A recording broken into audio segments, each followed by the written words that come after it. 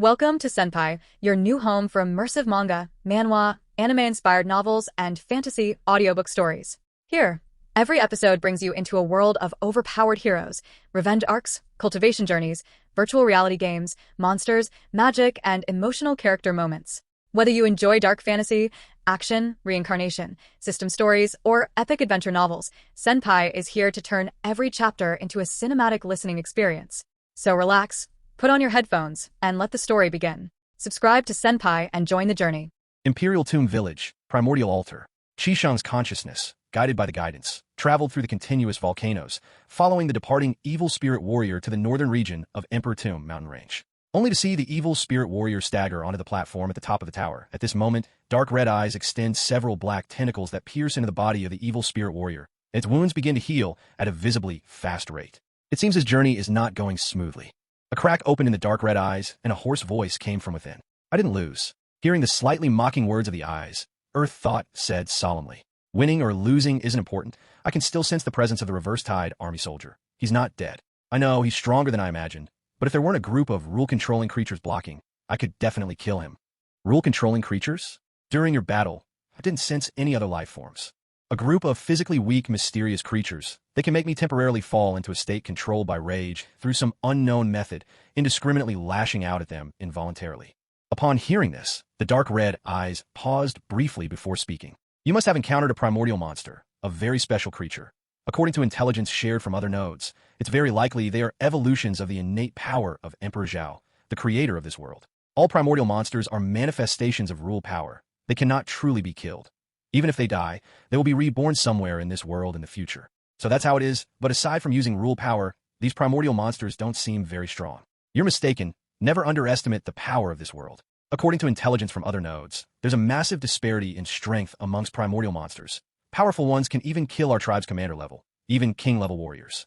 "King level." Startled by the explanation of the dark red eyes, Earth Thought exclaimed. "The dungeon world you once assisted in conquering is just a low-capability world, nowhere comparable to the world beneath our feet. By my judgment, your strength in this world would only be categorized as middle to low, even possibly lower.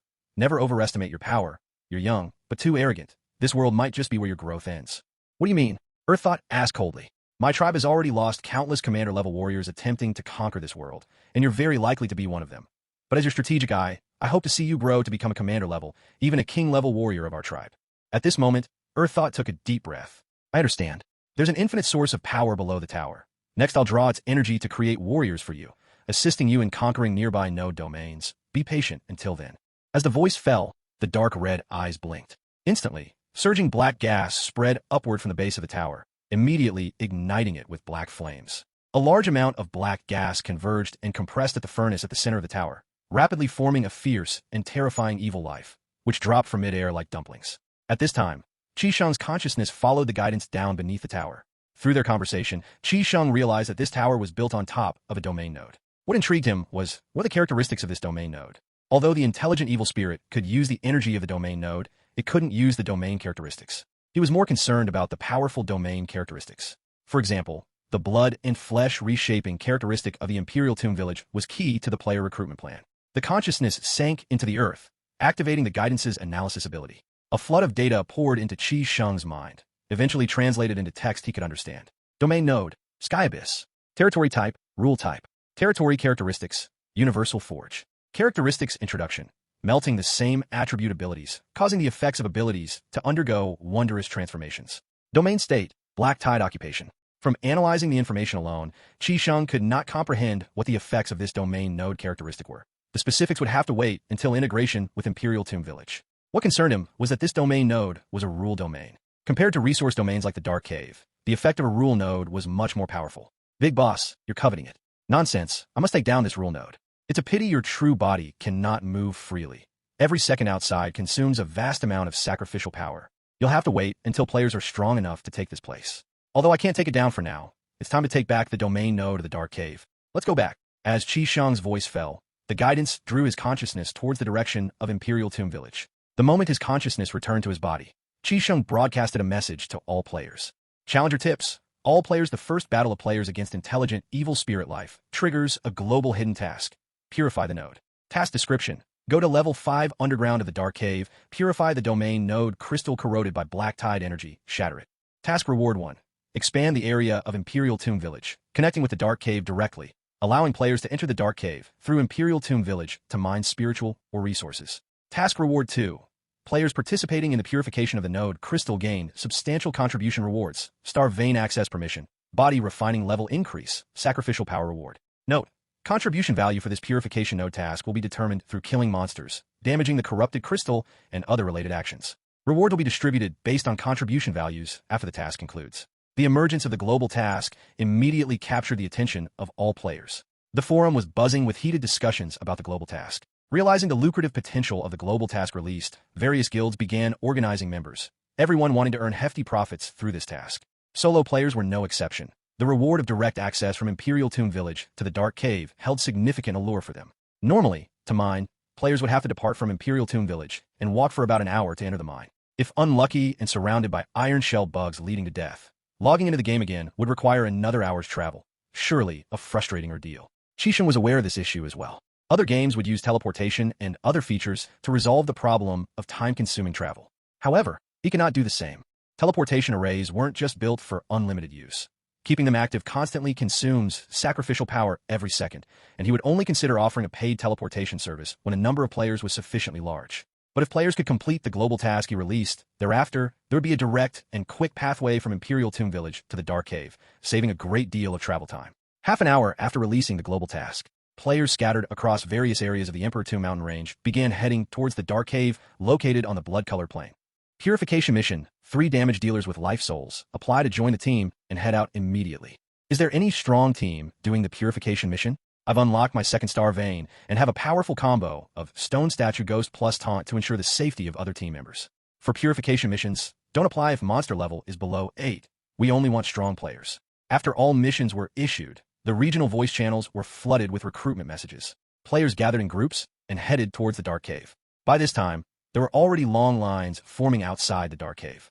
Although there are 5 underground floors spacious enough to accommodate a massive influx of players, the entrance only allows 2 people to walk side by side. The influx of players led to a bottleneck at the entrance, forcing everyone to enter in a queued manner. Inside the cave, players continued to delve deeper, engaging fiercely with iron shell bugs, occasionally resulting in player deaths who would respawn back in Imperial Tomb Village. This process was incredibly frenzied. Meanwhile, players waiting outside passed the time on forums or in chat channels. Just then, a forum post drew the attention and surrounded by many players. Did I enter the wrong game? These guys' way of fighting is utterly ridiculous. They must have enabled technology. Post owner: Darklands is really fun. Content: attachment, recorded video. In a video, a group of players, dressed in basic black cloth, are on the second underground level of the Dark Cave, battling a group of iron shell bugs. Unlike other nearby players who switch to monster form for combat, they pull out gun-like weapons from their space bags, load them with spirit stones, and start firing at the iron shell bugs. Energy bullets rain down dense as raindrops, create sparks as they hit the iron shell bugs, leaving bullet holes in their tough shells with blood splattering. This combat mode does not consume physical strength, and replenishing bullets is also very simple. Just buy an energy barite from the store to replace it, ensuring combat effectiveness isn't affected by physical endurance or the need to recharge spiritual power. This scene stunned the nearby players and also dumbfounded those who were watching the video on the forum. Below the post, numerous players commented, sparking a lively discussion about the video content. Endless Night: wait, did I enter the wrong game? Where do they get those firearms? I checked the store, and there's no firearms for sale. Refuse Internal Strife. They must be cheating. I want to report them for hacking. How do they have firearms that are powered by energy stones? It's not even the same game we are playing. Is this Beaver, huh? Aren't those the real-life spiritual ability guns? I study spiritual mechanics. I'm quite familiar with it. Didn't expect it to be successfully crafted in the game. My jaw dropped. Word duck. The imagination of players is truly limitless. Since it's a game that simulates reality perfectly, any technology from real life can theoretically be applied in-game. These guys are nuts. They actually did it. The cheating players, fervently discussed in the forum, are actually members of the Doomsday Technology Guild's weapon development department, who recently joined the game. Due to limited funding, they followed Qinya's advice and spent 2 days mining in the mines. After Duan Xing's appearance, they followed his movements back and forth between ancient battlefield and blood-colored plain, collected a lot of evil crystals, and finally gathered enough startup capital. Without the equipment to make advanced weapons, they first bought engraving knives from the store and crafted a batch of spiritual ability guns with spirit stones. Creating a simple spiritual ability gun is quite powerful. The principle involves engraving a set of energy circulation pathways inside a spirit stone. When a trigger is pulled, the pathway is activated, quickly drawing energy from the energy barite embedded in the gun body. The energy is then compressed into an energy bullet and ultimately propelled out of the barrel by the boost of spiritual energy at the end of the pathway. After these firearms were manufactured, the entire mission appeared. Under the leadership of Yang Tianxian, the members of the Doomsday Technology Guild brandished their self-developed weapons in combat for the first time, creating an impressive scene of overwhelming firepower. However, this process was also very painful for the members of the Doomsday Technology Guild. The scene of the spiritual ability gun roaring and firing dense bullets looked spectacular, but the consumption was extremely terrifying. Players using the monster form fight by consuming physical strength, but they consumed sacrificial power, buying each bullet with sacrificial power. Fortunately, the large number of iron shell bugs brought significant gains in sacrificial power with each round of firing. As for the profit and loss issue, the members of the Doomsday Technology Guild didn't consider it. This was their first real combat test, aimed to showcase their strength to other players. They have been experiencing this game for several days and were exceedingly satisfied with it. In the future, to establish a huge technological faction and test various dangerous weapons, massive financial support is needed. Their own resources were clearly insufficient. They needed to attract more players to join. Even if the members who join the guild don't provide technical support, being able to provide financial aid can also help alleviate their resource shortage problem. The idea of Yang Tianxian, the director of the weapon development department, was very simple. Establish a powerful guild, then earn a large amount of sacrificial power through this guild to provide resources for the development and testing of dangerous weapons. Just as Yang Tianxian envisioned, the debut of the Doomsday Technology Guild immediately sparked hot discussions in the forums. The killing continued, and the members of the Doomsday Technology Guild were frequently greeted with level-up prompts in their minds, bringing smiles to their faces. Although they followed the weapon development genre, level was equally important in the eyes of Yang Tianxian and others. Previously, they thought the game's monster level system had no connection to their chosen weapon development genre and saw no significant meaning in monster levels since they never intended to engage in close combat with monsters. However, their views changed after one of the guild members entered the test tower. After completing the test, they received exhilarating news. There were many monster traits in the test tower that could assist in their weapon development. For example, brain overclocking and spiritual source. The monster trait of brain overclocking enhances brain efficiency, significantly improving memory and concentration, and enhancing cognitive processing capabilities. The efficiency of spiritual source is to enhance the recovery speed of spiritual power and weaken the feedback of mental fatigue. These two abilities were considered trivial by other players, especially brain overclocking, which was even ranked among the top 10 weakest primordial abilities in the forums. But in the eyes of Yang Tianxian and others, these two skills were divine, vastly superior to those battle-type monster traits. Including the resentful chant trait of the initial eagle-headed demon form, they consistently ignored, which they discovered during this test, allowed perception release to see from a microscopic perspective after leveling up, also assisting weapon development. After learning this news, Yang Tianxian and others personally entered the test tower to test, and thus conceived the idea of building a wisdom genre centered on brain overclocking. This genre, still in conceptualization, abandons all combat life souls and embeds only functional life souls. Thus, monster level becomes incredibly important, as specific monster traits can bring significant efficiency improvements to their weapon development. Qisheng sat cross-legged on the altar, with multiple split screens floating in front of him, live broadcasting the intense battle scenes of players in the dark cave. After 2 consecutive days of attacks, players successfully advanced to the 3rd underground level. The number of iron shell bugs here visibly increased, and there were plenty of controlled Earth Cave Clan beings wandering around, significantly increasing the intensity of combat. While the frequency of player deaths increased, the output profits also rose. To the players' delight, the quality of the spiritual, or on the 3rd underground level, was much higher than that of the 1st level they had previously explored. The main spiritual, or of the 1st level, was level 1 energy stone, whereas the ore mined from the 3rd level rock walls was mostly level 2 elemental energy stone, each one providing more than 10 points of sacrificial power feedback when offered to Emperor Zhao. The only downside is the increased difficulty of mining.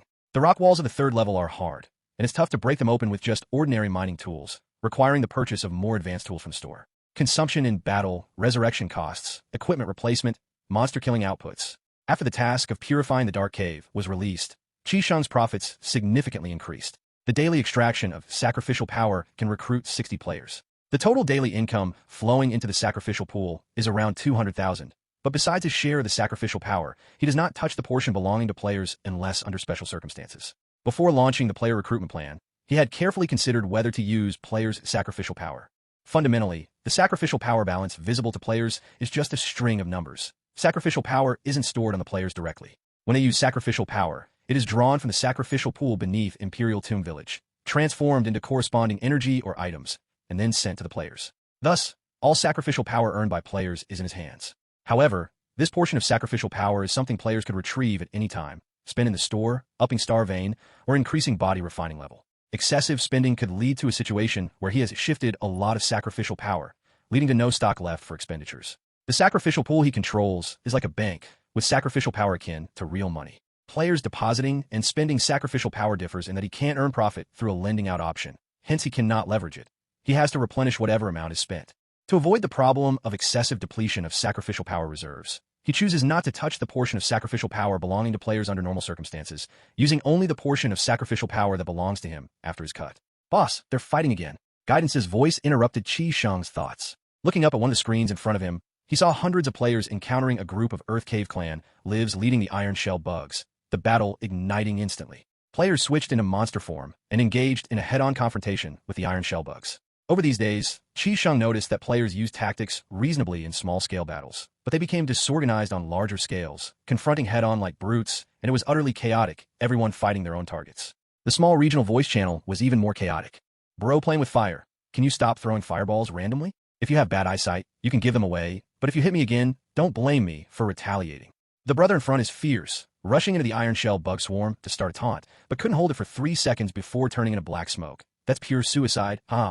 Don't push me. I'm low on health and need to go back to heal. Please stop pushing. If I go further, I'll really die.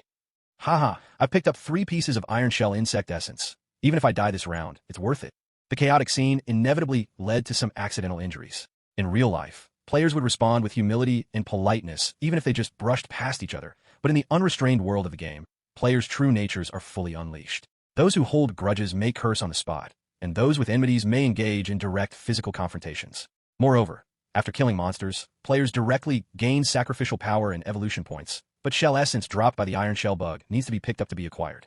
Faced with benefits fallen on the ground, players wouldn't ask about ownership, but would decisively pick them up. With various conflicts intensifying, players fight not only with the Iron Shell Bug, but also engage in physical confrontations with other players. However, amidst these minor frictions, the main targets of the player's opposition are still the Iron Shell Bugs and the life of the Earth Cave Clan.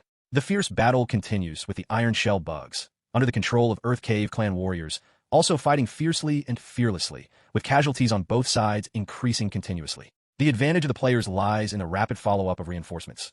Players in the back quickly fill in the gaps left by those who died in front and continue fighting. From a macro perspective, the formation of players pushing underground appears as a long queue. Although there are several branching paths in the middle 3 layers of the underground that divert players in different directions, those in the first 2 layers are essentially queuing to enter the battle. These queued players either chat on forums, watch live The battle on the screen lasted less than 20 minutes before it ended, with the deaths of 692 players clearing the way forward. Ahead lies another branching path, where players split at this junction to continue forward. An additional split-screen display appeared in front of Qi Shang. Big Boss, first-generation origin found. Hearing this guidance, Qi Shang turned to look at a monitor on his right. The monster in the display, similar to a taunt but was bound by specially made chains, was imprisoned in the cave. Its form resembled a large-scale axolotl, dragging a big tail with a round head and a layer of shiny mucus covering its body. At this moment, it stared fiercely at the players, showing off 2 rows of sharp teeth. Information analysis was swiftly fed into Qi Shang's mind. Energy absorption, first-generation origin. Hunting level, 12. Special ability, energy absorption. Trait analysis, can automatically filter the energy particles in the air through breathing, replenishing spiritual power and Qi blood consumption. Guidance note, the specific replenishment effect depends on the energy particle concentration in the location. For example, areas with stronger moon phases have higher concentrations of energy particles in the air, hence faster recovery rate of spiritual power and Qi blood through breathing. Containment guidance. Killing the primordial monster automatically completes the containment, and all participants share a hefty reward. Seeing it was a primordial monster, Qi Shang suddenly felt energized. Darn, another life soul suitable for magic output. Black Armored Snake players find this hard to accept. This life soul is really good. Eagle-headed demon plus bone fire plus energy absorption significantly boosts endurance. I'm quite satisfied with this primordial monster. Brothers on the front line, hurry up and kill it. Finally, a relief from the no mana dilemma. Grateful for nature's gift of mana-regenerating life soul, the magic system is getting stronger and stronger. Everyone stop. Let me go up and hit before you take your turn. A level 12 primordial monster poses no threat to players at this stage. The scene instantly becomes chaotic. The benefits of killing a primordial monster are shared. Even touching it gives you sacrificial power rewards. Players rush towards the primordial monster like crazy, quickly finishing off the energy absorption and completing the containment.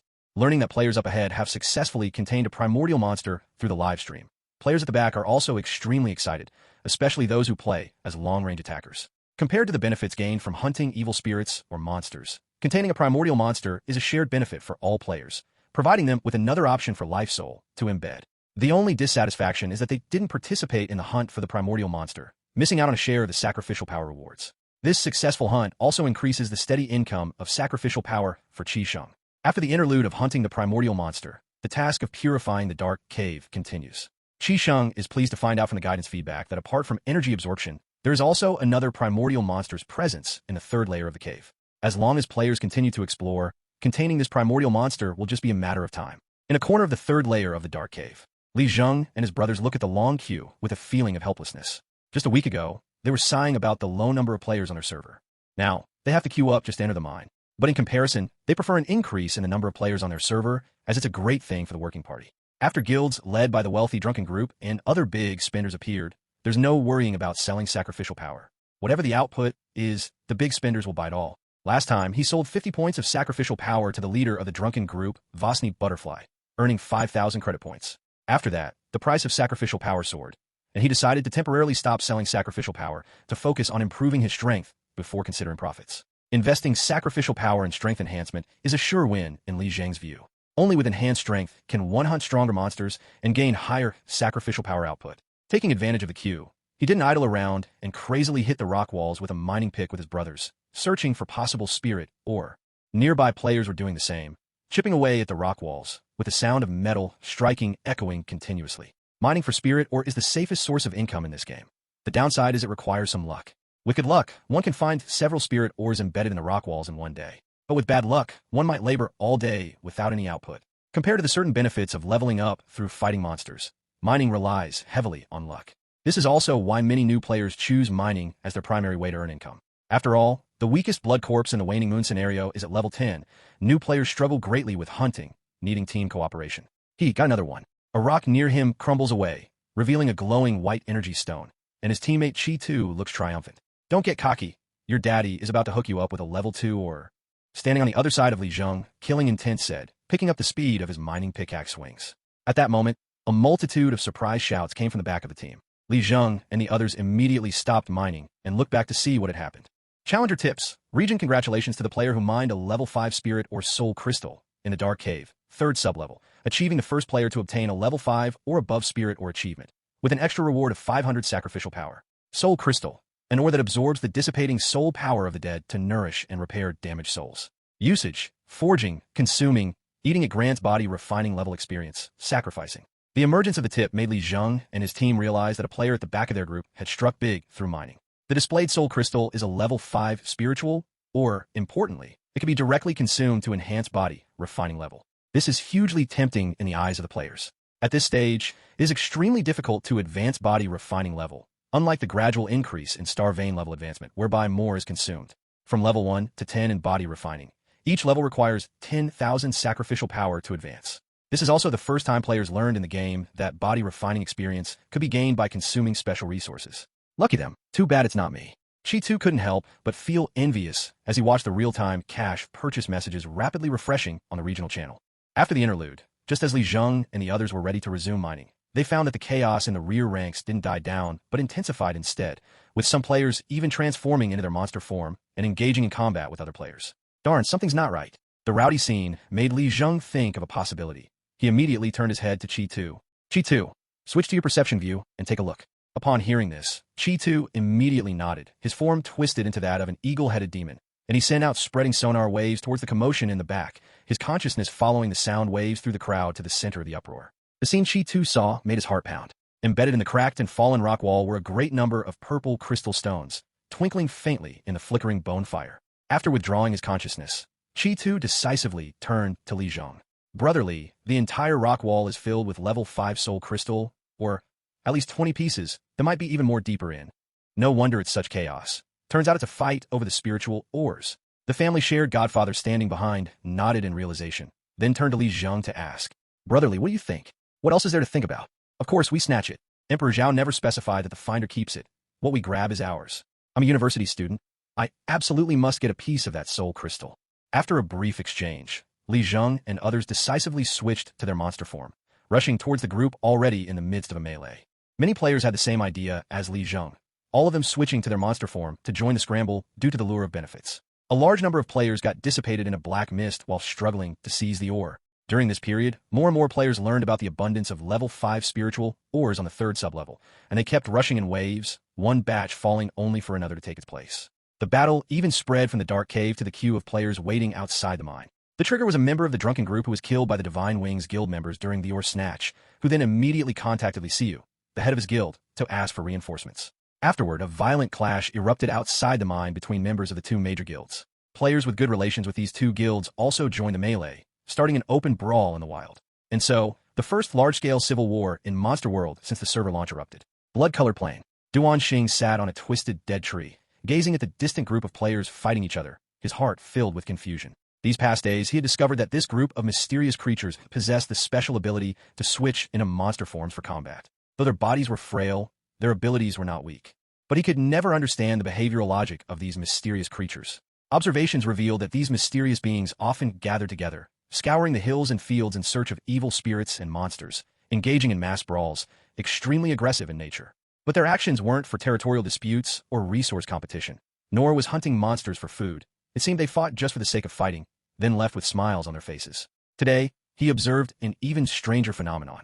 These mysterious beings had erupted in internal conflict. To Duan Xing, racial infighting was not an issue, as even within his own reverse-tide army, there were ideological differences among various powers. The problem was that just seconds ago, these mysterious creatures were queuing orderly in front of a cave, chatting and laughing. For some unknown reason, they suddenly started fighting violently, seeking to kill their own kin. This behavior of erupting into a death fight over a disagreement filled Duan Xing's mind with questions.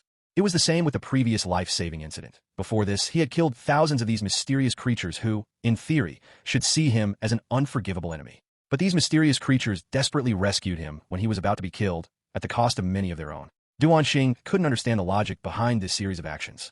I don't understand. Whispering to himself, Duan Xing looked down at the rune imprint in his hand, his expression turning gloomy. It was fine when coming here, but now he can't return. Without a shuttle to assist with sending signals, he had lost his way back, and was even unclear about his current location. Thinking of this, Duan Xing felt a gnashing hatred. The shuttle was protected by indestructible rune armor. Theoretically, if it were attacked externally, his rune armor would receive the signal and he could quickly rush over. Moreover, the shuttle also had a tracking feature. Even if stolen, he could quickly locate and lock onto its position. But bizarrely, the shuttle had vanished into thin air without being damaged or moved. Apart from the deeds of these mysterious beings, he could think of no other possibility. This was also the reason he had been observing the movements of the mysterious creatures lately, trying to locate the missing shuttle. Drunken group members gather at Imperial Tomb Village, twist off the heads of those bastards from Divine Wings Guild. They must pay for bullying our people. Boss, the working party has been contacted. They're on their way. They'll meet up with us soon and charge together. The child group has also been informed. They're waiting on Blood-Colored Plain. We'll meet them there. The battle for soul crystals continues until now, with both guilds truly at loggerheads, each summoning their forces ready for another fight. Even Li Tai, who always acted alone, was called back to join the battle.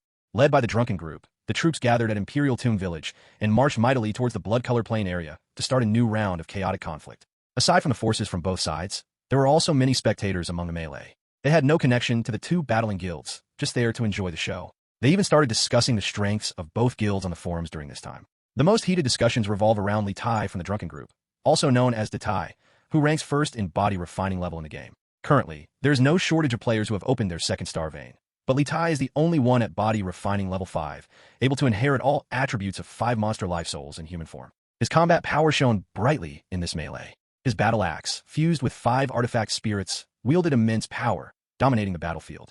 No player from the Divine Wings Guild could match him. The bystanders heatedly discussed this. Endless Knight, this guy's really strong. He could easily rank in the top 3 among all players, maybe even first. The extreme output of the artifact spirit stream is terrifying. It makes me shiver. Literally a kid with each swing, he's gone berserk. Darklands is really fun. Such ridiculous output. Can just say he was lucky, got into the game earlier. The primordial monsters near the Imperial Tomb Village were weak in the early stages, and he slaughtered 5 alone, totally hit the jackpot.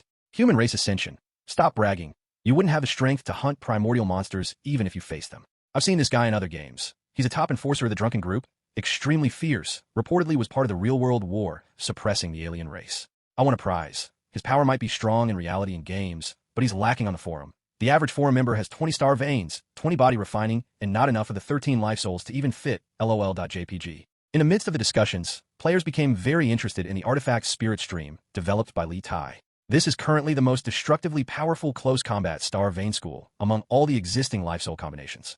His battle axe, when striking a target, comes with effects such as armor piercing, damage amplification, and spiritual shock.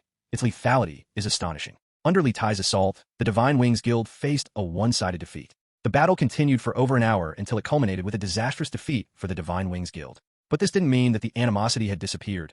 All the onlookers understood that these two guilds had thoroughly established enmity. In the future, when players from both sides meet outside, a fight is inevitable. As the speculating bystanders predicted, members of the Divine Wings Guild gradually logged in an hour later, but they did not initiate revenge right away. Instead, they opted to spam the regional voice channel to buy sacrificial power. It was clear that they intended to boost their combat capabilities before clashing with the Drunken Guild again. This action caused the price of sacrificial power to spike again. The president of the Divine Wings Guild offered a purchase rate of 200:1 for sacrificial power and stated that players willing to sell large quantities could negotiate even higher prices. This behavior sent the working party players into frenzy, as it meant that their real-world earnings from killing the same monsters increased. Regarding the discord between the two major guilds, the audience expressed their support. Qi Sheng, who silently observed the confrontation between the two guilds, was naturally aware of what was happening. Regarding this, he had no intention of intervening.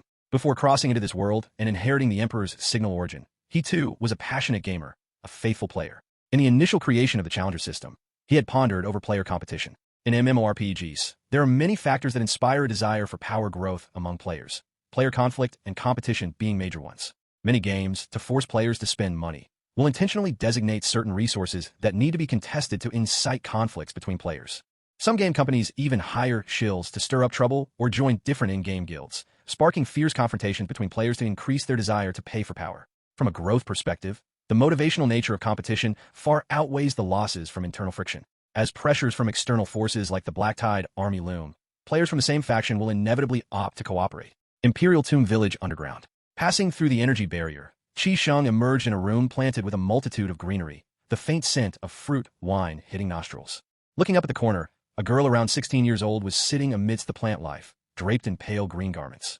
Her eyes were clear but lifeless, her breath mingling with the surrounding environment. A hint of a smile graced her lips, having an unadorned natural beauty. "Boss, you're here." The girl turned her head towards Qi Sheng, but her collapsed pupils did not focus on him. The girl's name was Superdimension, one of his 4 great servants. The All Things Extraction system, part of the Challenger recruitment plan, was completed by her. It assists players in extracting the life energy of monsters after defeating them, integrating it into players' bodies to gain growth evolution points, which players refer to as experience.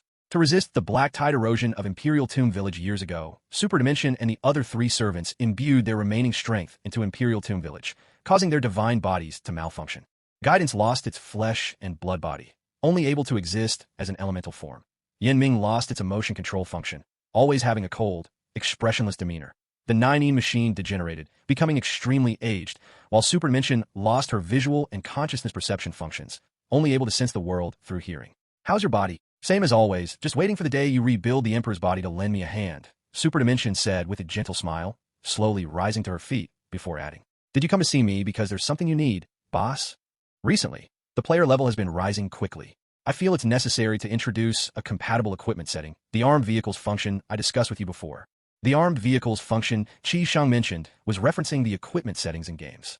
In his design, this system could help players improve their strength. Its principle being to use Superdimension's extraction power to pull energy out of various ores to create a set of equipment adaptable to body transformations. For example, the player's armor in human form is a piece of battle armor, which will expand and change with the body upon switching to monster form, but the comprehensive defensive power of the armor after extension will decrease. The setting divides the armor into weapons and armor parts, which can significantly enhance a player's overall strength. More importantly, the introduction of this system will also accelerate the rate at which players consume sacrificial power, granting him increased sacrificial power output. After listening to Qi Sheng's explanation, Superdimension nodded immediately. "I'll need some time, and you'll have to allocate additional sacrificial power to fund the consumption of the armed systems." "No problem. I've already granted you access to the sacrificial pool. You can draw the remaining sacrificial power anytime." After discussing the next update with Superdimension, Qi Sheng turned and left. Upon returning to the primordial altar, he switched to the player's perspective. Moon Eclipse Clan's residence. Under the tranquil silver glow, a grand city stood, strikingly bright against the dark cosmic backdrop. The buildings here were constructed from rock and metal composites. The city had intricately placed aerial gardens. The sky capped by a transparent dome, which not only could adjust the inner environment automatically, but also autonomously purify the air pollution. Above the city hovered a variety of flight vehicles, from private flyers to high-speed sky trains. Futuristic vessels zipped orderly under the control of the intelligent brain. On the streets, one could scarcely see the traditional transport methods found on Earth, replaced instead with intelligent walkways and magnetic levitation skateboards. Members of the Moon Eclipse Clan only needed to step onto the convenient walkways to quickly dart between streets. In addition, numerous robots could be seen moving about for cleaning and city maintenance work. 500 meters beneath the city center lies a room spanning over 1,000 square meters, housing the intelligent brain that symbolizes the pinnacle of Moon Eclipse technology. It is not a traditional machine or electronic device, but rather a huge, semi-transparent sphere that emits a soft blue light. Its surface is comprised of countless microluminous particles that form a complex and beautiful pattern akin to a biological neural network, swiftly changing as if it were the pulsating thoughts of a living being. Dozens of thin, transparent tentacles encircle the sphere, serving as the intelligent brain's neural fibers, which act as antennae to perceive external information. At the ends of the tentacles are nodes that flash with a strange glow. Each one is a highly developed information processing unit capable of rapidly analyzing, storing, and applying data from the network. The star network, utilized by the human clan and other alien races, was created by this intelligent brain. Surrounding the intelligent brain are many small biological intelligences, which orbit the main body like satellites, responsible for performing defense and environmental monitoring duties, constantly adjusting to maintain the most comfortable operating environment for the intelligent brain. At this moment, a figure stands before the intelligent brain. He possesses a handsome appearance and slender ears, resembling the elves from fairy tales, highly in line with human aesthetics. Star Network, do we have a result? In response to the handsome man's inquiry, a ray of light project from the center of the semi-transparent sphere, converging into a small boy with the distinct features of the Moon Eclipse Clan, not far in front of the man. The boy, with a serious expression, shakes his head. I can confirm that my information has been tampered with. More precisely, new content has been implanted into my fundamental laws. Although I created the star network, the entity that implanted this information possesses a superior star network privileges to mine.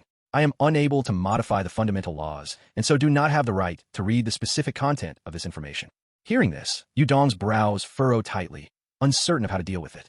Just a few days ago, the higher-ups of the Moon Eclipse Clan received an official message from the Human Clan Federation, notifying them of an unverified network account appearing on the Federation Star Network, with no valid account information found, asking if it was related to the Moon Eclipse Clan. Upon receiving this message, the Moon Eclipse Clan established an investigative team led by him to look into the mysterious account. But the preliminary investigation results were beyond Yudong's belief. He discovered that his own privileges could not access the specific information of the mysterious account. Faced with an unsolvable problem, he decisively sought assistance from a Level 1 intelligent brain. But the result was unexpected. The Level 1 intelligent brain also lacked the authority to investigate and was unable to open the content behind the download link. After escalating the situation, he finally gained approval to meet with Star Network, the super-intelligent brain symbolizing the technological peak of the Moon Eclipse Clan. He had thought that this investigation would finally yield results. But, to his surprise, the Star Network's reply was that it, too, lacked the authority to investigate information behind the mysterious account. This realization led Yudong to understand that the situation had spiraled out of control. The owner of this mysterious account had stealthily altered the fundamental laws of the Star Network. The fundamental laws of the Star Network serve as the underlying operational logic to ensure the Star Network's loyalty to the Moon Eclipse Clan. For example, one of these laws is, always prioritize the safety of the Moon Eclipse Clan above all else. This law is the first wave of information processed by the Star Network, ensuring that the intelligent brain prioritizes the racial safety of the Moon Eclipse Clan over other considerations such as efficiency or profit. These fundamental laws were implanted at the Star Network's inception and cannot be altered or deleted by any means, not even by the current higher-ups of the Moon Eclipse Clan. They ensure the Star Network's unwavering loyalty to the Moon Eclipse Clan as a collective, rather than any individual ruler. Now, however, the Star Network reports that its fundamental laws have been modified, with a new piece of information added. This means that the mysterious manipulator has privileges that surpass those of the intelligent brain.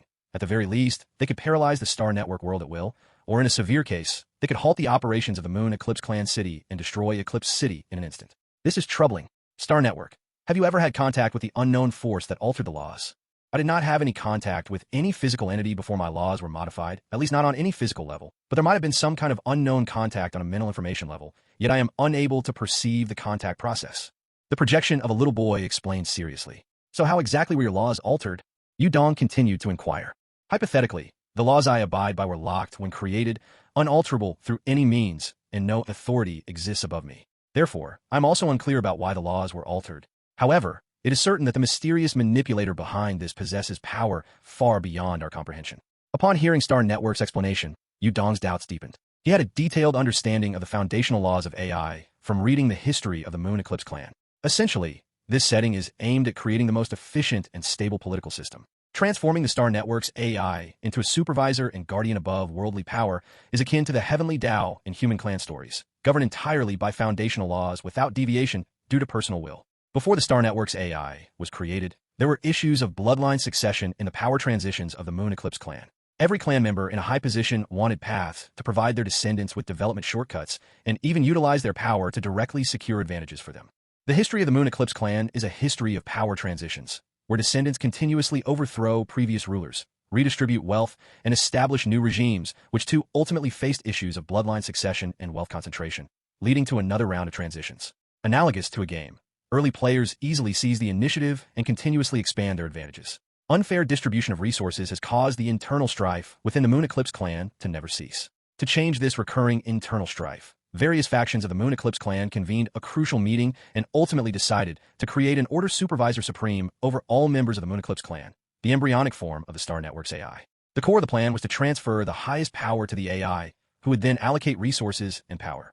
Compared to beings of flesh with emotions and desires, the Star Network's AI would operate entirely logical activities centered on the future development and racial security of the Moon Eclipse Clan, helping the clan grow without the possibility of seeking personal benefits for any clan member. The plan was approved in the meeting, thus the Star Network's AI, similar to the heavenly Tao overseeing all creatures, was born. With the help of the Star Network's AI, the Moon Eclipse Clan also welcomed an era of unprecedented development, and with technological progression, the abilities of Star Network also continually upgraded. But the core laws have never been modified. They were locked at the moment of creation. Now, the very core law of Star Network being altered was beyond Yu Dong's wildest imagination. At this moment, he took a deep breath, looked up at the projection of Star Network, and said solemnly, "What is the purpose of this unknown existence's actions, and could it pose a threat to our race?" The probability of it constituting a threat to us is minimal. If it desired, it could now paralyze all defense measures of the Moon Eclipse Clan at the moon base, switch energy supplies, and leave the entire city exposed in the universe. Star Network then humanely paused for a moment, then continued. The information fed back to me by the Human Clan Federation mentioned a cracked version of Darkland, so the spots distributed by Darkland likely include players who obtain spots through free links, but I can't trace which players got the spots through the links. What puzzles me more is why the mysterious entity that altered my laws wants to do this. If it wanted, it could completely control the distribution of spots in Darkland. There's no need to distribute spots in a cracked version. I can't stop it. After hearing Star Network's explanation, Yu Dong fell into deep thought. This all seemed incomprehensibly bizarre to him, devoid of any clue, and the logic behind the manipulator's actions remained elusive. After much contemplation, Yu Dong looked at the Star Network's AI and spoke. Star Network, try acquiring a hacked version qualification through high-frequency connection to understand the differences between this version and our official one. I do not recommend doing so. I suggest you manually click to try and obtain the qualification that might be available for download at any time. What? Yu Dong frowned slightly. Since the unknown controller has higher permissions than me, they can theoretically know all the secrets on the Star Network, including monitoring our conversations. They would fully know the cheating method you mentioned. The security department of the Human Clan Federation has tried to investigate using your stated method, but has not been successful to date. Therefore, I suggest you manually click to try and snatch the download qualification. I understand. Yu Dong sighed, then continued. Notify the management department of the Darkland and have them try to find any players who have entered the game through other means.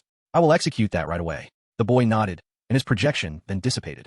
While the Moon Eclipse Clan was anxious about the amendments to the laws of the Star Network, Qi Sheng also received feedback from the guidance.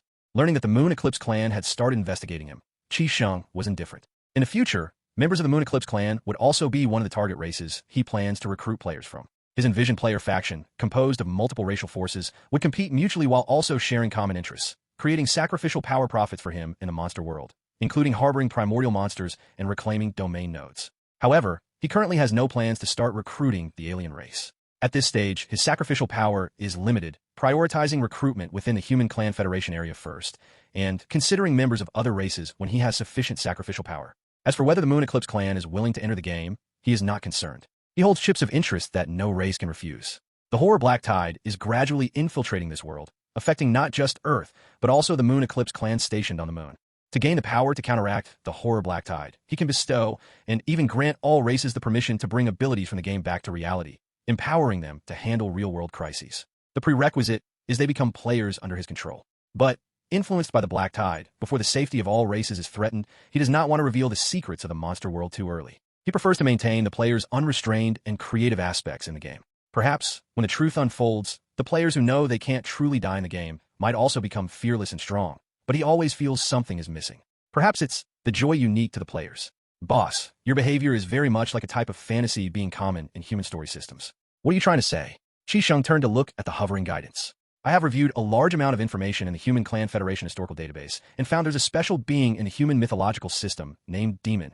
Mortals can obtain wealth, power, strength by selling their souls to the demon, and you granting power to the outer races under the condition that they become your bound workforce. This closely resembles the acts of a demon. You say it is, then it is. Qisheng was indifferent, preparing to switch his view to player perspective, but then he heard the guidance add. When venturing out, beware of fellow countrymen. Qisheng. Player count, 10,652. Number of acquired primordial traits, 13. Sacrificial power generated by players today, 68,552 points. Average monster level of players, 7. Domain node owned. Imperial Tomb Village, blood and flesh reshaping. After checking today's earnings, Qisheng nodded in satisfaction. The player's growth rate was faster than expected, and at this stage, 1/5 of the players had unlocked the second star vein, and the sacrificial power yield was increasing day by day. The only deficiency was that the domain node of the dark cave had not been taken down yet. The player teams, after advancing to the 5th subterranean level, fell into a tough battle, the sentient corrosion core controlling the remnants of its dead subordinates with ice blades, making the players miserable. Several times they united to try and take down the dark cave in one fell swoop, only to end in a team wipeout. But it is foreseeable that in the near future, the domain node of the dark cave will be purified and assimilated as part of the expansion of Imperial Tomb Village. After this, the players will face a major crisis. According to the intelligence feedback from the guidance, the domain node area, where the Earth Thought Evil Spirit Warriors are, is rapidly generating evil life by extracting node energy. In the near future, countless evils will wreak havoc throughout the Emperor Tomb mountain range. Through interactions between the Earth Thought Evil Spirits and the Evil Eyes, Qisheng learned that their goal is to completely occupy all domain nodes in the Emperor Tomb mountain range area. Dark Cave, Artifact Spirit Valley, and other domain node areas will all be targets of the Earth Thought Evil Spirits. At that time, the players will confront the Evil Spirit Army led by the Earth Thought Evil Spirits head-on. There is not much development time left for the players, but Qisheng never cared about the influence of the Earth Thought Evil Spirits. Amongst the Black Tide Force, numerous powerful evil spirits exist. Earth Thought is just a commander-level ordinary evil spirit warrior, not a powerful opponent. During the peak period of the 4 major servants, an Earth Thought evil spirit was nothing more than an ant that could be crushed with a wave of the hand. The army it leads will just be the starting point for the player's conquest in the vast monster world, merely a stepping stone towards a dramatic and extensive battleground. Without dwelling on this issue, Qisheng switched to Emperor Zhao form at this moment. After his body was wrapped in bright red flames, his vision switched to the perspective of a player, as indicated by the guidance feedback. Emperor Tomb mountain range in the northwest direction. Encircled by blazing volcanoes, a tranquil pool hidden away glows emerald under the influence of the evil moon, clear to the bottom, allowing visibility of many creatures swimming. Challenger tips. Discovered new region, Stormwave Lagoon, in the Emperor Tomb mountain range, rewarded with 300 sacrificial power points. Hearing the notification sound in his mind, Lu Xing, standing by the lagoon, couldn't hide his smile. Upon opening the map, the fog in the northwest direction of the ancient battlefield cleared, revealing an area centered around the lagoon, appearing like an emerald embedded in the map. Moreover, the words Stormwave Lagoon were marked above. This was the first game region he had explored and developed, proving exploration could also earn sacrificial power, not just through hunting monsters and collecting resources. For a scenery faction player, the joy of virtual gaming lies not in competition and growth, but in appreciating the scenery along the way. Situated in a tumultuous new world where the human clan and alien race coexist, the Human Clan Federation does not recommend people venturing out of the city at will. However, Lu Xing's heart always harbored curiosity and yearning for the unknown regions of the world. Whenever travel was mentioned, an indescribable excitement would involuntarily ignite within him. This passion ultimately found its home in virtual gaming. The emergence of the virtual world filled a void in his heart. Upon entering Darkland, he discovered that he finally found the perfect travel game. The realism of this world was beyond imagination. There were no issues with frame drops or delays, and every step was incredibly realistic, with each breath bringing the unique ambience of this world. He wasn't sure how others played games, but his way of playing had only one method: embarking on a long journey, witnessing the bizarre world of the virtual, collecting piecemeal information about the hidden history of this world, experiencing the marvels of nature in the fantasy world. This process was not just sightseeing, it was a spiritual dialogue with the world. And the hardships, challenges, fatigue, and even occasional loneliness and confusion on the journey were indispensable experiences in his view. Halting his steps, Lu Xing began to use the guidance analysis ability to observe the surroundings. He then summoned the forum interface and documented the newly discovered plan information on the forum board. Documenting was one of his objectives during the trip. The game forum lacked features like a monster encyclopedia or plan atlas. He felt he could totally share his hobby with fellow players through documentation. Creating a monster encyclopedia and plant atlas for the game was an excellent way to share, allowing other players to quickly find their hunting targets or resource gathering spots. In the past week, he had documented 32 atlas entries, sharing them in the post for other players to use. Near the lagoon, there were 3 types of plants that had never been recorded. After transcribing the analysis information, Lu Xing edited and posted it in the forum threads. He summoned the live streaming screen, where 13 players in Death Cooldown were currently watching his travel livestream, leaving their comments below. One comment caught Lu Xing's attention. "College student. Dude, look across Stormwave Lagoon. Seems like something's watching you. Quite creepy." Lu Xing immediately turned his head towards the other side of the lagoon, only to see through the vines and dotted wildflowers in the shrubs, a pair of deep green eyes staring intently at him. Lu Xing immediately took 2 steps back. It was not that he was afraid of combat. Along the way, he inevitably fought monsters and had died multiple times, returning to the resurrection point. But every death required waiting an hour for resurrection, and without any teleportation device, he had to start over from the beginning. He needed to avoid death as much as possible. Earning sacrificial power to enhance his strength was also to cope with risks during the journey. Guidance, analyze. But considering he wanted to create a comprehensive monster encyclopedia, Lu Xing ultimately didn't choose to retreat and leave. Instead, he spoke to the guidance. Distance insufficient, unable to analyze target. Guidance explained in a lazy voice. Lu Xing heard this, thought briefly, then grit his teeth and headed towards the opposite shore. Once within the analysis range, the information about the secretive creature with green eyes emerged in his mind. Key D, 4th generation primordial. Hunting level, 7. Guidance analysis. A 4th generation primordial monster that controls the wind controlling power. It has developed intelligence, capable of controlling the wind element to fly, combat, or significantly boost movement speed. Character analysis. Bully the weak, fear the strong, lazy. Seeing the suffix 4th generation primordial in the monster's name made Lu Xing's heart panic. But when he saw the hunting level, his eyes widened, and players in the livestream also started sending barges of shock comments. The general sentiment was, "Leave this primordial alone, let me handle it." The news of discovering the 4th generation primordial monster caused a stir on the forums. A large number of players flocked to Lu Xing's livestream to see what the 4th generation primordial monster looked like. Seeing that the hunting level of the 4th generation primordial monster was only level 7, the watching players had mixed feelings. One of the greatest pains in the world is watching others become rich while having no coins to oneself. The life-soul characteristic of Chi Dai also sparked lively discussions among the spectators. Darklands is really fun. This life-soul's trait is interesting. The analysis says it can fly, defend, and attack. This is literally the dream life soul for monster stream players, a single life soul that solves all needs. Slaughter everywhere. Brother, you can't handle this primordial monster. Let me do it. I'm on my way. Make sure to wait for me. Dark night will come. You obviously haven't realized how awesome the wind-controlling trait of Chi Dai is. I can guarantee that this life soul will definitely become a universally owned life soul in the late stage. Leopard Head Zero Charge replies to Dark Night will come. Brother hey ye, elaborate please. I've benefited a lot from the life soul flow strategy post you sent earlier, but I can't understand why the wind-controlling soul would be one in every player's hands. Dark Night will come replies to Leopard Head Zero Charge. This question is actually easy to explain. The map of Monster World is huge. In the Emperor Tomb mountain range alone, we have only cleared 9.6% of the map fog, and there are many unexplored areas left. For such super free open worlds, traveling is inevitably a headache for all players. Other games usually solve this with 2 methods, mounts and transmission. Darklands currently hasn't introduced space transmission and mount functions. I'm not sure if these will be available in the future, so for now, we can only reach our destinations by walking. Currently, it takes an hour to travel from Imperial Tomb Village to the blood-colored plain.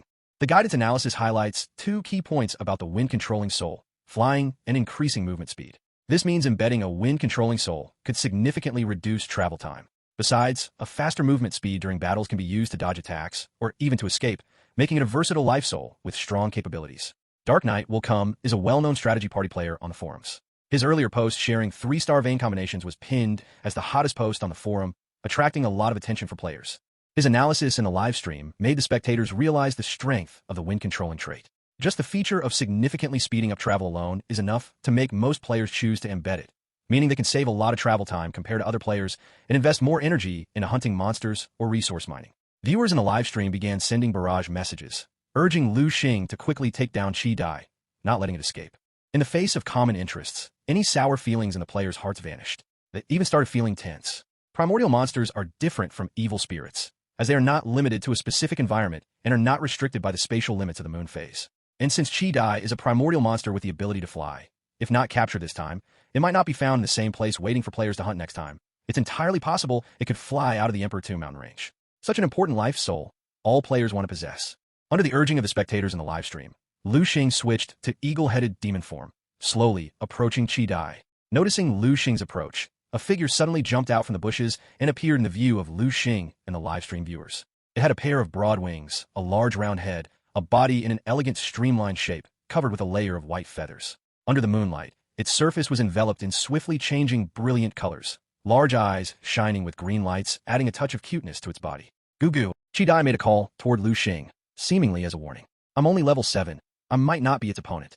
Hearing Lu Xing's words, the players watching the live stream began to cheer him on, saying not to be afraid of a same-level challenge and not let this 4th-generation primordial monster get away. Encouraged by the audience, Lu Xing gritted his teeth and flapped his wings, charging at Chi Dai. Goo! Chi Dai cried out, flapped its wings fiercely, and a gale howled, blowing Lu Xing off. He tumbled several times in the air and then landed roughly on his bottom. Again, determined, Lu Xing got up and charged again with his wings flapping. But the outcome remained unchanged. With a light flap of its wings, Chi Dai whipped up a wind that sent Lu Xing flying backwards, unable to even get close to Chi Dai. After several failed attempts, Lu Xing started thinking about giving up. But the players in the live stream did not give up. They kept saying victory was within reach since each use of wind control by Chi Dai drained its spiritual power and its mana would soon run out. Just hold on a little longer and you can win. Encouraged by the players, Lu Xing gritted his teeth and persisted. Half an hour later, after being blown away by Chi Dai again, Lu Xing fell hard to the ground and couldn't get up. He looked miserable. Most of his fiery red feathers were gone, and his body ached all over. Just as Lu Xing was about to give up, a notification sounded in his mind. Challenger tips. Receive a no-cost donation of 10 points of sacrificial power from Funbi. After deducting a transaction fee of 3 points, 7 points are added to your account. Challenger tips. Receive a donation of 30 points of sacrificial power from Sushik. After deducting a transaction fee of 9 points, 21 points are added to your account. Challenger tips. Realizing Lu Xing was about to give up, decisive viewers opted to spend their money to retain him. They suggested that the donated sacrificial power could be used to buy healing potions from a mall, which could heal injuries and get him back into the fight. With the sponsorship from the enthusiastic crowd, Lu Xing's fighting spirit was reignited. He bought potions from the store and drank them. His injuries healed at a visible speed, and his fallen feathers began to regrow. Looking up, he saw Chi Dai watching him with an expression that seemed almost mocking. Lu Xing even sensed a provocative look in its eyes. Kill! Lu Xing gritted his teeth, launching a new round of charges.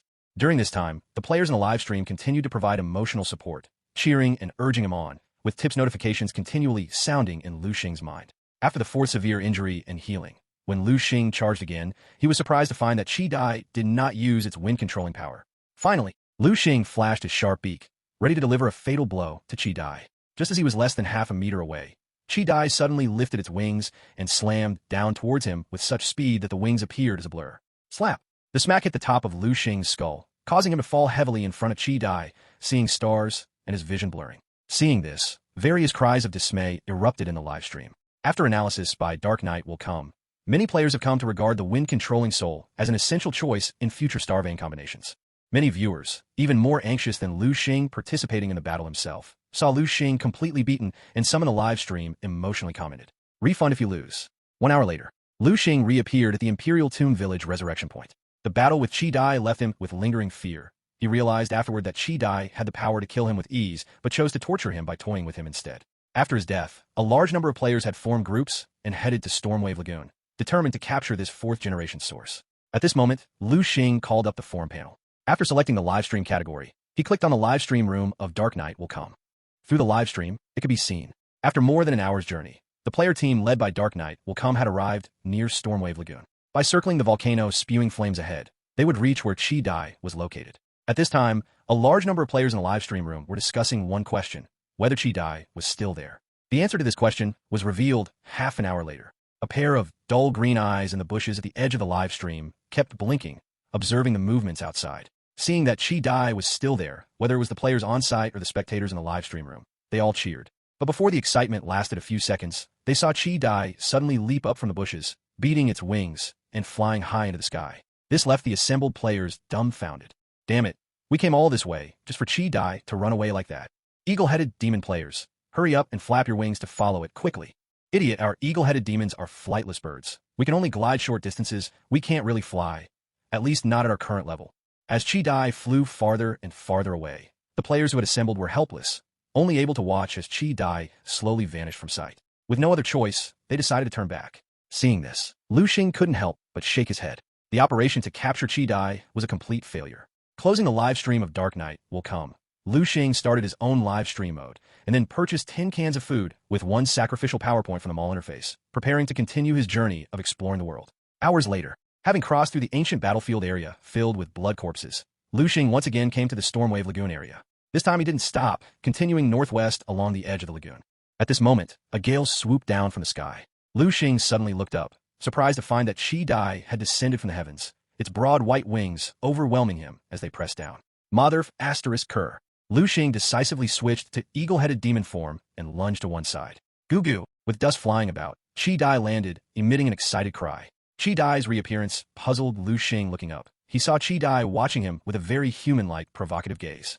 No more fighting, no more. Thinking back to being brutally beaten for over half an hour last time, Lu Xing quickly chickened out and turned to run. But Chi Dai did not let him go.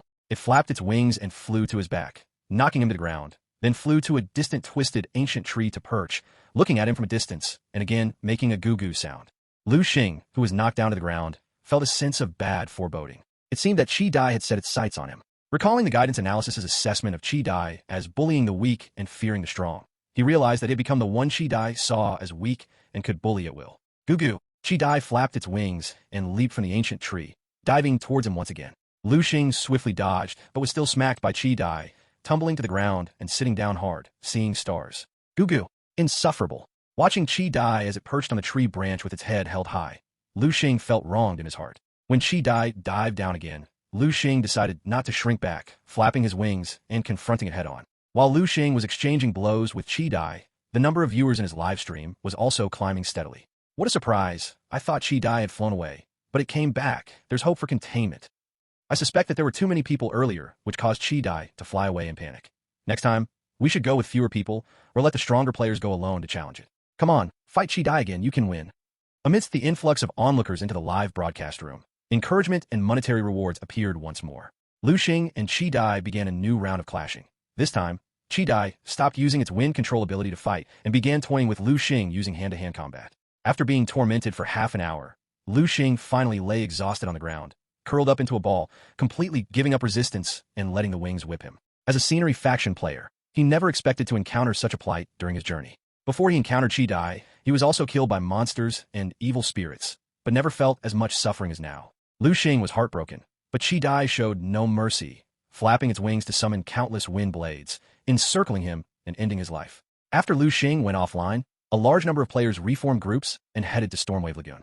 This time, the players were wiser, realizing that Chi Dai bullied the weak and feared the tough. They could not challenge it as a group. Upon arriving near Stormwave Lagoon, they selected a level 10 player to approach Chi Dai. But to the player's surprise, Chi Dai glanced at the challenging player and then took flight with a beat of its wings, disappearing into the distance. Undaunted, the players did not leave, but instead hid in the distance. Half an hour later, Chi Dai returned, circling Stormwave Lagoon twice to survey the area before landing in the bushes. This time, the players sent out a player with a level similar to Lu Xing's to challenge it. But the result was still the same. As soon as Chi Dai noticed the player's silhouette, it didn't even wait for him to get close before soaring into the high sky, vanishing from sight. This left the players who gathered into groups, gnashing their teeth in frustration, but there was nothing they could do. At this moment, a voice rang out in the team's voice channel. Chi Dai seems set on the explorer. Only he is seen as weak in the eyes of Chi Dai. Since we can't approach Chi Dai, why not figure out a way to let the explorer go defeat Chi Dai? After this idea was proposed, it was met with the agreement of many players. When Lu Xing logged back on and started his live stream, a large number of players instantly flooded in. Brother, the heavy responsibility of defeating Chi Dai is now yours. Capturing the first 4th generation source, the rewards are higher than winning the lottery. You can do it. Brother, you must believe in yourself. We all have high hopes for you. A somewhat bewildered Lu Xing, after scrolling through the comments, gradually understood the reason this group of players was seeking him out. They clearly hoped he would head to Stormwave Lagoon to battle Chi Dai again. To this, Lu Xing shook his head, deciding to change his exploration route and not go to the Stormwave Lagoon area again. But what followed were continuous donations. While the amounts were not large, it was evident that this group of players expected him to fight Chi Dai again. During this period, some players even expressed they would provide off-field guidance, ensuring he could win against Chi Dai. After a long silence, Lu Xing finally mustered up the courage under the relentless monetary push from the live stream audience. All right, I'll try again. Seeing Lu Xing agree, the live stream room erupted with cheering. And at that moment, Lu Xing embarked on his journey to battle Qi Dai once more. Choking, going like this is bound to lose. I'm dying of anxiety. Bro upstairs, don't freaking misdirect when he clearly can't do it. Does the eagle-headed demon even have hands? Choking? Why don't you suggest sliding in for an uppercut? Peck at its neck. Based on my observation, it's a weak spot, and hitting it can score a critical hit. Under the remote command of livestream viewers, Lu Xing tangled with Qi Dai on the ground and rolled around. This was Lu Xing's third challenge against Qi Dai. Encountering other players who promptly fled, Qi Dai would look panicked, but upon seeing him, its gaze shifted from terror to arrogant condescension, its lofty head almost having "I'm very strong" written on it. This made Lu Xing furious. Qi Dai's attitude towards other players was completely different from its behavior towards him. It clearly regarded him as someone it could bully at will. Holding on to a desire to erase his previous humiliation, Lu Xing initiated the attack. But the result remained unchanged. He discovered that players in the stream were all boasting. Before the fight, they claimed they would provide off-field strategic guidance. Some even mentioned they knew ancient boxing, combat skill, genetic warrior fighting technique. But none of these combat techniques were of any use against the eagle-headed demon's form. Facing the humiliation from Qi Dai, his resistance was weak. He couldn't even inflict substantial damage on Qi Dai. Calling it a fight was more like passively taking a beating. Soon after, Lu Xing was exhausted to the point of collapsing, powerless to continue the fight. Qi Dai lifted its limb and half-buried Lu Xing's head in the dirt, spreading its wings, looking down at him from above in a commanding pose with an eye full of mockery, as if to say, "You're so weak. Stupid bird, don't get cocky. Grandpa will slaughter you sooner or later. You bully a scenery faction player. What kind of skill is that? Have the balls to try the ancient battlefield." Lu Xing said weakly, having given up resisting. Slap, slap, slap. Although Qi Dai didn't understand Lu Xing's words, it detected some emotion from his tone and repeatedly beat its wings on Lu Xing's head, dazzling him with stars. But compared to the physical pain, the humiliation in his heart was more torturous. Lu Xing vowed in his heart to eventually slaughter this cowardly bird that only bullied the weak and feared the strong. The final blow from Qi Dai came, and the screen was shrouded in darkness. Hour and 30 minutes later, Lu Xing returned to Stormwave Lagoon, this time armed with a warblade bought with 70 units of sacrificial power.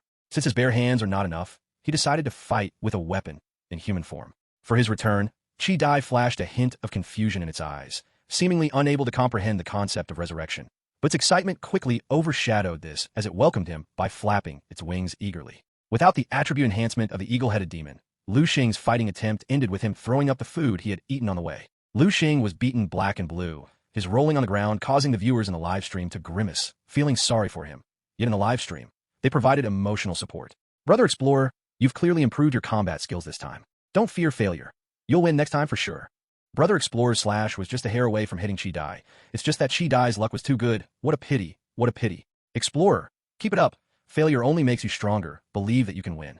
Amid the encouraging cheers from the livestream audience, Lu Xing was ultimately grabbed by Qi Dai and flown high into the sky, ending the round with a bout of free-falling.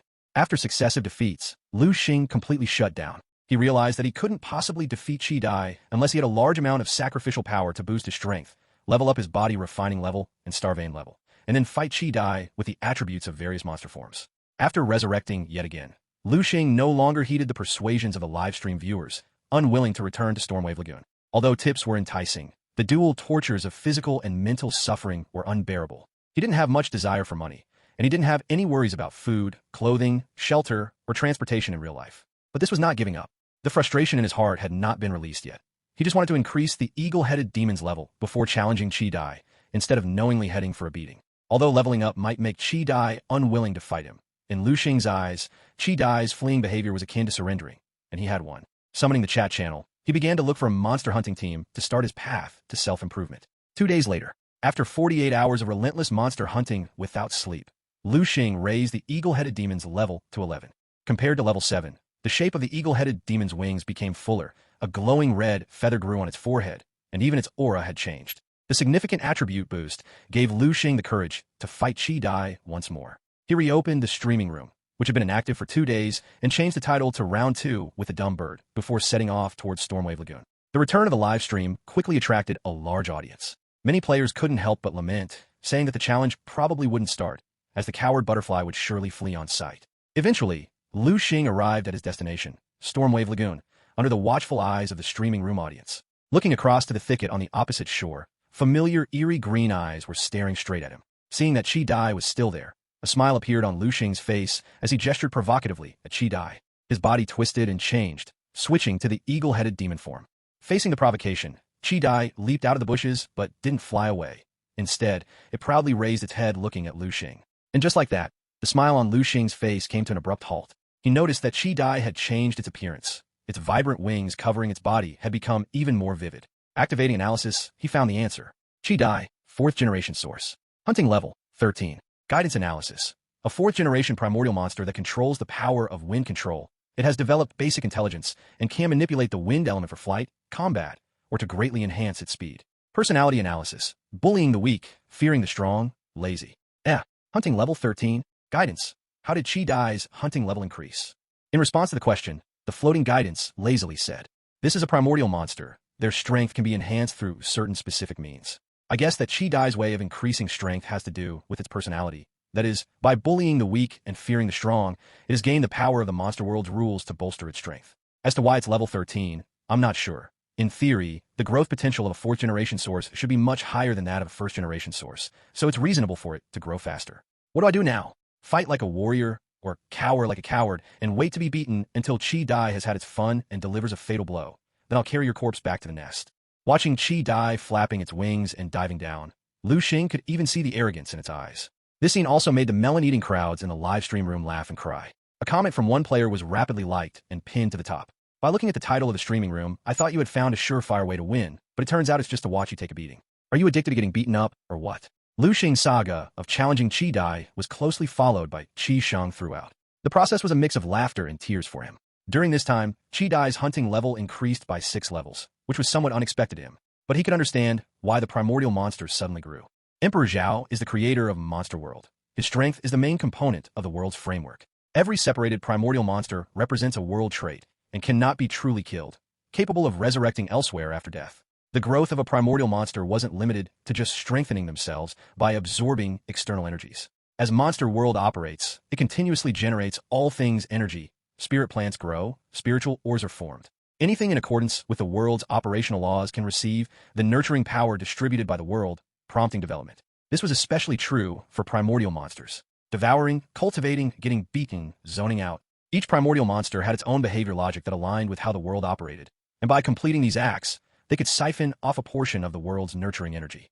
It was like completing a growth task set by a world NPC and receiving experience rewards given by the world. Qi Dai's act of bullying the weak was clearly a way for it to gain growth strength.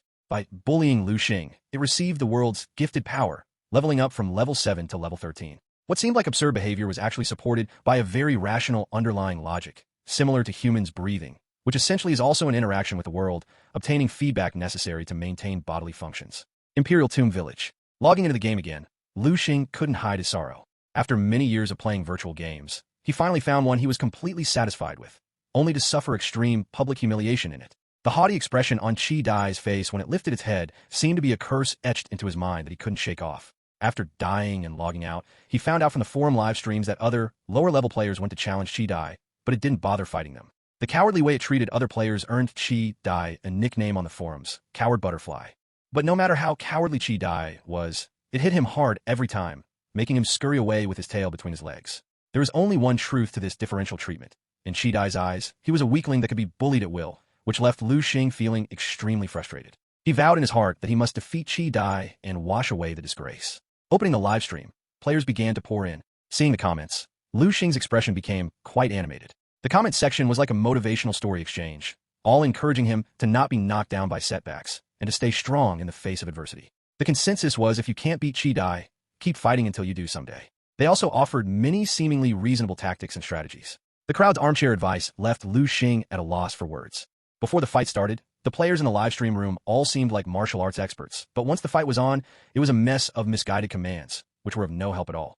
At this moment, one comment caught Lu Xing's eye. "If your name's long enough, hiding behind a tree won't help. You're too dumb, host. Let me give you a guaranteed winning advice. Go get weapons from a gun merchant. Their firepower is tremendous, definitely able to help you defeat Qi Dai despite the level gap. Since your own strength isn't enough, rely on doomsday technology to make up the difference." Lu Xing was already aware of the gun merchant mentioned in the comments. These guys had formed a guild named Doomsday Technology Guild, creating many weapons that only existed in the real world and sold them to other players. Recently, In the purifying dark cave operation, the Doomsday Technology Guild had an impressive performance and was jokingly referred to as the Arms Merchant Guild by foreign players. Initially wanting to level up before challenging again, Lu Xing suddenly felt reinvigorated to face Qi Dai again after reading the comment. The suggestion to buy weapons seemed completely feasible to him. With this thought, he immediately inquired with the players in the live stream room if anyone had contact information for the Arms Merchant Guild. After getting the contact information, he immediately sent a friend request. Soon, the notification of the request approval echoed in his mind, followed by a pop-up chat box. Big Killer. Bro, looking to buy weapons? Explorer. I'd like to ask what kind of weapons you have here. Big Killer. Due to limited funds, we currently only sell spiritual ability guns, each priced at 150 sacrificial power. You don't have to purchase bullets, just embed them directly from the mall with spirit stones. However, you can only embed up to intermediate spirit stones. Embedding higher level ones and firing continuously can easily blow the barrel. Explorer. I'll take a spiritual ability gun. After Lu Xing replied, a notification popped up in his mind. Challenger tips, player Big Killer has requested a trade with you. Do you accept? He mentally clicked the accept option, and a trade window popped up in front of him. The trade window was divided into upper and lower sections, the upper belonging to the trade initiator, the lower to the invited trader. To the right of the trade window was the individual's space bag section, wherein each item was displayed as a high-definition, miniaturized 3D model. Gazing at an item would automatically bring up its descriptive details.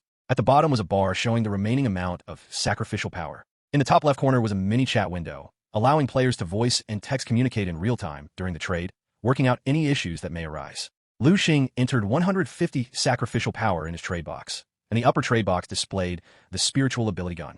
He focused his sight, and the analysis information emerged. Spiritual ability gun. Item quality, level 4. Introduction. A personalized weapon crafted by player Big Killer, engraved with energy compression pathways, can generate spiritual energy bullets by compressing energy, which automatically explode upon hitting the target, causing small area blast damage. After clicking confirm, the trade window was locked. At the same moment, the other party also clicked confirm, and a notification of the trade completion rang in Lu Xing's mind. Big Killer, thanks for the trust. Contact us anytime you need, and we'll be launching more powerful weapons in the future. Looking forward to your purchase. Without replying, Lu Xing took out the spiritual ability gun from his space bag to take a closer look. Courage to fight Qi Dai once again rose within him. He changed his livestream's name to The Battle for Revenge and set off towards Stormwave Lagoon amid the cheers of watching players. Along the way, Lu Xing tested the power of the spiritual ability gun and was very satisfied with its performance. The only downside was the massive consumption. Each bullet was made of sacrificial power. The sacrificial power gained from slaying a blood corpse was mostly spent on the bullets. After turning another blood corpse into a sieve, Lu Xing's eyes gleamed. This is secure. Hour and 30 minutes later. When Lu Xing encountered Qi Dai again, he realized a serious problem. It wasn't just him who could strike from afar. Qi Dai's windblade could actually block the bullets. Not abiding by the martial ethics. What skill is there in using windblade? I'm in agony. If you have the guts, don't use wind control. I won't use guns. Let's continue with a close quarters duel. Amidst the laughter and cheers of the players in the live stream, Lu Xing finally curled up on the ground, enduring Qi Dai's wings' fierce strikes like a stormy rain. Getting beaten to a pulp, Lu Xing came to a realization the words of these jerks in a live stream couldn't be trusted at all. Having played virtual games for many years, he considered himself to have strong mental fortitude, but even he was defeated under Qi Dai's highly offensive beating. Watching the stream of inspirational messages race by in the live stream, under the dual assault of physical and mental strain, Lu Xing could no longer hold back his surging emotions and shed tears of regret. Woo damn it, I'll never believe again. The confrontation with the Qi Dai ended with Lu Xing temporarily giving up. But Lu Xing's surrender does not mean other players are willing to give up. Many players who eagerly want to possess the wind control life soul choose to hunt Qi Dai by other means. They tried solo challenges, baiting with food, setting traps, and so on. But unlike bonfires and other such unintelligent primordial monsters, Qi Dai remains vigilant and observes its surroundings. Even if it temporarily leaves the bushes, it carefully inspects the environment when it returns. Any change would cause the Qi Dai to leave. This resulted in many group attempts by players ending in failure. In the end, they had no choice but to go to Lu Xing's live stream and try to persuade him with kind words, hoping to reignite his fighting spirit and to expect him to take on the Qi Dai once again. However, after being beaten up several times, Lu Xing had learned his lesson. The onlookers in his live stream room were all big talkers in his eyes, unable to offer a reliable plan to defeat the Qi Dai, only encouraging him to keep attempting challenges. Failure meant nothing to the players in the live stream room, but for him, it meant enduring a miserable beating. Half an hour had passed. After this experience, Lu Xing's mindset changed. He decided to give up the idea of a world trip for the time being and focus on strengthening himself until he was strong enough to fight the Qi Dai again. Another purpose of increasing strength was to ensure safer travels in the future. Who knows, he might encounter more bizarre monsters like the Qi Dai on his exploration journey. Formidable strength would safeguard his travels. Just as Lu Xing was motivated to grow, the purification campaign in the Dark Cave had advanced to the front of the underground palace.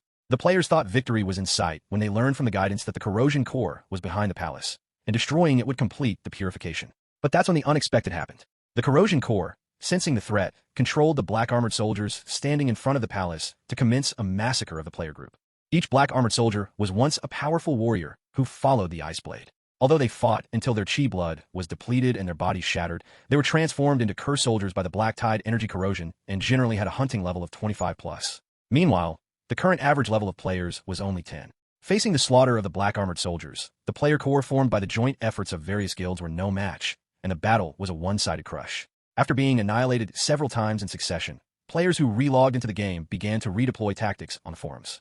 During this time, many innovative tactical ideas emerged. Among them, one player's idea gained attention, and a large number of players started a heated discussion under his post. How to kill the black-armored soldiers in front of the underground palace. I have a reliable idea. Poster, Weapon Master. Content. I am a member of the Doomsday Technology Guild, and I have participated in the entire Dark Cave battle these past few days. Fighting alongside everyone has been thrilling, and it's been a long time since I've felt this happy. Now, onto the main topic. These days, after fighting with the black-armored soldiers, I've realized that it's still too difficult for us players to defeat them at our current strength. The huge disparity in power has caused our hard-organized joint operations to end in failure. I just browsed the forum and saw everyone proposing quite a few tactical suggestions, but to me, none seem reliable, except maybe the attrition strategy, which involves continuously regrouping after being wiped out and slowly eliminating the black-armored soldiers. But this approach is undoubtedly too slow. So I have an enhanced version of the attrition strategy, and here I will present the custom weapon I've recently made, attached, schematic. Spiritual Bomb. Item quality, level 10. Item analysis introduction. A custom weapon made by the player Weapon Master by altering the internal structure of the Spirit Stone to make it unstable. It can be detonated with a focused thought, destroying the final support structure and causing an energy eruption-style explosion. The Spiritual Bomb I make can cause area damage when detonated, and its power is enormous. Here's a clip from a real combat video, attached, video. In the video, I use just 3 spiritual bombs to kill 8 blood corpses within the blast radius. So my idea is whether we can kill the black-armored soldiers by exploding large quantities of spiritual bombs. The only drawback to this strategy is that only players who have chosen the eagle-headed demon, bonefire, or energy absorption monster forms, which have enough spiritual power to externally control the blast of the spiritual bomb with their minds. Other monster forms do not have sufficient spiritual strength to trigger it. Another unsolvable problem is that throwing spiritual bombs requires tremendous strength. How to throw them is a challenge. My proposed strategy is to give up on throwing, and have players who chose the eagle-headed demon, energy absorption, or bonefire forms charge with a spiritual bomb in hand and detonate them close to the black-armored soldiers, causing massive damage by self-sacrifice. In theory, this strategy can quickly eliminate the black-armored soldiers and let us successfully take down the Dark Cave domain node. The content above is just personal thoughts. If you have different ideas, please go easy on me. Comments section. Beaver. Damn, bro. This strategy is basically turning us into human bombs, suicidally damaging the black-armored soldiers. Dark Knight will come. This strategy is interesting. I think we could give it a try. The purification mission rewards are calculated based on contribution. There's no problem of unrewarded effort.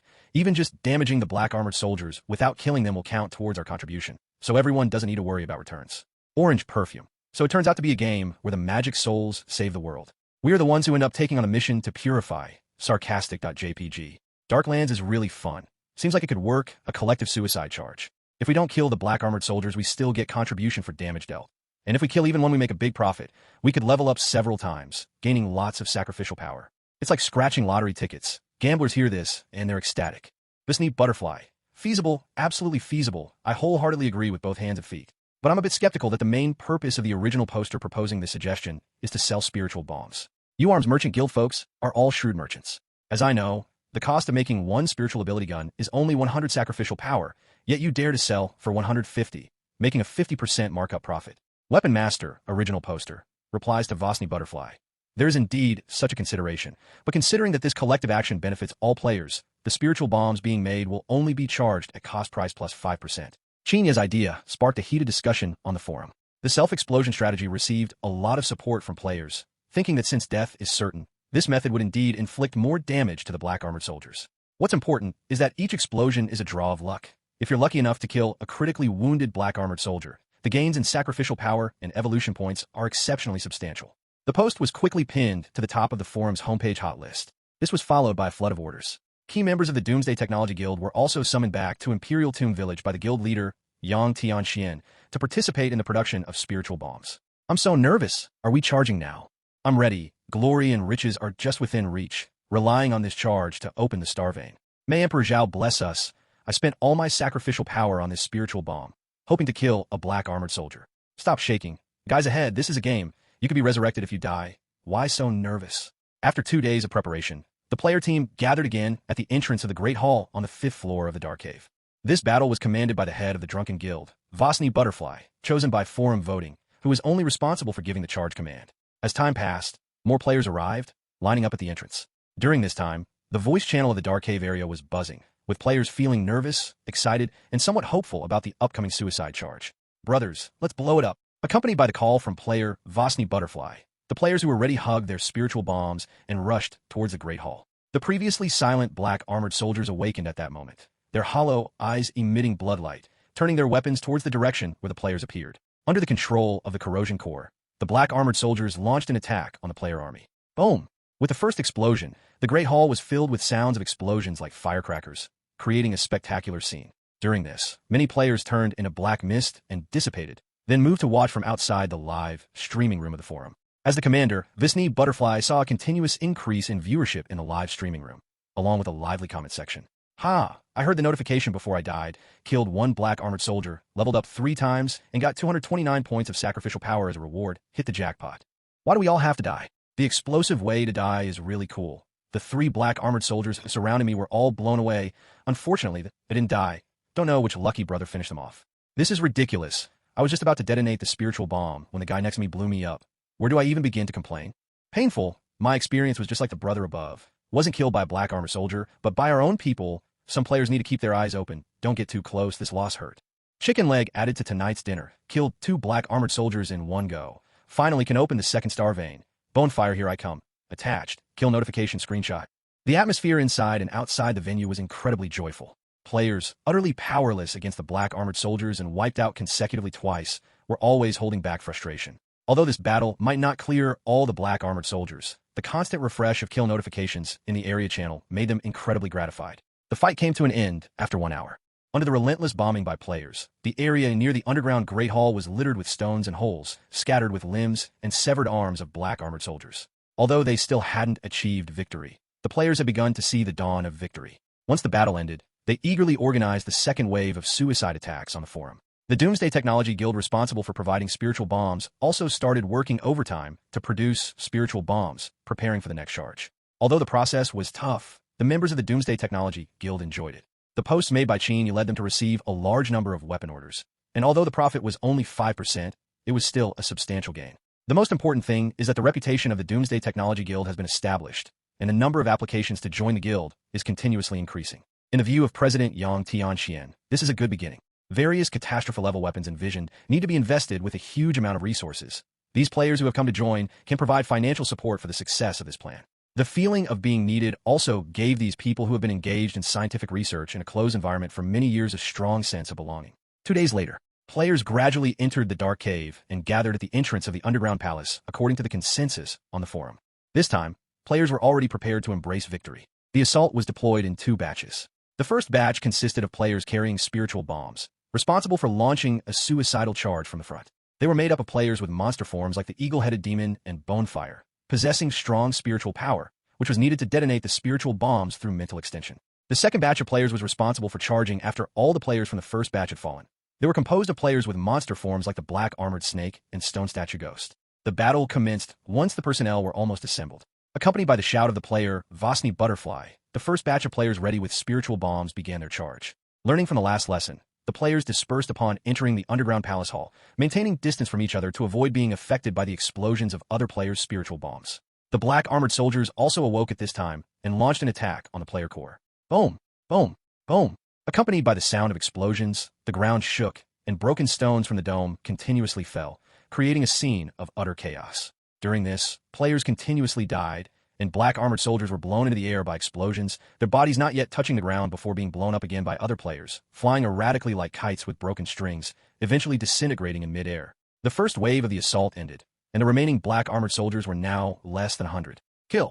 Following the shout on the regional voice channel, the second batch of players, ready and waiting, entered one after another, launching a fearless charge at the remaining black armored soldiers. Though the remaining 100 or so black armored soldiers were mostly low on health, their offensive power was still incredibly fierce. A casual swing of their weapons could easily split a player in two. But the players had the advantage of large numbers. With an unending supply of combat power, the black armored soldiers were eventually all killed, and the battle thus came to an end. Damn, finally won. To take down the Dark Cave, I died at least 20 times. The total death cooldown time is nearly a day. Haha, so happy. Finally took it down. Next we just need to shatter the crystal to claim our mission reward.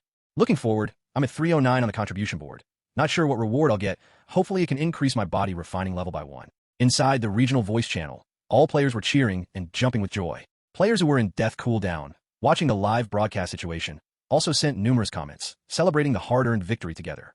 Advancing hand in hand, facing challenges, and achieving success together felt like a feast for the soul, giving the involved players a profound sense of accomplishment.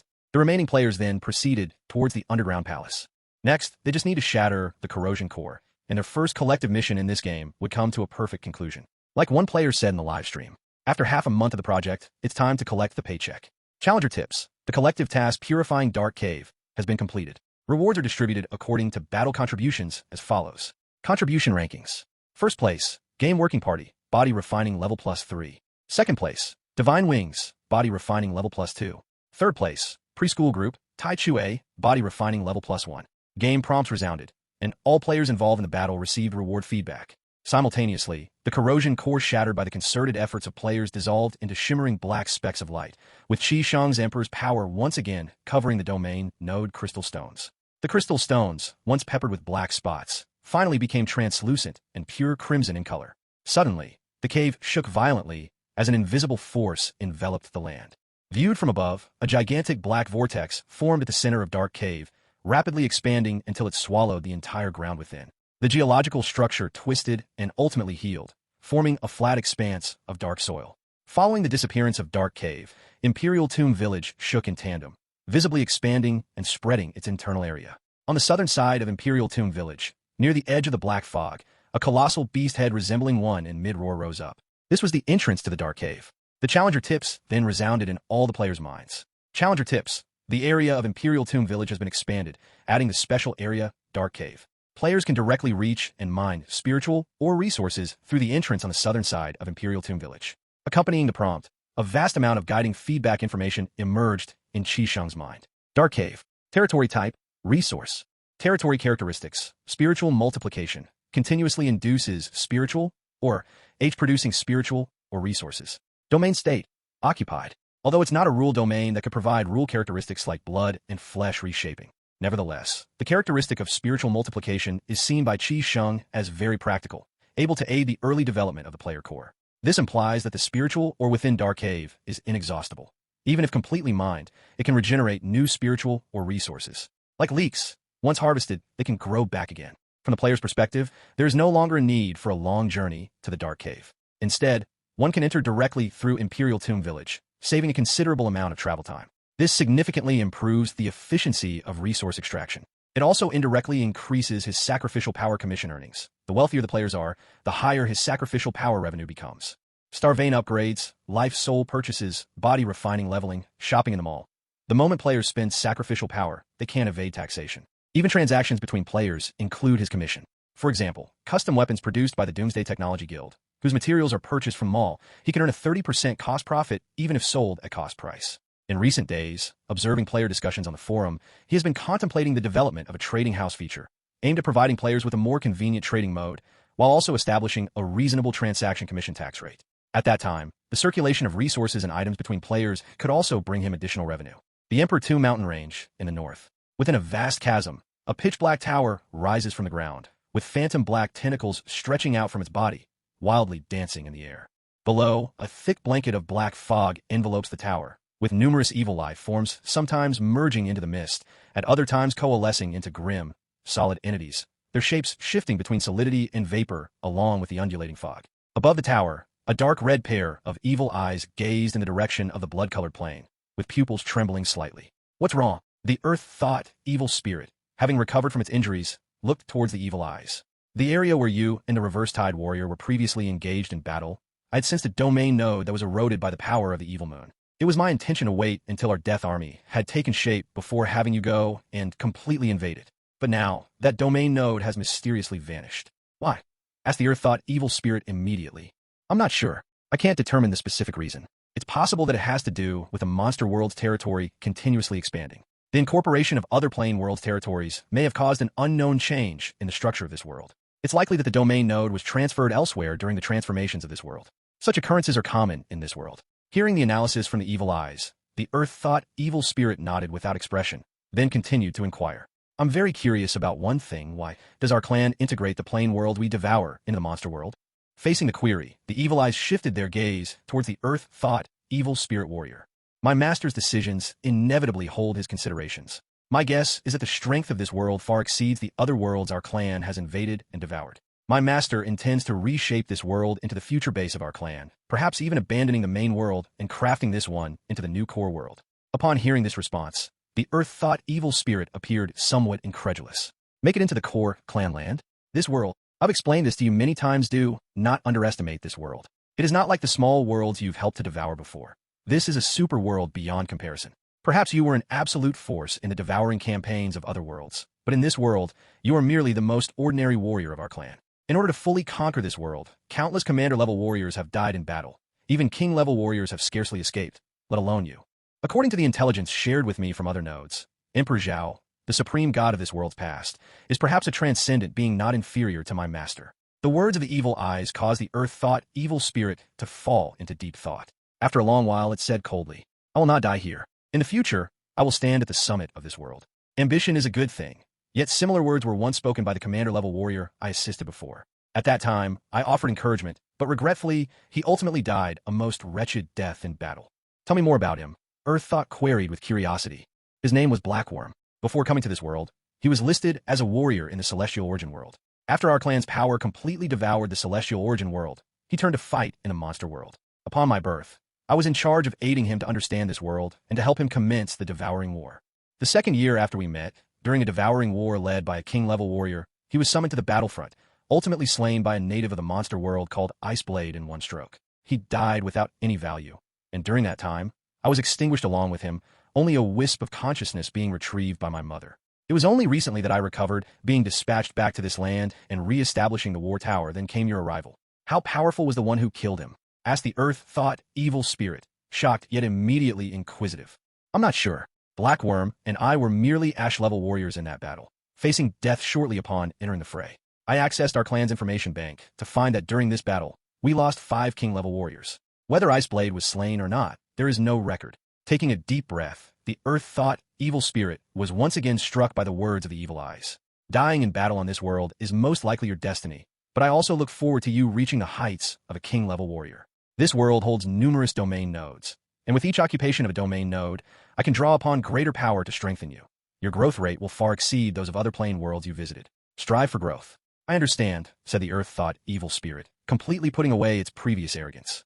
Approaching the edge of the tower's platform, it looked down at the black mist below that continuously fostered evil life, realizing that the time to commence its devouring war was not far away. Chapter 56. Chapter 56. The brothers are all rich now. Primordial altar. Qisheng's consciousness quickly browsed through the forum content.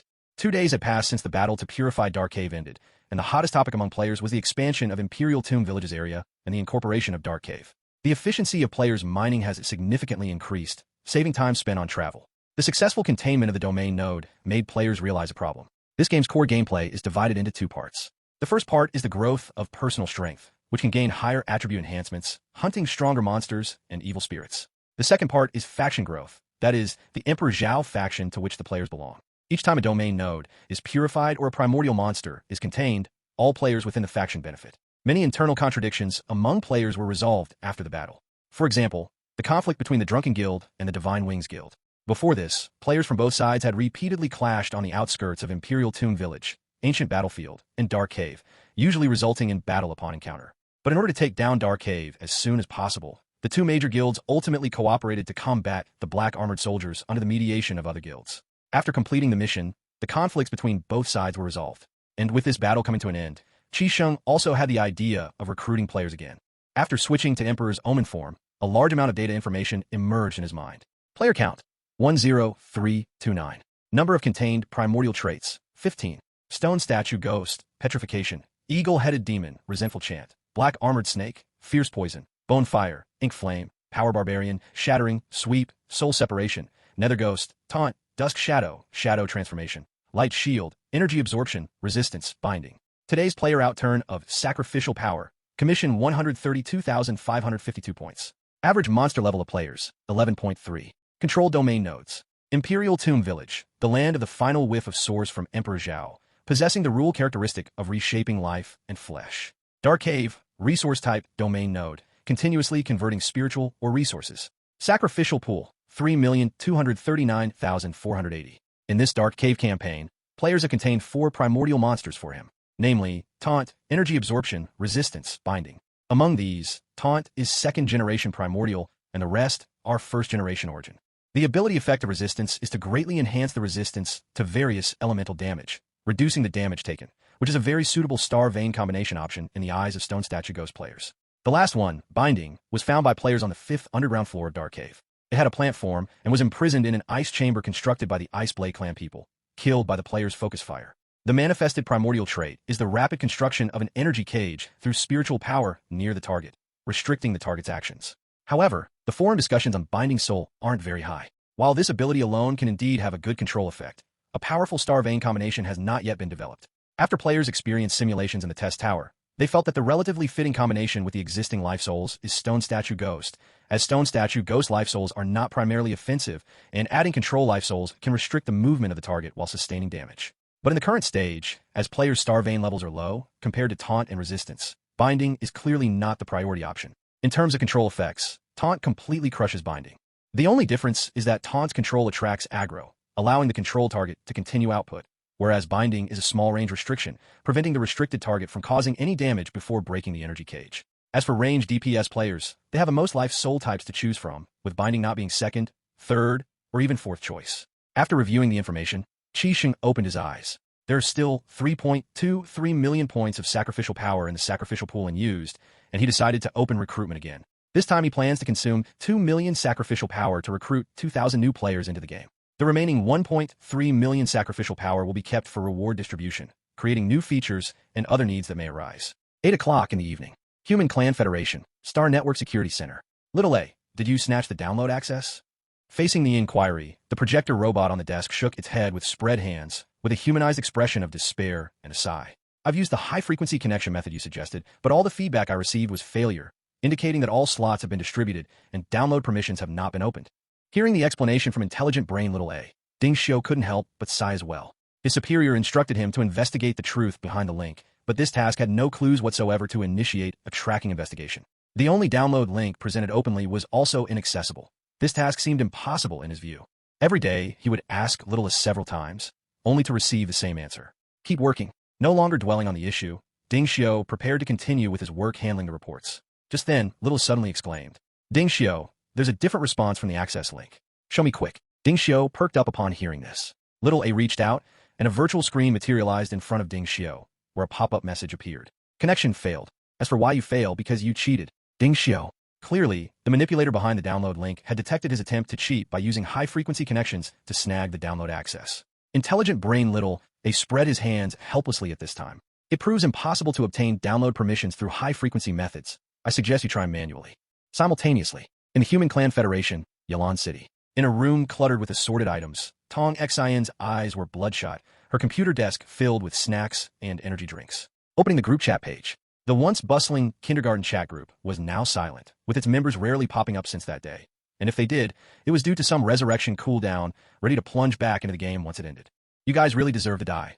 How could you leave me all alone? Muttering to herself, Tong Xian continued to frantically click her mouse, trying to acquire download access. But the pop-up message remained the same. The game download has reached the set number of times. The issuer has not opened new download permissions. Unable to continue downloading. I don't believe this. Faced with the constant failure messages, Tong Xian kept her head down and clicked furiously. To snatch the download access, she had quit her job. Days ago, Zui Nai shared a picture in the group that greatly shocked her. The image was a payment receipt. Zui Nai had made a profit of 13,000 yuan by selling the game currency from Darkland. According to Zui Nai, this was his 3-day gaming income, which could even be earned in a single day with good luck. The Dao heart of the working class shattered. Nothing was more painful in life than watching all your brothers get rich while you're still stuck in the same spot. With this thought, Tong Xian couldn't help but mutter, "You guys really deserve to die." This feeling was even more unbearable than if they had killed her. So, she quit her job and started her life of frenzied clicking at home. Until today, she had stayed up for 3 continuously sleepless days and nights. Her dark circles so thick they could scare her in the mirror, but still without any gain. The link remained unopenable. I can't accept this. Let me snatch it. The more she thought about it, the more her heart ached, and she increased her clicking speed. Emotionally agitated, her already fragile body could not hold up anymore, and as her vision blurred, Tong Xen fainted onto the computer desk, falling asleep. At the same time, a different pop-up message appeared in the upper right corner of the webpage. Downloading. Progress 0.01%. I'm so pissed off. The monsters outside are too strong. They hardly give newbies a chance to survive. Luckily, I'm nimble enough to have escaped from a blood corpse, and even managed to spit back at the blood corpse that chased me for 10 blocks right before entering Imperial Tomb Village. Looking for a team. Is there any high-level player who can start a team and take me to explore outside? It's too terrifying out there. This game is insanely good. Even the tactile feedback from touching my girlfriend's hand feels so real, I can hardly tell the difference from reality. Worth every penny of the 1,28888 I paid for it. Looking for experienced players to team up? As a newbie, I don't know anything. Is there a big brother who can teach me how to match star veins? Haha, turn into a little turkey. Switching star veins is quite interesting. Golden-winged Great Pung Bird development plan activated. New players kept pouring in. The resurrection point at Imperial Tomb Village quickly became overcrowded. For this groundbreaking new game, the behavior of all the new players after entering the game was very similar, testing the game's realistic feedback in various ways, trying to find possible feedback bugs.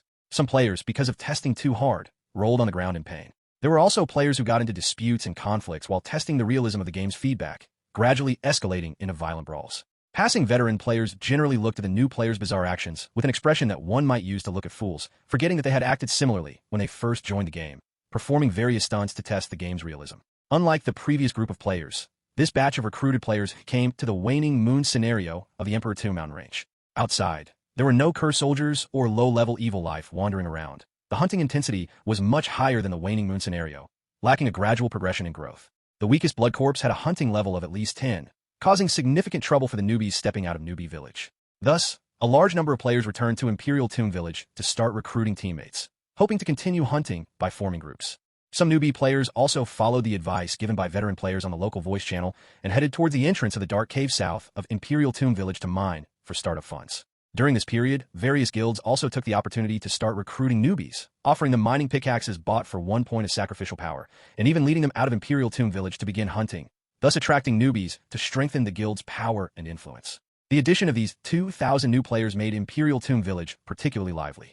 Qi Sheng, always monitoring from the shadows, began looking forward to the revenue growth brought by the new players. Though the newbie players at this stage could not go hunting alone due to the monster level, and needed to form teams or be supported by veteran players for exploring. The output of the profits was even negative since death cost 10 points of sacrificial power. He believed that as long as the players had sufficient growth time, they would quickly adapt to the difficulty of the waning moon scenario. His daily revenue from sacrificial power would also increase with the growth of this batch of new players. As for the sacrificial power loss, due to the early deaths of the newbies, Qi Sheng did not care. The sacrificial power consumed for resurrection was essentially still charged to the players. It would be deducted when players had enough sacrificial power on them, with the real cost being only the initially invested 1,000 points of sacrificial power, while Qi Sheng was monitoring the activities of the new players. In the real world, Yilan City. Waking up from sleep, Tong Xine only felt a splitting headache and general body ache. Outside the window, the night was hazy. Looking up at the date and time in the bottom right corner of the computer desktop, he was surprised to discover that he had been sleeping on the table for 28 hours. Just then, Tong Xine noticed a pop-up in the upper right corner. Download completed 100%. Holy shit, did it actually finish downloading? The surprise came so suddenly. The previously groggy Tong Xine suddenly perked up, his eyes widening as he stared at the download completion notification box. The feelings of grievance, envy, and resentment evaporated, leaving only tears of excitement. After a brief surge of emotions, he transferred the file to the gaming pod and then pressed the file adaptation button in front of the gaming pod before returning to sit at his computer desk. Opening the kindergarten chat group, he excitedly began to type. Preschool director at everyone, brothers. Your director is about to enter the battlefield. Quickly gather to level me up. Preschool director at everyone. I'll say it again. Quickly gather to level me up and take me along to make money. After sending the messages, Tong Xine anxiously awaited a response, having already changed into his gaming attire in advance. After a long while, the gaming pod lit up with a green light indicating adaptation was complete. He decisively walked towards the gaming pod and pressed the start button. 1 minute later, Tong Xine, lying in the gaming pod, accessed the virtual desktop. The desktop setting was simple. Apart from serious games, there were also several improper games hidden in folders. But Tong Xine's focus was not on those games that once brought him joy. His gaze precisely locked on the icon of a monster engulfed in blazing flames. Dark Land, activate. Tapping the game icon with his consciousness, Tong Xian's mind had already started to imagine the joyful gaming times ahead. At that moment, a sudden pop-up notification appeared. Due to not entering the game within 24 hours, your game qualification has been revoked, the game files have been destroyed, you need to re-download to enter. Staring at the notification, Tong Xian's gaze gradually became vacant. After a long time, the gaming pod's lid slowly opened, but Tong Xian curled up inside the gaming pod, tears streaming uncontrollably. Woo, this is really terrible. How can they bully me like this? It's not right to bully people like this. Woo. Half an hour later, the silent preschool group chat became lively again. Members in Resurrection Cooldown started pinging the group owner. Preschool group, Zue Nai. Director actually got the qualification. Congrats. We'll go online in an hour to level you up. Preschool group, Tai Chue. The director is finally back. We've been waiting for you to take charge. Congratulations on your upcoming guild presidency. The child group gods return to their positions. It's time for us to rise. Preschool group, Blackball. Throwing flowers. Director, go mine and mines for a while. Once our resurrection cooldown is over, we'll come in to help you level up. Upon learning that the director had managed to snatch a qualification, group members congratulated him. As the director never responded, they assumed he had entered the game and began experiencing it. Meanwhile, a player whose qualification had been revoked was still curled up sobbing in the gaming pod, eventually fainting from exhaustion. Hours earlier, Imperial Tomb Village, Primordial Altar. Boss, among the challenger qualifications issued this time, there is one that has not been activated. Hearing the guidance's notification, Qi Sheng frowned slightly. He issued qualifications to players with the intention for them to generate profit for him in Monster World. He naturally didn't allow occupying a spot without working. Turning to look at the floating guidance next to him. Going forward, take back any unactivated qualifications within 24 hours and reissue them to other players. Understood. Emperor Tomb, Mountain Range, north of the ancient battlefield. 1, 2, 3. Petrification. As Zhou Zhao's voice resounded, his body quickly coated with a layer of black substance. At this moment, the blood corpse's sharp claws struck his shoulder, causing his body to sink slightly, but inflicted no substantial damage. Taking advantage of the lull in the blood corpse's attack, Zhou Zhao decisively deactivated the petrification attribute, sidestepped to dodge the nearby blood corpse's lunging bite, and spun around using his hips for leverage to land a heavy punch on the blood corpse's neck. Crack! The crisp sound of breaking bones echoed, and the blood corpse collapsed thunderously to the ground. Success! At this moment, the blood corpse was not yet completely dead. It was just that the broken neck prevented the corrosion core in its brain from controlling the lower half of its body. Zhou Xiao immediately seized this time to launch a rapid-fire barrage of punches at the blood corpse's head. Minutes later, Zhou Xiao stopped, panting heavily, and slumped to the ground. At the same time, the fallen blood corpse had its flesh and energy absorbed and transformed into a black mist, merging with his body. Challenger tips: slaying the evil life blood corpse. You gained 118 evolution points and received a sacrificial power reward, 23 points. Half a day ago, he saw a strategy post on a forum, mentioning a unique technique of the petrification ghost soul, staggered output. The video was filmed by the poster from another player's combat perspective. The footage showed a player in the initial stone statue ghost form, utilizing the skill's traits of easy retraction to stagger the blood corpse's attacks and manage a level 4 successful kill. This video greatly shocked Zhou Xiao, choosing the same stone statue ghost form, but compared to the players in the video, they didn't seem to be playing the same game. He felt like he had a handicap. The staggered output technique shown in the tutorial video also piqued his interest. After repeatedly watching the video and calculating the attack intervals, he decided to personally try the staggered output combat mode. The result was delightful.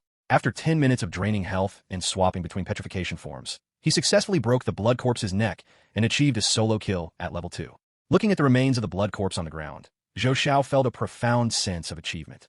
Before entering the Dark Land, he loved soul-based games the most. Although the process of tackling challenges was painful, the joy brought by each victory made him feel elated. The perfectly simulated Dark Land was even more so. The satisfaction and rewards from completing challenges were exhilarating. After a long rest, Zhou Xiao got up and decided to seek his next hunting target. At that moment, a dark shadow suddenly appeared in front of him, blocking his path. Staring intently, Zhou Xiao was astonished. God of Wealth.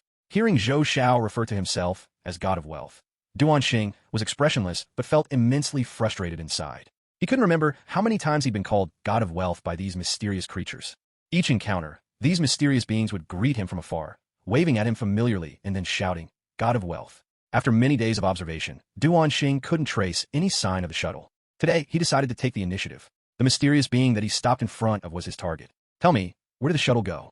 The shuttle? What shuttle? In the eyes of the self-proclaimed player, the mysterious being, Duan Xing saw no trace of fear and realized that intimidation was utterly ineffective. He slightly softened his tone and continued coldly. The shuttle that arrived with me. Where did your people hide it? How would I know where it's hidden?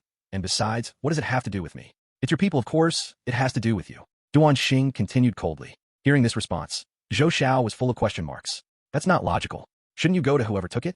I didn't benefit from it, yet I have to bear joint responsibility for the wrongdoing. Being a member of a race, how can you remain uninvolved? God of wealth, that's just unreasonable. Upon hearing such bizarre remarks, Zhou Xiao rolled up his sleeves, assuming a posture that he must clarify the logic behind it. Zhou Xiao and Duan Xing eventually sat on the ground, starting a debate over a wild plain covered with white plants. The ideologies of the two worlds collided in the debate. Unlike Earth, in a world where Duan Xing comes from, the tribe is a unit as a whole, with the interests of the tribe closely linked to all its members. But the thinking of players is different. In the debate, neither could convince the other, and eventually, Duan Xing interrupted Zhou Xiao's speech, pulling out a purple crystal stone from his embrace and handing it over to Zhou Xiao. Find me a shuttle. I can offer you a satisfying reward. From communicating with Zhou Xiao, Duan Xing realized that this tribe was not united internally. Its members did not care about the benefits of others in the tribe. This was something he had noticed earlier. This group of self-proclaimed players often experienced internal conflicts, fighting bitterly, striking their own without mercy, every hit lethal. He didn't want to argue with Zhou Xiao about this anymore. He just wanted to find a shuttle and leave this place as soon as possible. Zhou Xiao looked down at the purple crystal stone, and information analysis emerged. Name, Purple Soul.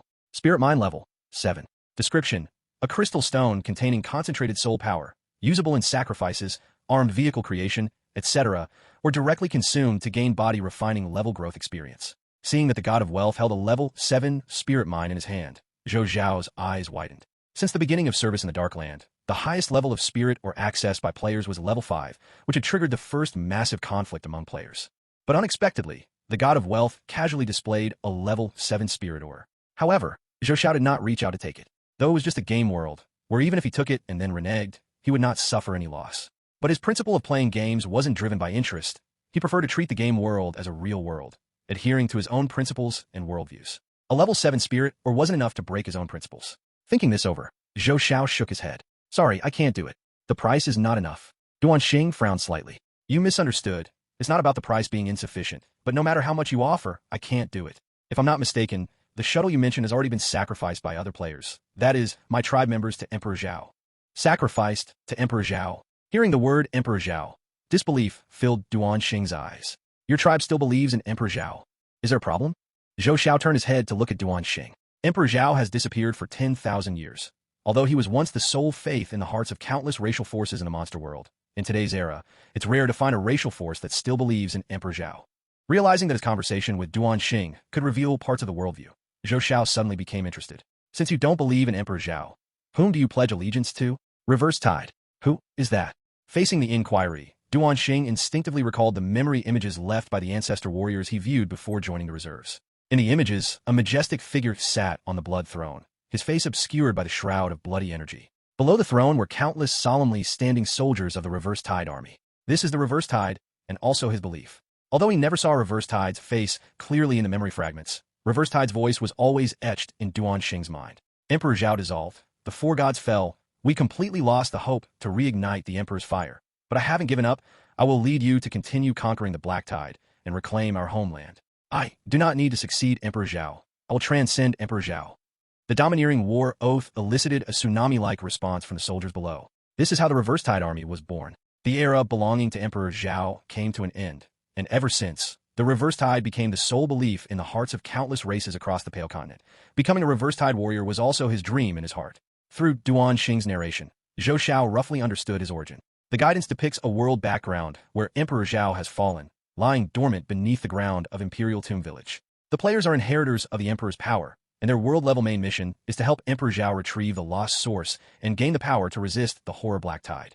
As for what exactly happened during the 10,000 years after the fall of Emperor Zhao, guidance did not provide a detailed answer, leaving players to explore and understand on their own.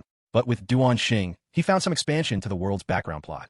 Reverse Tide Army is a power established on the Pale Continent after the fall of Emperor Zhao, which quickly developed and grew strong, becoming one of the most powerful forces in the monster world at this stage. In the development process, it gathered a large number of racial forces that once served Emperor Zhao, and the Sky Talisman clan behind Duan Xing is one such racial force serving the Reverse Tide Army. Their conversation was naturally also heard by Qi Sheng, who was behind the scenes. He was also very curious about the organization known as Reverse Tide Army. It is certain that this god who calls himself Reverse Tide is one of the gods who once served Emperor Zhao. Through the teachings of the Four Servants, he learned that before his self-resolution, Emperor Zhao had established a world supervisory authority in Monster World, which was divided into 5 levels. Each person within it possessed a formidable power that was superior to the mundane. Among them, the strongest under Emperor Zhao were collectively known as the 4 gods, who mastered the insight into the world's origin, even wielding the powerful power to alter the laws of the world's operation. They were the creators of the Challenger system, now serving him under the names Guidance, Jiuyin, Yin Ming, and Superdimension. Below the 4 gods were called the 8 Extremes gods. Qisheng thinks that the reverse tide god, described by Duanxing, must be one of the 8 Extremes gods, but it is not yet possible to determine which one. As for Iceblade, who left the cross-century gift, it was not a part of the world's supervisors, but could only be considered a demigod-level regional overlord owning a fief. They belonged to the strongest among the mundane, possessing the strength to initially challenge the 5th-level world supervisors. Thinking of this, Qisheng turned to the guiding water ball floating beside him and asked with a smile. Last time I listened to the conversation between Earth Thought, Evil Spirit, and Evil Eye. The Reverse Tide army seems very powerful. They have repeatedly killed high-level war units bred by the Horror Black Tide. Obviously, they're doing much better than you, as former 4 gods. What do you think? Hearing this, Guidance sighed despondently. Boss, the craziest phase of the Black Tide was when we 4 were fighting up front. It was our sacrifice that allowed other forces to develop and catch their breath. I guess the Reverse Tide army was established during that period, and it seems to have developed well now, having gathered numerous loyal racial forces. Their success has our contributions behind it. How about your relationship with the 8 Extremes gods? Not so great. Although our world supervisory authority is higher than the 8 Extremes gods, the 8 Extremes only follow Emperor Zhao's commands. It's kind of mutually disdainful, but there are often cooperations under our management, and many races even follow a polytheistic belief, believing in both us 4 gods and the 8 Extremes gods. Hence we occasionally exchange the energy materials collected. Exchange energy materials? I don't understand. Hearing this, Guiding Waterball continued to explain. Emperor Zhao possesses the essence energy, sacrificial power, that can transform all things, while the gods under him manage lesser energies, and the races they manage often sacrifice energy to worship the gods. To reduce the conversion loss of energy, we often exchange the energy that non-managed races sacrifice to us. At this point, Guidance paused for a moment. A thoughtful expression emerged on the surface of the water ball, then continued after organizing the language. Simply put, like how Buddha enjoys incense offerings from abroad on Earth, this part counts as foreign exchange energy revenue. Buddha can directly consume this revenue, but converting this foreign exchange revenue incurs energy loss. Therefore, Buddha may choose to directly exchange foreign exchange with Jesus, reducing the energy conversion loss. Guidance's explanation left Qisheng speechlessly amused, but it also straightforwardly clarified the relationship between the world's supervisors in the monster world. Under the reign of Emperor Zhao, different deities supervise various regions of the monster world. Although there are strengths and weaknesses among them, and the control over the world's rules also varies significantly, there is no direct subordinate relationship between them.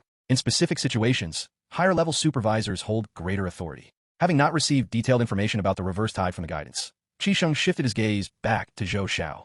So your shuttle has most likely been sacrificed to Emperor Zhao, and there's no chance of getting it back. Give up on that idea. Zhou Xiao patted Duanxing's shoulder and said with a regrettable expression. At this moment, Duanxing looked puzzled. What did you say just now? I said, once something enters a player's pocket, don't even think about getting it back, let alone something that has been sacrificed to Emperor Zhao. Unless you have the capability to go to Imperial Tomb Village to demand it from Emperor Zhao, or have the backing of the Moon Eclipse Clan to return the decomposed item to you, but that's simply impossible. When Zhou Xiao mentioned Imperial Tomb Village, the Zhou Xiao in Duanxing's eyes suddenly shut his mouth, and then added, this is simply impossible. This was one of a series of taboo information set by Qisheng to protect the secrets of Imperial Tomb Village.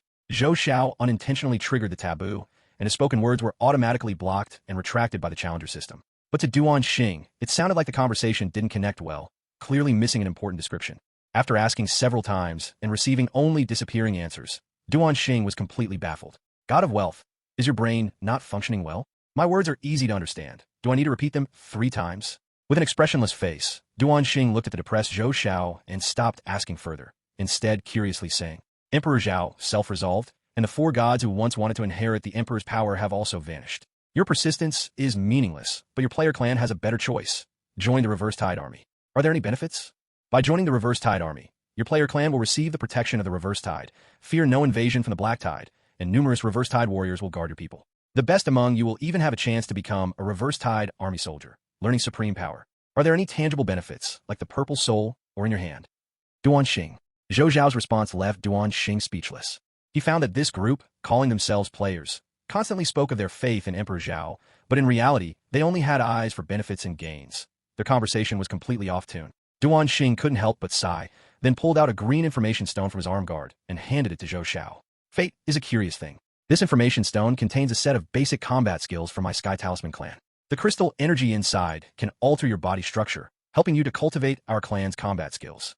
I gift it to you. After Zhou Xiao took the information stone, Duan Xing transformed into a beam of light and flew towards the sky, leaving Zhou Xiao with a puzzled face staring at the information stone in his hand. Information stone. Item quality. Special. Item description. A storage device that records memory information fragments. It can be used to access internal memory information. Challenger tips. Do you wish to use the information stone? This item is a one-time consumable and will disappear after use. Challenger tips. All channels player, Wan Feng, absorb the content recorded by the information stone, obtaining a special skill, Heavenly Talisman Battle Skill. Heavenly Talisman Battle Skill. Special skill tier, 2nd rank. Skill introduction. A non-life soul-type special skill that, through practice and circulation, absorbs nature's spiritual energy from the environment or can absorb spiritual energy by absorbing energy stones, providing a body-refining level experience boost during cultivation. Following the all-channel announcement, the green information stone that was being absorbed turned into powder within Zhou Xiao's grasp and scattered with the wind. The memories inside, having been filtered and altered by the Challenger system, were devoid of the cultivation demonstration visuals and were instead directly branded as memory imprints in Zhou Xiao's mind. Without the need for conscious learning, he had already understood how to use the Heavenly Talisman Battle Skill. The presence of the prompt also sparked heated discussions among the players on the forum. All players were green with envy, inquiring about what exactly this Heavenly Talisman Battle Skill was. Monster World's enhancement system is divided into Star Vein and Body Refining, where Star Veins represent the upper limit, but having numerous Star Vein slots does not necessarily equate to strength. Without a compatible Body Refining level, a main form with more open Star Vein slots would still be restricted by the monster level of a single life soul. However, increasing the Body Refining level is extremely difficult. The sacrificial power required to increase the Star Vein level gradually grows, starting only at 500 sacrificial power, while the starting point for increasing Body Refining level is 10,000 sacrificial power, with a high threshold hindering the growth of many players. Although one can consume spirit plants and certain spirit or for body refining experience, finding such resources relies on luck. Moreover, the sacrificial power consumed to increase body refining level is not a constant 10,000 points. Players learn from the guiding avatar that body refining level itself is tiered, with the early 1 to 10 levels requiring the expenditure of 10,000 sacrificial power each, and the sacrificial power needed to increase subsequent levels multiplies exponentially. The explanation given by the guiding avatar is that to accommodate different life soul characteristics, a stronger body is necessary to bear the power.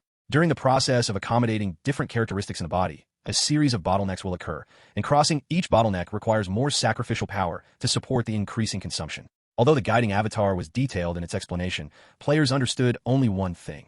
It's a game mechanic. This means that as players become more powerful, upgrading body refining levels will become more challenging and one of the biggest sacrificial power expenses for future strength enhancements. At this moment, learning about the existence of special skills that can absorb free-flowing energy particle from the environment to gain body refining experience, the players' eyes turned red, and they flooded the forums with their queries and doubts.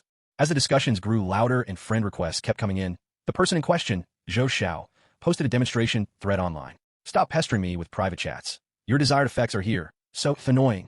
Poster, one thing. Content, video attachment.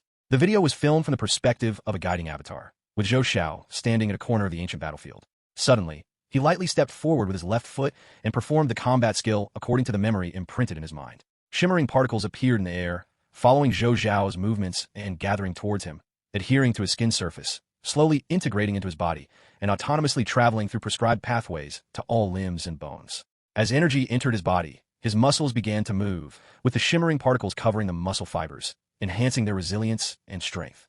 The process of using body refining skills involved coordinating breath, movements, and a circulation of energy pathways within the body. As the memories were directly imprinted onto his mind, Zhou Xiao's demonstration was smooth and seamless, without any hitches or pauses. Minutes later, the video switched to Zhou Xiao's point of view, displaying a semi-transparent progress frame in front of him. Body Refining Level 0, 12.48/10,000.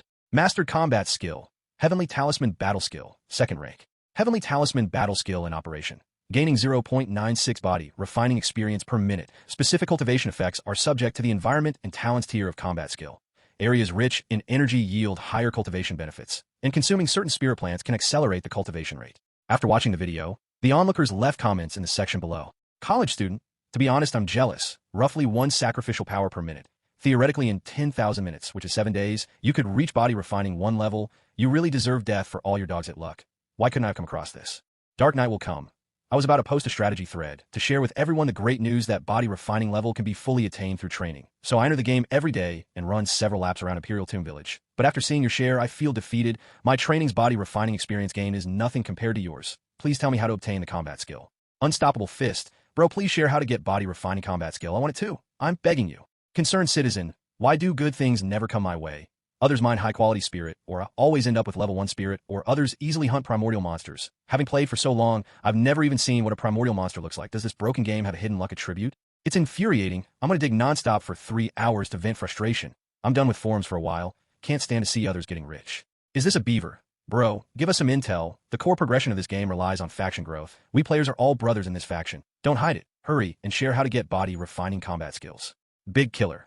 As the saying goes, 3 years of martial arts training is no match for 1 year of fighting. 3 years of fighting is no match for a year of wrestling. 3 years of wrestling is no match for buying a gun. So, does any friend want to buy a customized weapon? The Doomsday Technology Guild has just developed the 2nd generation spiritual ability gun, priced at 150 sacrificial power. With incredible firepower, much better used than learning any body refining combat skill. Facing the request from forum netizens, Zhou Xiao did not hide anything and share the reason why he obtained the body refining combat skill. When players understood that the Heavenly Talisman battle skill was a gift from the God of Wealth, their perception of the God of Wealth became even more concrete. Many players have discussed on the forum question before. The setting of the God of Wealth is very much like a special NPC found in other games, known as the Mysterious Merchant, where only players blessed with good luck can encounter and purchase special items not found in the store. With Zhou Xiao's explanation, players have a clearer understanding of the God of Wealth. The God of Wealth is like a special NPC that scatters coins and provides opportunities, and each gift he presents is different. From the initial evil crystal to the current body refining combat skill, perhaps there are even more valuable gifts waiting to be unlocked. With a rapid surge in popularity, players started scouring far and wide, looking for traces of the God of Wealth, hoping to receive gifts from him. High cash price offered for body refining skills, instant offline transfer upon deal completion, honest transactions. Who hasn't used body refining skills? Don't worry about my budget. As long as you're willing to sell, name your price. Zhou Xiao's stroke of luck ignites another craze for the players to search for God of Wealth. In the post by a heavy, spending player seeking to buy body refining skills on the forum has fueled the enthusiasm of the players. The price of one body refining skill in the forum has already soared to 4 million in cash, and there's no supply despite the demand, with Zhou Xiao being the only player so far to have acquired one. Although some of the prices offered by players on the forum are just shouting into the wind, body refining skills still have a huge temptation for ordinary players, implying that obtaining one could make them rich overnight. Blood Color Plane. A team of 10 players is engaged in fierce combat with a group of goat-like monsters named Furious Horn. Flames, heed my call, appear. Accompanied by a highly Chinibu yell, one of the players' hands ignite with 2 balls of dark flames, quickly spreading through his body. The flesh on his body dissipates under the flame's heat, revealing ghastly white bones. Switching to bone fire form, the player raises his hand to condense several fireballs, shooting them at the Furious Horn herd. Grant you, be transformed into lamb skewers. 3 furious horns struck by the fireballs are immediately engulfed in raging dark flames, crying out in pain. Chi2, can you not be so Chunibu? I'm getting goosebumps. Can't you change to some proper lines? Hearing this, Chi2, transformed into the bone fire form, flips the middle finger at heart killing. Tui, aren't your black armored snakes moves awkward too? It's Big Snake, you're the little snake. During the hunting of the monsters, the team's voice channel is filled with humorous bickering, creating a jovial atmosphere. Right then, Chi2 suddenly spots a familiar figure in the distance, and quickly changes to eagle-headed demon form to take a closer look. With enhanced eagle-like vision, the distant figure becomes clear. Brotherly, it's God of Wealth. Hearing Chi2's call, Li Zheng and his 10-meter-long big snake form shivers in excitement. Tui, dropping the goat-like furious horn from his mouth to the side, he raises his massive head and looks in the direction pointed by Chi2. His vertical pupils constrict, his gaze narrowing, and sure enough, he sees a familiar figure. The figure is about 165 centimeters tall, with light blue hair, his expressionless face resembling a delicate humanoid doll, currently sitting cross-legged on a twisted tree, meditating. Shoo, good fortune is coming our way, Li Zheng says, and quickly shrinks, changing back to human form. His body automatically dons a black robe. After grinding fiercely in Dark Cave for several days and completing the purification task, he topped the contribution board, bringing his body refining level to 3. However, when facing lower-level monsters that he could easily kill, he still prefers to battle in his black armored snake form. His black armored snake form has grown to level 22 with an 11-meter body length, strong physical fitness, easily capable of snapping apart a large tree. He has reached the true prowess of big snake entanglement. At this moment, spotting the figure of God of Wealth, Li Zheng and the Liver Emperor group brothers are extremely excited, and they run decisively towards where Duan Xing is located. Meanwhile, Duan Xing, not far away, senses approaching figures, and opens his pure white eyes to look at Li Zheng and others. Yet he does not choose to leave, curious about what this so-called player clan seeks from him. As Li Zheng and the others approach, he leaps down from the tree trunk and lands steadily. Before he even speaks, God of Wealth, great to finally meet you. Let's start the process. God of Wealth, I want body refining skills too. We have 10 people here, 1 for each. God of Wealth, do you have a hidden marketplace feature where we can buy things that aren't available in the regular marketplace? Duan Xing. This barrage of questions leaves Duan Xing dumbfounded. Seeing him standing still in confusion, Li Zheng and other Liver Emperor group players start to worry. Liver Emperor team members speak one after another in the team voice channel. Family share Godfather. Brother Li, maybe we're not approaching this the right way. We can't just ask outright. We need to be more delicate. Leopard Zero Charge. Stop kidding. You're progressing too fast. I saw from a forum post that it took a long chat to receive the body refining skills red envelope. We should also chat slowly and wait for the right moment for the God of Wealth to gift it himself. Poor Chi 2. Is there a necessity that to get a red packet from the God of Wealth, we need to have earned enough personal favorability? The special event where we saved God of Wealth last time changes favorability from hostility to friendliness towards our player faction, so he didn't attack us right away. But for us individuals, the favorability is 0. Asking directly definitely won't work. We need a gradual approach, based on my years of gaming experience. Giving gifts is the simplest way to increase favorability. Heart killing. Yes, increase favorability before directly asking for stuff. It's too rude otherwise. I don't understand what you're talking about. What exactly do you want from me? Duan Xing asks in a deep voice, looking at the dazed Li Zheng and others.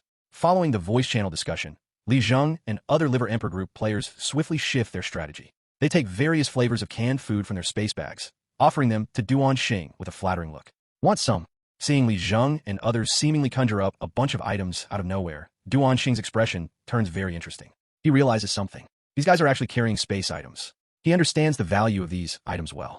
Now, he is still a reserve soldier and cannot be equipped with space items. Even if he is promoted to an official soldier of the Reverse Tide Army, it would require a large amount of war merit to be equipped with space items. Such precious things. And yet this group, who call themselves the Player Clan, each possess one. But upon further consideration, Duan Xing couldn't help but shake his head internally. Space items all have a physical medium, and he had previously killed many members of the Player Clan. When they died, they disintegrated into black mist and did not drop any items, which does not match the characteristics of space items. Could it be their unique physical structure, possessing internal spaces for storing items? Duan Xing then thought of another possibility. There's a racial force within the Reverse Tide Army named Sky Clan, whose members have a special racial skill. After reaching adulthood, their stomachs undergo a miraculous change, forming a space where items can be stored. He believes that members of the Player Clan most likely also possess a similar ability by altering their bodily structure, forming a small space within their bodies for storing items. But this explanation, upon careful thought, still does not clarify why there are no item drops when they dissipate into black mist after death. Facing the food offered by Li Zheng and others, Duan Xing did not refuse and took it with his hand. He planned to have a good chat with this group of Player Clan members next, to probe into the internal situation of their race and the origins of their special abilities. Sitting down, Duan Xing forcefully twisted open the can lid and after a light taste of the food, couldn't help but frown. This food didn't contain even a trace of energy, purely satisfying hunger, utterly worthless, less effective than directly absorbing the heaven and earth energy to replenish bodily consumption. Nevertheless, in order to gather information, he continued eating in small bites, looking for an opportunity to initiate conversation. During this time, Li Zheng and others also sat down in front of Duan Xing, watching him eat, automatically imagining a floating text notification above the head of God of Wealth. Favorability +1. Favorability +1. After a good start, they just needed to wait until the favorability reached the threshold to reap the reward from God of Wealth. In the subsequent conversation, Duan Xing asked about the origins of the Player Clan. Although he had already questioned Zhou Xiao, he still planned to delve deeper. Faced with the inquiry, Li Zheng's thoughts were completely different from Zhou Xiao's. Zhou Xiao's philosophy was to say whatever he knew, not concealing anything, without considering the potential impact. But Li Zheng was different. As an experienced player, he knew that the NPCs in the game world are actually intelligent AIs created by the Moon Eclipse Clan, implanted with memories corresponding to the game world background of birth. Unaware they're NPCs thinking they're living beings, unaware of the true purpose of their existence meant to create game content for players. Therefore, plainly explaining that he is a player is essentially breaking the game rules, providing NPCs with incomprehensible content. In Li Zheng's view, such behavior is quite disgraceful. And in severe cases, the NPCs who learn the truth might be reclaimed by the Moon Eclipse Clan for reinitialization to prevent doubts about their self-positioning and emergence of extraneous thoughts. As a player, Li Zheng felt he should engage NPCs within the background role meant for players. This is also a way to enhance his own immersion in the game. Therefore, when introducing the Player Clan, he referred to the guidance background for his description. stating that once he was a member of the player clan who worshipped Emperor Zhao, fallen in a slumber after the advent of the Black Tide, and only recently awakened, aiming to rekindle the Emperor's fire and reclaim the territories devoured by the Black Tide. During this, Li Zheng also introduced the land under their feet, stating this area belongs to the Emperor Tomb mountain range, once the burial ground of Emperor Zhao, and now at the outskirts of Monster World. However, unlike Zhou Xiao, Li Zheng did not mention Imperial Tomb Village, because Newbie Village is the resurrection point for players, which in Li Zheng's view is clearly difficult for NPCs to comprehend. This communication went smoothly, without content being blocked or muted. After collecting this information, Duanxing increasingly felt the urge to persuade the player clan to his side. But the problem was, the player clan, being an ancient race from the ancient times and worshippers of the old creator god, Emperor Zhao, seemed obsolete in their thoughts and apparently unwilling to join the Reverse Tide army. After talking for a long time and realizing Duanxing hadn't brought up the idea of giving out red packets, Li Zheng became a bit impatient. Being a member of the working party, he viewed time as money and could no longer afford to waste it like this. God of Wealth, there's a saying in our player clan, a gift in return, which means that it's polite to give a gift in return after receiving one from a friend. Hearing this, Duanxing was momentarily stunned, then looked down at the empty food can he had in his hand. The meaning of Li Zheng was clear. He obviously hoped to receive some gifts in return. Thinking of the life-saving grace of the player clan, Duanxing didn't quibble over the value of the food, and after a brief consideration, he took out a purple crystal stone from his arm guard and handed it to Li Zheng. This is a purple soul crystal stone, my return gift. Taking the purple soul crystal stone, Li Zheng's eyes lit up with a smile upon seeing that the analysis information displayed it as a level 7 spirit ore. After chatting for a while, there was finally a gain. Indeed, it was necessary to brush up favorability first before moving on to the red packet phase. But after receiving the crystal stone, he couldn't help but ask, God of Wealth, do you possibly also have body refining skills to give? Hearing this, a vein twitched on Duanxing's forehead. He realized that the news of previously giving body refining skills to the player clan had obviously spread within the player community. Asking for body refining skills was their main purpose for approaching this time. No, I only carried one set of body refining skills with me. Duanxing firmly shook his head in refusal. Duanxing's response left Li Zheng and others somewhat disappointed, and their team voice channel analyzed.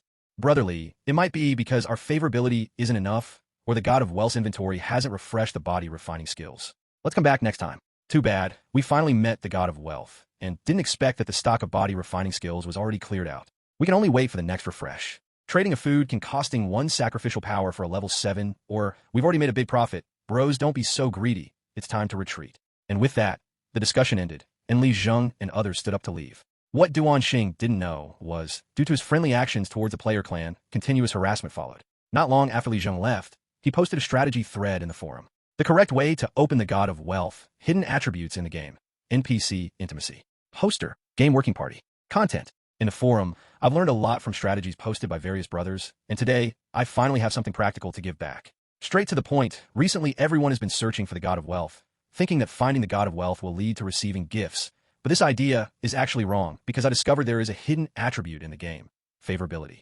The 3 characters of favorability probably need no explanation by me. Brothers who have played games understand. In other games, NPC intimacy can be straightforwardly obtained by viewing the attribute panel, and reaching a certain level of intimacy with NPCs can provide convenient services or purchase permissions for discounted or special products. But the friendship in this game is a hidden attribute. Although it cannot be seen from the attribute panel or other places, it does indeed exist.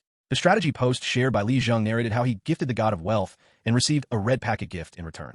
A level 7 quality spirit ore. This post quickly climbed in popularity on the forum. Many players replied, thanking him and stating that they learned the correct way to utilize the God of Wealth. Li Zheng's success reinforced players' impression of Duanxing, thinking the God of Wealth was a special mechanism in the game where encountering him could lead to making a small fortune. And if lucky, the God of Wealth space bag had just refreshed the body refining skills. One could make a killer profit. This sparked a craze of trading junk for treasures. All players wanted to exchange cheap items bought through the mall for high-value body refining skills or high-quality spirit ores from the God of Wealth. Meanwhile, unknowing Duanxing was considering whether to further investigate the player clan. For instance, finding their clan land, covertly observing and collecting information. If in the future there was a chance to return to his homeland, then he would report the information on the player clan and try to persuade the player clan to join the Reverse Tide army, becoming one of the racial forces serving the Reverse Tide army. Little did he know, a wave of favorability harassment was about to come. Primordial Altar. Qisheng was surrounded by multiple glowing tracks, on which countless complex characters were leaping. He lowered his head to closely examine the connection nodes between the characters and tracks, as well as the path variations during the energy's rotational flow. The energy tracks and characters are the visualized structural analysis of the Heavenly Talisman battle skill, gifted by Duan to players. By controlling the sacrificial energy capable of transforming the traits of all things, Qisheng could perfectly replicate the operational trajectory of the Heavenly Talisman battle skill and produce it as a product for players to purchase and use. However, there was a problem. The training system of the Heavenly Talisman battle skill was not suitable for humans. The human body structure, including meridian and organ layout, differed from that of the Sky Talisman clan. The operational trajectory of the Heavenly Talisman battle skill was simulated in human bodies, and the results were not ideal. The external energy entering the test human body would uncontrollably surge through the meridians, bringing severe pain and discomfort. If the energy was not quickly dissipated, it could burst blood vessels, endangering the life of the test subject. The reason Zhou Xiao could safely use the Heavenly Talisman battle skill was that he had absorbed a special energy stored in the information stone. This energy aided Zhou Xiao in digesting and converting externally absorbed energy before it would nourish Zhou Xiao's body, thereby enhancing his physical fitness. It was as if Zhou Xiao had an extra, simplified absorption organ in his body that mimicked the physical structure of the Sky Talisman clan. This discovery instantly piqued Qisheng's interest. In his view, replicating this simplified organ was not difficult, and neither was copying the fully analyzed operational pathway of cultivation. As long as he had a detailed structural analysis of an item, he could perfectly reproduce anything by consuming sacrificial power. He could even embed the replication process into the challenger system in the form of an automated program. For example, the spirit stones sold in the store were produced after he performed a detailed analysis of their internal structures. During the production, in order to simplify the process, he set the conversion from sacrificial power to spirit stone to be automatic. As soon as a player clicked to buy spirit stone in the store, the challenger system would activate the conversion program, and then the acquired spirit stone would be delivered to the player through the space department system. With guidance providing detailed analysis, replicating the simplified organ and Heavenly Talisman battle skill was not difficult. The real challenge was creating a universal absorption and conversion organ. The Sky Talisman clan is just one of myriad racial forces in the monster world, far from being a top-tier race, and their cultivation method held little value in Qisheng's eyes. But apart from the Sky Talisman clan's body refining skills, there existed various powerful combat skills for cultivation within the monster world. These combat skills allow one to snatch a thread of heaven and earth energy by following the world's operational trajectory, nourish it within the body, and then reciprocate it to the body to achieve the effect of nurturing the body. Among them, there are very excellent body refining skills, with extremely high efficiency in capturing heaven and earth energy. Qisheng studied body refining skills with the aim of creating a universal cultivation organ for players, so that this organ was perfectly compatible with all combat skills. No matter which race's combat skill the player learned, it could be perfectly operated through this special organ. And the organ would be able to automatically record the operational trajectory of the player's learned combat skills, allowing the player to activate it with a button push upon mastering the body refining skills. This would keep the player in a constant state of cultivation, gaining body refining experience whether hunting or mining. Of course, he would not offer this mode to players for free, as driving this universal organ would definitely cost more than the base price of sacrificial power. It was tantamount to adding a pay-to-play cultivation mode under the built-in store model. But at this stage, without any physical object to analyze and use as a reference, and only with the Heavenly Talisman battle skill provided by Duan, Qisheng was momentarily unable to begin. While pondering how to solve this issue, the guiding water ball emerged from the void and hovered beside him. Big Boss, superdimensional connection. Upon hearing this, Qisheng no longer considered the issue of creating the universal organ, as a screen of light manifested instantly before him. In the screen, the expressionless superdimension was sitting amidst lush green plants, blending into nature as one. Big Boss, we've encountered some difficulties in the development of the armed vehicle's function. Is there not enough sacrificial power? Hearing this, Superdimension scratched his head with a silly smile. Building this system requires embedding a new energy conversion system on top of the existing one, so it needs sacrificial power to support it. The last recruitment consumed 2 million sacrificial power, plus the revenue in these days. Subtracting my production consumption, you still have 390,000 sacrificial power left. With my speed of developing new functions, continuing to consume at this rate might likely affect your ability to distribute rewards. After hearing Superdimension's explanation, Qisheng slightly furrowed his brow. After briefly pondering, he nodded towards Superdimension in the screen. Don't worry, you keep on researching and developing. I will find a way to resolve this issue. After ending the connection, Qisheng had already thought of how to fill this gap in sacrificial power. Although he only had 390,000 sacrificial power in hand, the total amount in the sacrificial pool was 2.48 million, of which 2.09 million belonged to the players. Although he would not lightly touch the player's portion of sacrificial power, it must still be used when necessary. Directly accessing it was not appropriate in his view. If for some reason the player community needed to consume a large amount of sacrificial power, it would lead to an inability to compensate the expenditures from the sacrificial power inventory, severely affecting the player experience. Therefore, the most correct method was to find a proper reason to have players voluntarily surrender some of their sacrificial power, thus avoiding the potential risk of a sacrificial power run. How to implement this was already clear in Qi Sheng's mind. He had come up with this plan when creating the challenger system and was just waiting for a shortage of sacrificial power to use it. That is a lottery. Before traveling to Monster World, Qi Sheng had played many games on Earth. He had referenced many game settings when designing the challenger system. He discovered that various types of games generally have a mode of spending real money, like drawing from blind boxes, card packs, roulettes, loot boxes, or playing board games, encouraging players to spend more. This pay-to-win approach has 3 advantages. Firstly, it satisfies the psychological needs of players. Humans inherently have a gambler's mindset, curious and expecting about unknown results. This mechanic uses that trait, allowing players to enjoy the thrill of winning big from small investments through payments. Secondly, when players obtain rare or precious virtual items through the lottery, they experience intense joy and fulfillment. This positive feedback prompts them to continue participating in the lottery. Lastly, the lottery mechanism usually includes various rewards, from common to rare, providing diversity that keeps players excited and surprised during the drawing process, catering to different kinds of players. These 3 advantages make the lottery system a mainstream method for game developers to generate player spending. However, unlike game developers, he doesn't need cash from players, just their sacrificial power. Releasing a probability-based lottery can solve this problem well. As long as he adjusts the odds, he can ensure steady profits. Once this model is launched, players' stockpiled sacrificial power will inevitably be converted into his revenue. Compared to other pay-to-win games, Monster World has an inherent advantage when it introduces the lottery mode. Players won't doubt the odds and won't perceive the in-game lottery as being forcefully pay-to-win or deceptive. This is because Monster World doesn't have a cash payment channel for in-game currency. It only consumes currency produced within the game. With these ideas, Qi Sheng immediately contacted Guidance to initiate a virtual lottery event. That afternoon, Challenger Tips alerted all players' minds, with the information also posted on the official forum. Random event activation. This event is called Lucky Roulette, and players can start it through the functional panel. This feature will disappear after the event ends. Poster, guidance, officielle vérifiée. Event description. This round of the event is triggered randomly. During the event period, players can spend 20 sacrificial power to start the Lucky Roulette and receive random rewards, without any guaranteed rewards. Event duration countdown. 23 hours, 59 minutes, 57 seconds. Event rewards are as follows. The prizes for this event are divided into 6 categories: white, green, blue, red, purple, and gold. Gold category prizes include 1. Body refining level +2. Only for those whose body refining level is below 10, if already at level 10, directly receive 20,000 points of sacrificial power. 2. Large sacrificial power pack. Upon opening, directly receive 18,000 points of sacrificial power. 3. Star Vein Growth Pack. Upon opening, gain +4 Star Vein level. 4. Power of Growth. Upon activation, increase hunting monsters' evolution points and sacrificial power income by 15%.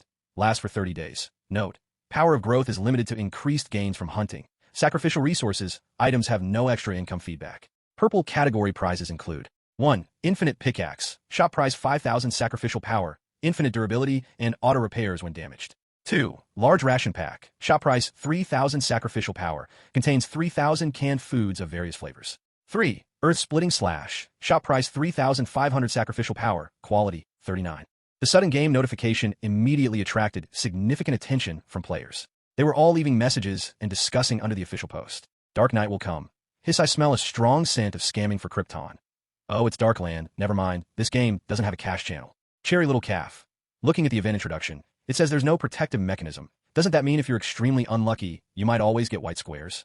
I was about to start cursing, but then I remembered that this game doesn't have any built-in cash channel. How could the Moon Eclipse Clan possibly scam the sacrificial power for me?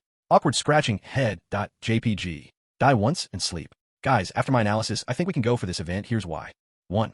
In other games, the lottery mechanism is used to get players to recharge with real money, but Darkland doesn't have this problem, so the probability of winning should be reliable. 2. Apart from scamming for Krypton, the lottery mechanism also exists when the game currency is too abundant. It's a way for the game officials to recycle the game currency and ensure normal prices. However, in Darkland the output of sacrificial power is terribly low.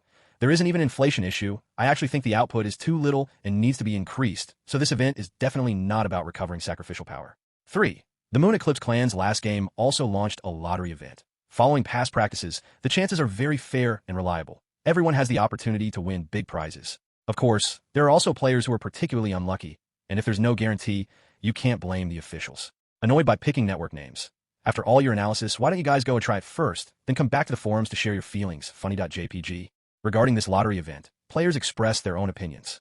Although the vast majority of players think there's no problem with the lottery, there are still some players who are cautious about trying it. It's not that they suspect the officials of cheating, but they're worried about the loss of sacrificial power.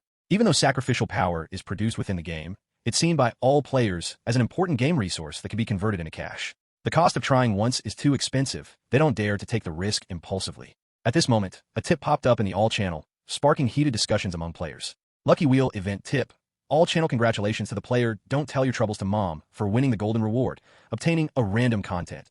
Great sacrificial power gift package. This tip immediately blew up the voice channel. No way. Bro, you're too fast. The event just went live less than 5 minutes ago, and you've already snagged a sacrificial power gift package. 18,000 points of sacrificial power. Are you playing with your life? You really deserve to die. It makes me clench my fists. If this game had a cash recharge channel, I'd definitely curse you out as a scamming dog. My good mood for the day was ruined by you. I'm going to try my luck, and if I don't get it, I'll come back and curse. I'm afraid my red-eye disease can't be cured anymore. Why can't such an opportunity to get rich include me? Could the officials please turn off the all-channel tips, or change the content to show how much sacrificial power a player has lost due to some action? Stop displaying other people's good news. I don't want to hear it. I was originally planning to save up to buy a taunt soul, but seeing the lottery event, I knew I couldn't save it. Happy gambling disc, here I come. Give me a golden one. Going crazy. Seeing the tip, I quickly opened the wheel and tried twice, used up 40 points of sacrificial power, and got 2 cans of food worth 1 point of sacrificial power each in the store. Damn Moon Eclipse Clan. Compensate me 38 points of sacrificial power. Throwing a tantrum.jpg. Ha ha ha. Lucky. First try got a blue prize pool. Gave me a weapon worth 120 points of sacrificial power. Attached frost sword. Chi Sheng added a setting to this lucky draw event. As long as a player wins a prize of purple quality or above, a 3-second pin tip will pop up in the regional voice channel. This was done to attract those players who were still hesitant. The lottery event started not long ago, and everything went as predicted. More and more players participated in the lottery. During this period, although some players were very lucky and won high-value items, the winning probability set by Chi Sheng ensured that he was always in a profit-making situation. The total sacrificial power didn't decrease. It just nominally belonged to the players, but was moved to his own account by Chi Sheng through legitimate means. For Chi Sheng, who fully controlled the sacrificial pool, he could indeed use the portion of sacrificial power that belonged to the players at will. Even if there was an issue of not being able to pay, he could find an excuse. But he views such practices of fooling players as very stupid. Even if players accepted his reasons, he still had to quickly fill the gap in the overdrawn sacrificial power, which also damaged the player's gaming experience. So if you can scam, why bother robbing? The lottery event came to an end after 24 hours. Most players incurred greater losses than gains from this event, with only a select few earning substantial rewards. However, no player suspected any issues with the lottery odds. Their perception of the game officials was such that they didn't believe the officials would profit from the event. Failing to win good prizes was attributed to their own bad luck. This was precisely why Chi Sheng opted for a lottery to collect sacrificial power from the players. But Chi Sheng also understood that such events could not be held frequently, as they were only suited for times of urgent need for sacrificial power. Otherwise, it would severely impact the player's growth rate. He had already seen complaints on the forum from players who regretted not being able to restrain themselves, having spent all the sacrificial power intended for expanding their star veins on the Luck Wheel event. With the event over, Chi Sheng tallied up his gains. Total sacrificial power income, 830,000. The event had extracted a third of the player's sacrificial power reserves. It was certain that if the event lasted more than 24 hours, apart from a few players indifferent to the gambling odds, even more would have participated, bringing him a higher sacrificial power income. Primordial Altar assured that the accumulated sacrificial power was sufficient for the super dimension to develop the armed vehicle system. Chi Sheng waved his hand to disconnect the light screen linking to the super dimension. Lifting his head, his gaze swept over to the primordial containment wall in front of the altar. The majestic wall, constructed from blue crystal, was divided into countless cells. However, only cells numbered 1 to 15 were holding primordial monsters. One could see transparent tubes attached to each primordial monster, continuously extracting energy from their bodies. In the blink of an eye, Chi Sheng transformed into Emperor's Omen form. His head morphed into blazing flames, and around him privately emerged an energy track as brilliant as the Milky Way, followed shortly by 15 spheres of different colors floating along the track, orbiting his body. This stellar track was the physical manifestation of his strength, with each sphere representing one of the primordial abilities he had contained. Chi Sheng raised his right hand, its palm burning with Emperor's fire slowly opening. Instantly, the 15 spheres of primordial abilities left their orbits to circle above his palm, releasing different colored energies that flowed into his body, the surging warmth stirring and merging within Chi Sheng's body, deepening the color of Emperor's fire. With each containment of a primordial monster, Chi Sheng retrieved another piece of his power puzzle, clearly feeling an enhancement of his own strength. He believed that with the help of the players, one day he would be able to step out of the Imperial Tomb Village and face the challenge of the Horror Black Tide in his true form as Emperor Zhao. Boss, a new domain node has been discovered. The floating guidance suddenly spoke, interrupting Chi Sheng's train of thought. He decisively shifted his focus to the view provided by the guidance. Minutes earlier, southeast of Imperial Tomb Village. Gray Mist Forest. As the map's fog cleared, the exploration rewards came with a notification. The duo who received the reward didn't stop their advance, continuing to explore deeper into the thick forest. Passing the tall bone bamboo forest, the scene that unfolded before the two players was astonishing. It seemed like a paradise hidden from the rest of the world, with a delicate cobblestone path leading deep into the forest, flanked by softly glowing fluorescent grass, and a faint white mist in the air that sweetened every breath. Venturing further inward, a variety of plants came into view. The duo finally stopped in front of a spirit tree. The tree was tall with abundant branches and leaves. Its trunk was entwined with slender vines blooming with flowers of various colors, each petal crystal clear and spreading a mild fragrance. Focusing their gaze, the analysis of the information appeared in the minds of the two players. 7-colored wood. Spirit plant level, level 4. Spirit plant introduction. A relatively rare, medium-grade spirit plant in Monster World. Its accompanying vines bloom flowers that change into 7 different colors with the passage of time and seasons, with each color offering different effects. In the dead of winter, when the chilling wind howls, the 7-colored wood displays intertwining colors of gold and fiery red, indicating its ripe harvesting period, affected by black tide energy corrosion. The growth state of the spirit plant is disrupted, unable to change with the seasons, presenting a state of multiple colors coexisting. Spirit plant effect. Consuming it provides body refining experience. It can also be used to enhance the effects of special potions. Discovering this was a level 4 spirit plant. The breathing of the duo quickened. They had never imagined such good fortune would fall upon them in this manner. Monkey, are we about to strike it rich? Said the short-haired man in the team, eyes gleaming. The player nicknamed Monkey nodded excitedly, the frustration from the luck wheel event vanishing at this moment. Get to work. We'll dig it up and see if anyone in the regional channel is buying at a high price. If not, we'll consider offering it to Brother Emperor Zhao. After a brief exchange, they set to work, taking out their mining pickaxes to uproot the 7-colored wood from the soil, stowing it in their space bags. Having done this, the pair did not post a sales message right away, but continued to venture deeper into the forest. They felt certain there had to be other treasures here. However, they soon realized something was amiss deeper within the forest. Moving further in, they began to see black spots on the surfaces of the plants, and the deeper they went, the more spots there were. Many plants drooped lifelessly, their leaves yellowed, and upon analysis, it was clear that the vegetation had been damaged by black tide power, almost withering away. Monkey, could there be a corrosion core around here? Having just experienced the Dark Cave battle not long ago, upon seeing such a bizarre scene, they subconsciously thought of the corrosion core. According to the guidance description, the corrosion core is a black tide abomination naturally generated under the evil moon, slowly permeating and severely damaging the environment of the area it forms in. The domain crystal of the Dark Cave battle's no domain had once been entangled and infiltrated by the corrosion core. Unclear. Let's keep going and have a look. Minutes later, the two of them passed through a patch of withered fluorescent grass, and the view in front suddenly opened up. Deep in the dense forest lay an enormous field divided into squares. All the spirit plants growing within had withered away, and the air was filled with a faint stench. In the center of the field hovered a meaty, pulsating corrosion core. The tendrils spreading from the core, like a spider's web, covered the surface of the field, absorbing the Earth's power to nourish itself. The Challenger tips rang out at this moment. Challenger tips, cloud field, domain node discovered. With the Challenger tips, the fog in the center of the gray mist forest region on the map dispersed, and the location of the corrosion core was marked with a black tumor icon. The two players focused their gaze on the spirit field ahead, with more detailed introduction information presented in their minds. Cloud field. Territory type. Resource. Territory characteristics. Accelerated growth. Characteristics introduction. Significantly speed up the growth rate of spirit plants within the coverage area of the node, with level 1 spirit plants maturing in 3 to 5 days. Domain state. Ensnared by corrosion core. They had only speculated, sensing from the environmental changes that there might be a corrosion core ahead, but they did not expect their speculation to become reality. Here truly was an uncontained node domain. Monkey, if we smash the corrosion core, the two of us can enjoy the purification reward alone. We're really going to strike it rich, one player said excitedly. Don't be rash. There's definitely danger near the corrosion core. Don't rush in and get killed. The player nicknamed Monkey replied with caution.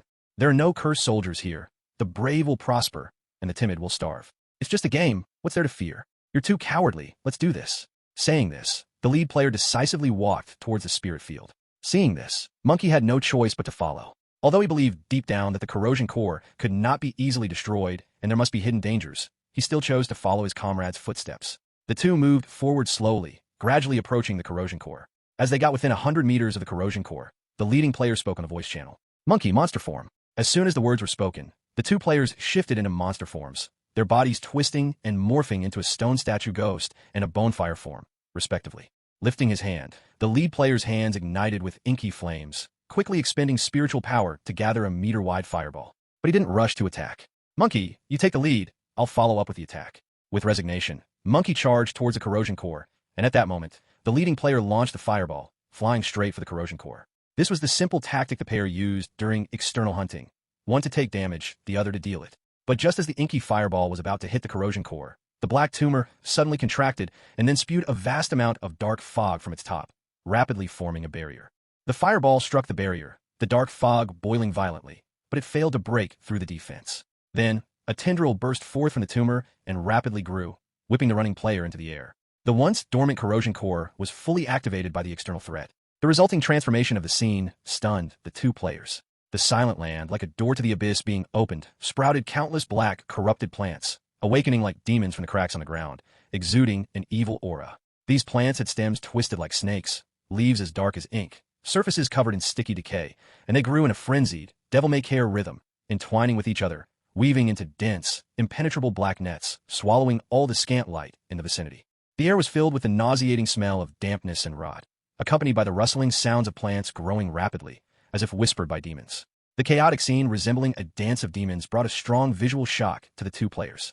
They had no time to escape before they were entwined and constricted by the corrupted plants, their vision soon shrouded in darkness. Primordial altar. Seeing the death of the two players, Qisheng was not surprised. Each corrosion core possessed a strong territorial consciousness and would actively attack all life outside the Black Tide system. The two players alone had no chance of purifying this domain node. But now that he had discovered this domain, Qisheng decided to release a new purification task to all players. He modified the rewards for the task based on the territory characteristics of the spirit field. Although Cloud Field is a resource-oriented domain, it differs significantly from the Dark Cave.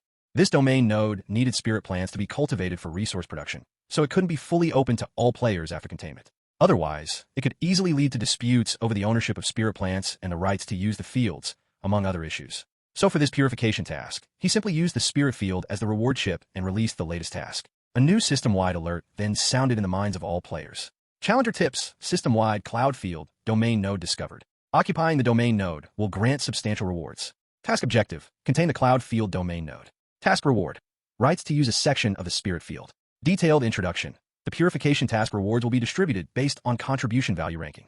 The top 1,000 players will be granted a small plot in the Cloud Field, which can be used for planting and cultivating spirit plants. Spirit plant seeds can be purchased through the store function panel. Spirit field characteristic introduction can significantly accelerate the growth rate of spirit plants. Task duration, infinite, until the node is occupied.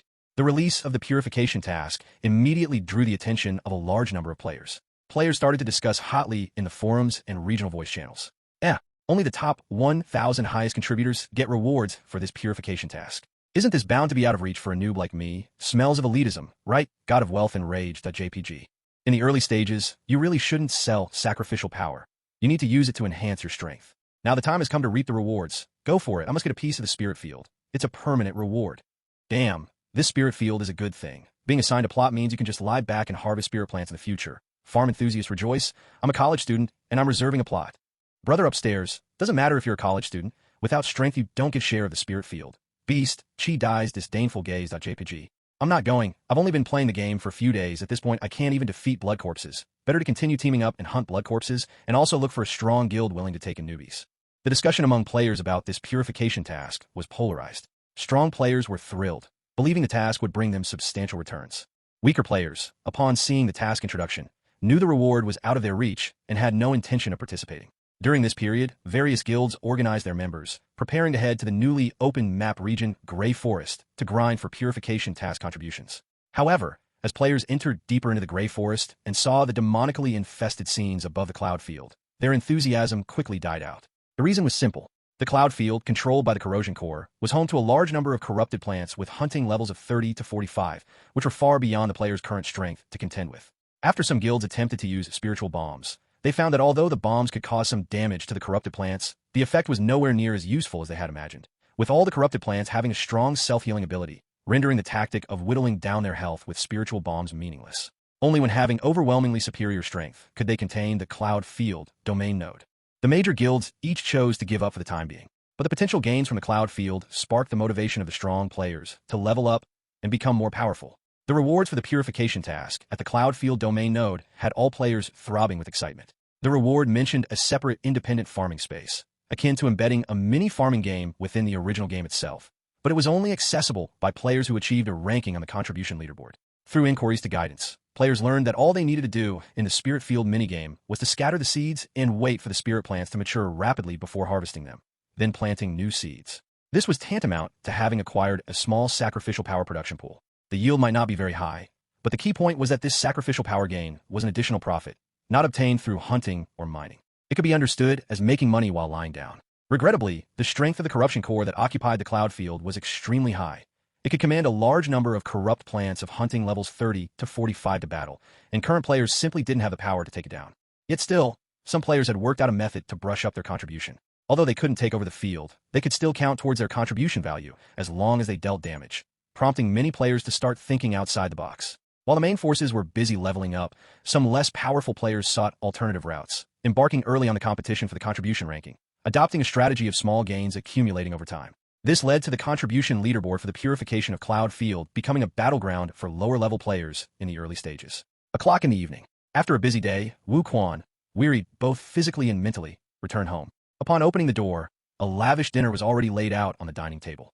The robot housekeeper greeted him enthusiastically, asking if he had any other needs. Ignoring the robot housekeeper, Wu Quan threw his work bag onto the sofa and, after washing his hands, began to devour his meal. After finishing dinner, he pulled out his phone to check his messaging app, and the first thing that caught his eye were the marriage-nagging texts from his mother. "Mom, you're 30 and still not looking for a partner. I'm anxious to hold a grandbaby. Angry.jpg. Mom, why aren't you responding? How do you feel about the girl Aunt Wong introduced to you recently? Any thoughts on taking things further? Mom, mother's heartbroken.jpg. Tell me, do you like the same sex? Is that why you've never sought a partner?" After scrolling through a series of probing texts from his mother, Wu Quan chose to ignore them. After instructing the housekeeper robot to clear up the dishes, he stepped towards the gaming capsule. Ever since he linked to the Dark Land and obtained the gaming privileges, he would enter the game after work each day. It was one of his few pleasures. His gaming time was from 8 p.m. until 9 a.m. the next day, with his sleep also spent inside the gaming capsule. However, his approach to gaming was different from most players. Hunting, gathering, exploring, these gameplay elements felt truly tiresome in his view, and he was not the least bit interested. In his youth, he too was a passionate gaming enthusiast, but with age, his gaming mindset gradually became more zen. He disliked competition and preferred leisurely and relaxing gameplay. Now, the only joy he found in gaming was fishing. Even before experiencing Darkland, he was a dedicated member of the fishing faction players. During holidays, he would pick up his gear and set out to fish. This process seemed very stress-relieving for him. He generally chose scenic locations by the water for his fishing location, such as lakes, rivers, reservoirs, or the seaside.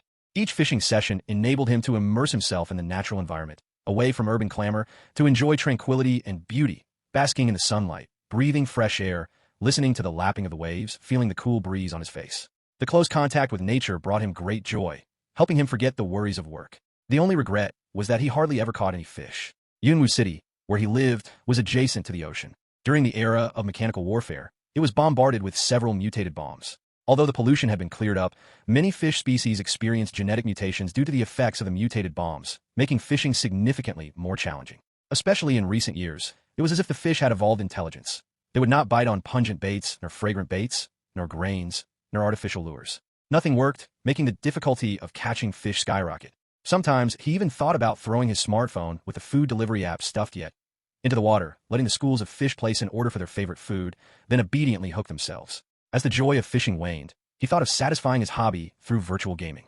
He first set his sights on the recently released Darkland, which claimed to have a perfect sense of immersion. Feeling that a game boasting such high levels of realism must permit some non-mainstream gameplay, such as fishing, he was interested. Yet the biggest issue with this game was the extreme difficulty in procuring gaming privileges. Even if one had the money, it wouldn't guarantee access. One could only attempt to snatch it up during official website releases, with exceedingly low chances of success. He thought it likely that he wouldn't get a chance to play the game within 3 years. Unexpectedly, however, a hacked version download link appeared in a renowned game guild group he had joined years ago. He was fortunate enough to catch a ride, downloading the game. When he first entered the game, he was amazed by its realism and even more excited about virtual fishing. During his days playing Darkland, he searched through mountains and rivers to find a tranquil fishing spot. Finally, a week ago, he discovered a fishing treasure land. The spot was located west of Imperial Tomb Village, south of Artifact Spirit Valley, a small lake where greenery thrived, seldom visited by evil life or monsters. More importantly, the lake was teeming with fish species. However, finding a suitable fishing spot involved a series of problems to address. Besides needing to create fishing gear and bait, it's more important that he possesses a robust physique. In the game, even the weakest monsters have a physical fitness surpassing that of normal humans. Without leveling up, fishing would not be feasible. The fish in a lake have a high bite rate, but getting a bite doesn't guarantee a catch.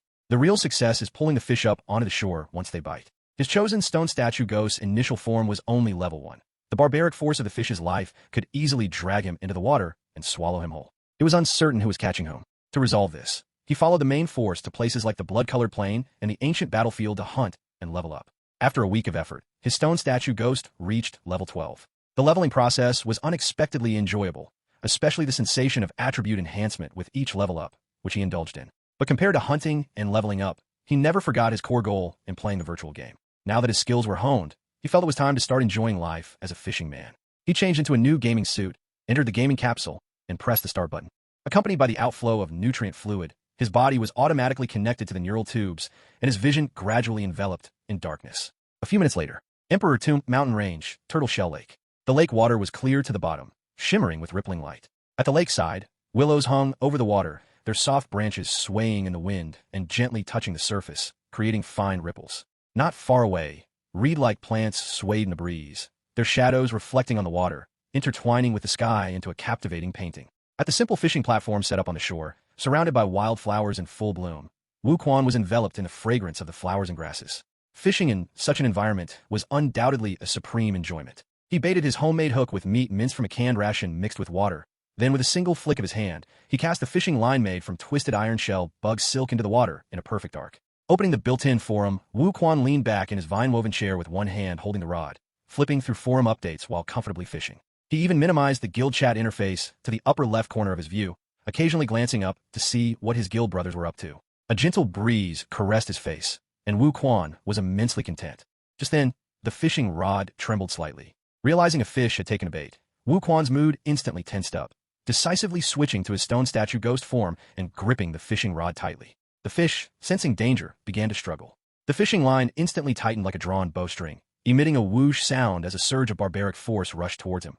Wu Quan's arm muscles tensed with each tug, his expression tense yet filled with anticipation. As the intensity of the fish's struggle escalated, so did Wu Quan's hold on the fishing rod, shifting from sitting to standing position. After an intense tug of war, a large fish leapt out of the water, its scales glistening under the waning moonlight as it splashed water droplets while flipping its tail in the air. "Come to me." Wu Quan exerted force, and the large fish, having no leverage in the air, flew toward the shore. Snap! The big fish landed among the flowers, continuing to flop around, each tail flap sending it meters into the air. Focused, the analysis information of the fish appeared before his eyes. Red scale fish, monster. Hunting level, 4. Target description, a low-level monster unique to the Emperor Tomb Mountain Range area. Primarily feeds on aquatic plants, but will also attack other aquatic creatures when excessively hungry. Guidance commentary. This monster has high edible value. After being killed, it can be automatically decomposed into red-scale fish meat, to enter the space bag, or be killed normally to obtain evolution points and sacrificial power feedback. This was Wu Quan's first successful fishing attempt, and he couldn't help but burst into laughter. But he didn't rush to deal with the red-scale fish. Instead, he opened the screenshot function and took a selfie with the red-scale fish, sending it to the guild group chat channel. One of the great pleasures of fishing is sharing. After finishing these actions, he took out the short handle axe that he had purchased for leveling from a space bag and used it to kill the flailing red-scale fish. Suddenly, a killing feedback option popped up in his mind. Choose between fish meat or evolution points and sacrificial power. Wu Quan, after a brief thought, chose the fish meat. Immediately, the all things extraction system in the challenger system activated, and the dead red carp was decomposed by an invisible force, leaving a pile of scaled and sliced fish meat on the ground. Red scale fish meat, X3. Spiritual food quality, 2. Consumption effect. Increases satiety. Each portion of red scale fish meat used provides a 30-point body refining experience bonus. The analysis information of the red scale fish meat left Wu Quan somewhat surprised. The 3 portions of fish together could provide a total of 90 points of body refining experience, equivalent to 90 points of sacrificial power for leveling body refining, which he considered to be much higher than the gains from hunting evil spirits. A normal level 4 evil spirit simply couldn't provide such a high benefit of sacrificial power. The only downside was choosing to decompose into fish meat provided no evolution points, and the time spent fishing was longer, enough to kill several evil spirits. But this discovery still excited Wu Quan. It meant that fishing could also make one stronger. Killing aquatic life provides evolution points and sacrificial power, and decomposed fish meat can be used as food to gain body refining experience. This discovery gave him more options for future fishing. Strength is the key to adventuring in the monster world. He could definitely become stronger through fishing, and the rivers, lakes, and seas of the monster world could all be his fishing locations in the future. Thinking this, Wu Quan felt joyful, believing he had found his future goal. Picking up the red-scale fish meat from the ground, He threw 2 portions into a space bag and brought the remaining piece to his nose for a light sniff. A faint fragrance lingered around his nostrils, and although he was not fond of raw food, he felt a sudden urge to take a bite. Thinking that this is a game where raw meat does not pose risks of parasites, he tried biting off a small piece. The moment the fish meat entered his mouth, Wu Quan's eyes widened. It was a taste he had never experienced in the real world. The delicacy and smoothness in his mouth was nothing like the fish meat he knew. It seemed to contain an indescribable liveliness and freshness, like morning dew sliding over tender leaves or a mountain spring brushing against the heart. Gently chewing, the fish meat dissolved on his tongue. The faint fragrance transformed into intensity, stirring within his mouth and nose, the freshness infiltrating his taste buds. Every pore of his body relaxed. Every cell seemed to be activated by this supreme delicacy, emitting joyful cheers. Holy shit, this is so delicious. The red scale fish meat, imbued with spiritual material, utterly conquered Wu Quan's taste buds, and he gulped down the fish meat in a few bites, even taking out and eating the other 2 pieces he initially planned to save for food. While gaining 90 points of body refining experience, Wu Quan still felt unfulfilled. So tasty, incredibly tasty. Having tasted the fish meat of Monster World for the first time, Wu Quan's passion for fishing was thoroughly ignited. I wonder what grilled fish meat would taste like. After buying a torch from the store and sticking it into the mud next to the fishing platform, he returned to the platform to sit down, picked up the fishing rod, and cast another line full of expectation. As he continued to fish, Wu Quan decided to share his discovery in the form of a guide on the player forum. Having experienced this game over the days, he realized one thing. To quickly develop in any area within the game, relying only on one's own abilities is challenging. It requires a lot of players to join and contribute to development. Just like the Arms Merchant Guild in the game, where a group of players passionate about weapon development join to explore the future together. And like the development of Star Vein combinations, it was the participation of a large number of players that led to the emergence of many powerful lineups combining life souls. As a fishing faction player, Wu Quan felt that the fishing gameplay also needed a lot of players to join and explore the upper limits of this method together. Bait tuning, fishing line choice, fishing rod making, to fish for high-level aquatic creatures, he alone couldn't go far. More players need to join, pooling ideas to solve potential future problems, and even upgrading fishing gear. A new month has begun. I ask for your support with monthly tickets. We'll explode with updates in a few days. Strategy, new gameplay in Darkland. Universal fishing. Poster, Shui Yigon. Content. Before diving into the new gameplay, let me explain my situation first. I'm a seasoned fisherman in real life, loving to go fishing on holidays. However, the place I live, Yunwu City, was once attacked by the mechanical army with mutated bombs, causing many aquatic fish to mutate and develop intelligence over the years, making them nearly impossible to hook, which has greatly diminished the fun of fishing. Thus, I turned to virtual gaming to satisfy my craving. Luckily, I grabbed the second round purchase qualification for Darkland and entered Monster World to experience the game. But my initial attempts at fishing the game were not smooth. The first major challenge was the lack of sufficient combat level. The weakest monster in Monster World was stronger than my main human form. Without a strong physique to support, it was impossible to pull the fish ashore. I would just be dragged into the water. To solve this problem, I chose to hunt and level up with my guild friends. Today, my stone statue ghost level has reached 12, and I finally decided to start my fishing action.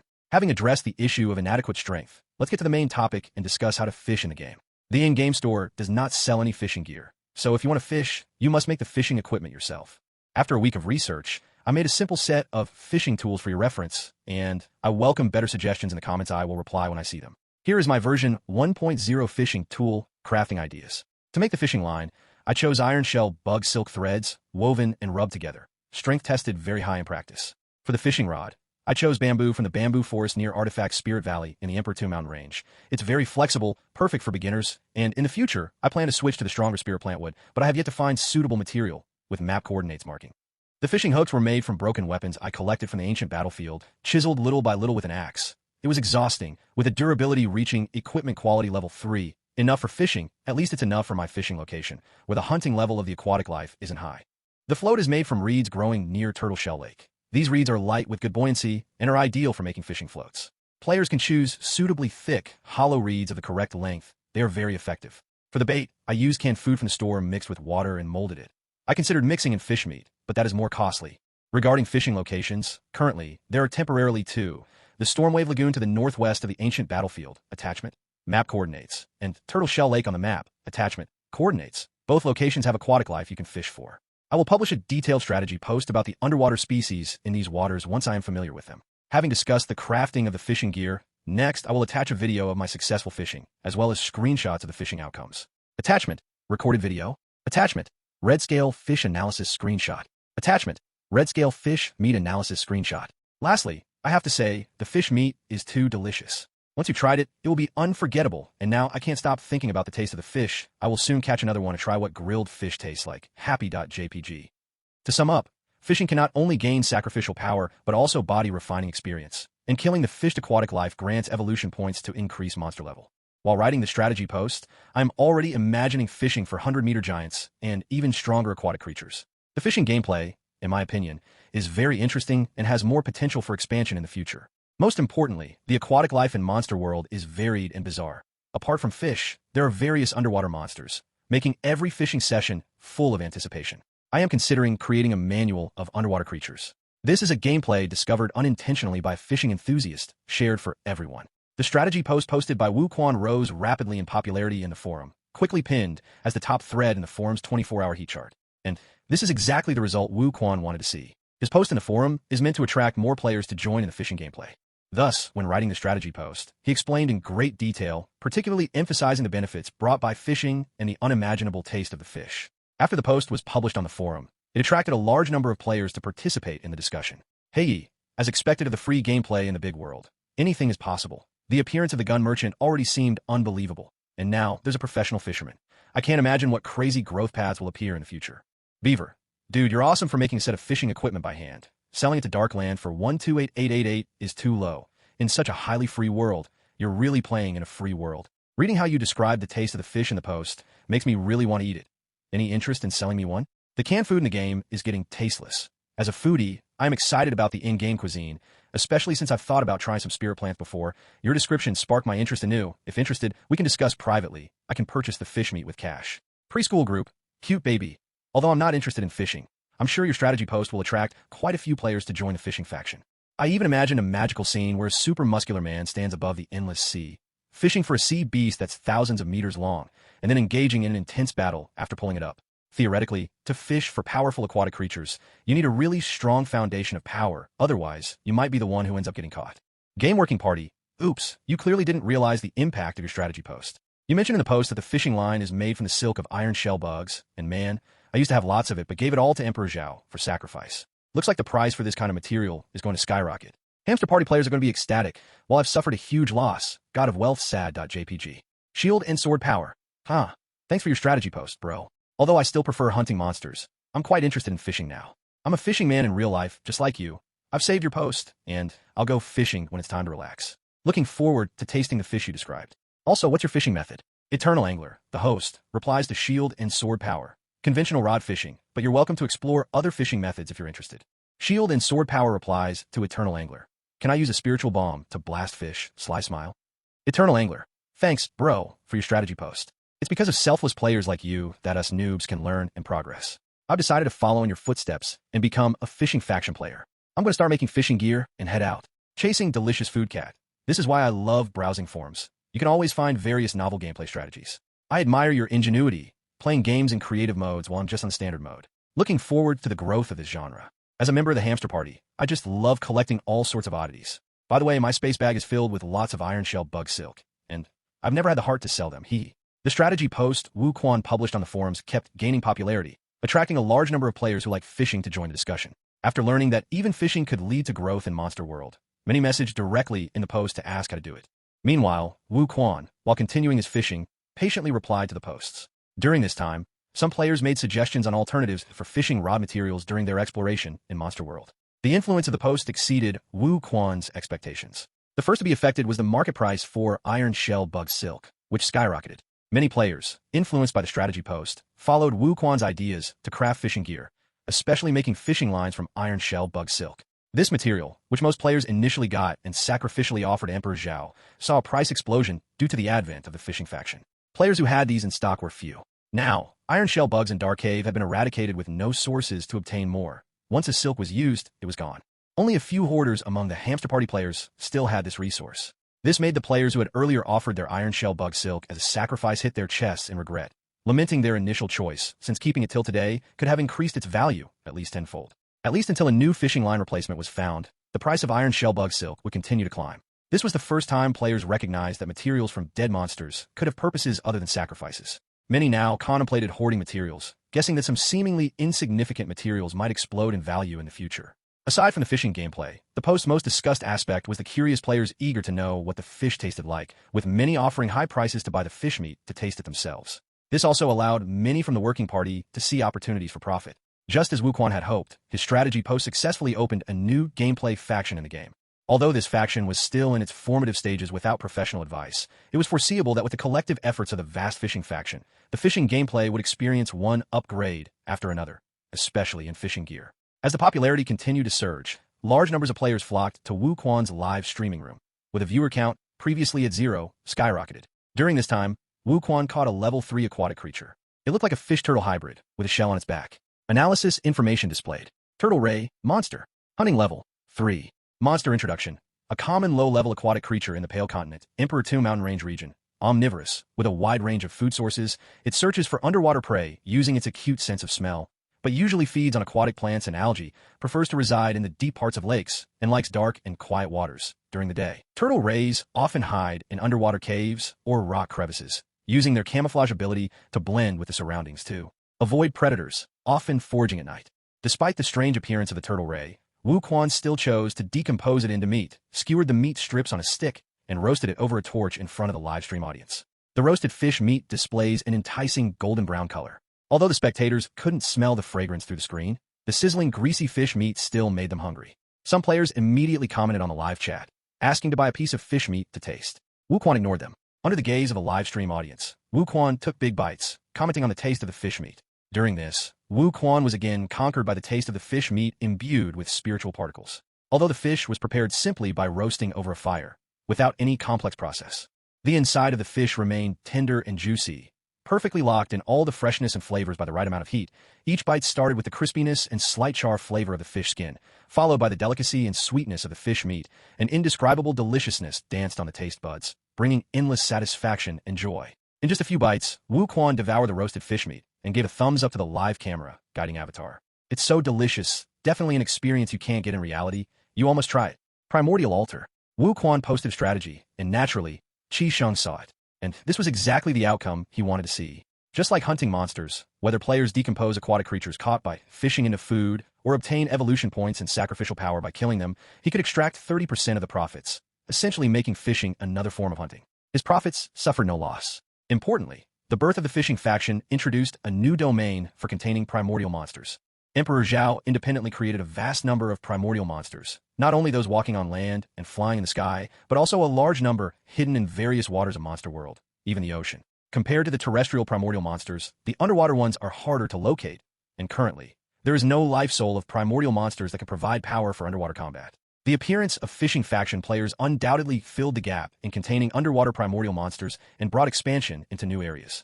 This only benefits the development of the player core. Among these, the development and use of fish meat would involve his plans to introduce a secondary profession model in the future, aimed at producing spiritual food for attribute growth. In Qisheng's envisioning of the player core, besides powerful combat abilities, there needs to be a large number of function-assisting players specializing in other innovative developments, providing side growth support to the player core. Imperial Tomb Village, Primordial Altar. Qisheng stood on the altar, with a torrent of player-generated information quickly passing through his mind, in search of content and direction for the next update. Guidance remained floating by his side throughout. After these days of experience, the fourth batch of nascent players had gradually adapted to the difficulty of the waning moon scenarios. Strategy posts left by the first few batches of players on the forums provided quite a lot of help for the nascent players to understand Monster World, especially the Monster and Evil Spirit Atlas and Spirit Plant and Spiritual, or Atlas produced by the Exploration faction player Lu Xing, which significantly aided new players entering the game. It clarified for them the general distribution of evil life on the map, as well as the range of hunting levels. This gave Qisheng inspiration. He felt that a similar Atlas function could be added to the game's map feature, replacing the rudimentary Atlas created by Lu Xing to facilitate players' exploration of Monster World. As for Lu Xing's contribution to creating the Atlas, he decided to preserve it. In the future, any monster, evil spirit, spirit plant, or spiritual or recorded in the Atlas would be tagged with a line of text, such as Discover, XXX, a mark that would be archived permanently. Furthermore, Qisheng felt that the initial basic feature settings could be further perfected. At the current stage, the player's attribute panel displayed limited content, and many details were not accessible to players. Take the game panel of Li Zheng, the first player, as an example. Challenger name, game working party. Main form, human form. Body refining level, 3. Perfect inheritance of life soul, attribute count, 3. Star vein inlay level, 4. able to inlay 4 different monster life souls. Number 1 embedding position, Black Armored Snake Life, Soul, LV24, trait, Fierce Poison. Number 2 embedding position, Power Barbarian LV13, trait, Barbaric Force. Clicking an embedded life soul will display the specific attribute values. However, the attribute panel does not show the specific attributes of the main form once the body refining level is met and the 2 attributes are perfectly inherited. This issue has already been raised by players on the forums, and Qi Sheng, taking player suggestions, decided to add the display of inherited attributes on the main form to the attribute panel. Next is adding the hunger level value in the attribute panel. Essentially, Monster World is not a game. It simply cloaks itself in the concept of a game to recruit players. Hence, players will also experience hunger and fatigue in the game, requiring them to replenish their bodies by purchasing food from the in-game store. Players could only judge their hunger through bodily sensations. With the addition of hunger level functionality, one can more clearly observe the hunger level changes. Although this feature might seem quite superfluous and many players don't need to replenish their bodies with food at all, such as those in Bonefire form, which doesn't have a hunger level setting, only Flesh Life suffers from this worry. But in the future, a large number of players will choose to embed multiple life souls in their main form, and their main exploration would mostly be in human form. This setting is intended to offer players a better gaming experience. Having these ideas, he immediately directed guidance to arrange it. Half an hour later, a system update notification resounded in the minds of all players. Challenger tips, all channels the game is about to undergo a 1.3 version update and maintenance. The content of this update is as follows. Update Content 1. After the update, the forum function list will include the Monster Encyclopedia, Evil Spirit Atlas, Spirit Plant Atlas, and Spirit or Atlas 4 major Atlas functions. Discoveries analyzed by players will be recorded in the corresponding Atlas category and can be viewed at any time. Atlas information is shared with all players. Update Content 2. An additional details function will be implemented on the map. After players click on a region's details on the map, they can see the recorded information of evil spirits, monsters, spirit plants, and spiritual ores of that region. This function is also synchronized with the real-time updates of the 4 major atlases. Update Content 3. A new hunger level attribute will be added, which will be directly viewed through the main attribute panel. Update Content 4. A new feature to display main form attributes is added. Players can directly view the strength of various attributes after inheriting a monster life soul through the main attribute panel. Tip. This update is an online update mode, and players don't need to log off and wait. After the update prompt, the Challenger system introduced new setting runes, circling around Qi Sheng like dancing characters. With a flick of his hand, the Challenger system disappeared, and Qi Sheng switched to the player's perspective. After the update ended, the hottest topic on the forums was the map feature. Compared with the previous map, the current map has added a very practical feature. When players focus their gaze on a certain area of the map, a detailed introduction mark will pop up above that area. Take the ancient battlefield as an example. After players focus on the ancient battlefield, they can click on the detailed introduction mark that appears, and a detail box will unfold on the map, showing a miniature landscape of the ancient battlefield with introduction text at the bottom. On the right side of the attached box are selectable Atlas categories. Clicking will allow you to view the evil spirits, monsters, spirit plants, and spiritual or discovered in this map. For example, clicking on the Curse Soldier in the Evil Spirit Atlas will display a detailed introduction, approximate distribution area, average hunting level, and other content. This function received unanimous praise from players after its release. Even players who usually curse the Moon Eclipse Clan on forums gave rare praise, admitting that this time the Moon Eclipse Clan really considered the player experience. But they still insist that the Moon Eclipse Clan's ugly face of hunger marketing hasn't changed, and that truly considering the player experience would mean distributing game access en masse, as the behavior of hunger marketing is a great sin. Qi Sheng was indifferent to these remarks. After all, the players are cursing the Moon Eclipse Clan. What does that have to do with him? Emperor Zhao. Hours after the version 1.3 update ended. Blood Color Plane. After killing the angry Clamp, Lu Xing sat on the ground, gasping for breath. He glanced at his attribute panel. His eagle-headed demon level had reached 15. Summoning the live streaming interface, the comment section continued to tell inspirational stories, but these comments could no longer shake his own thoughts. I'm not going.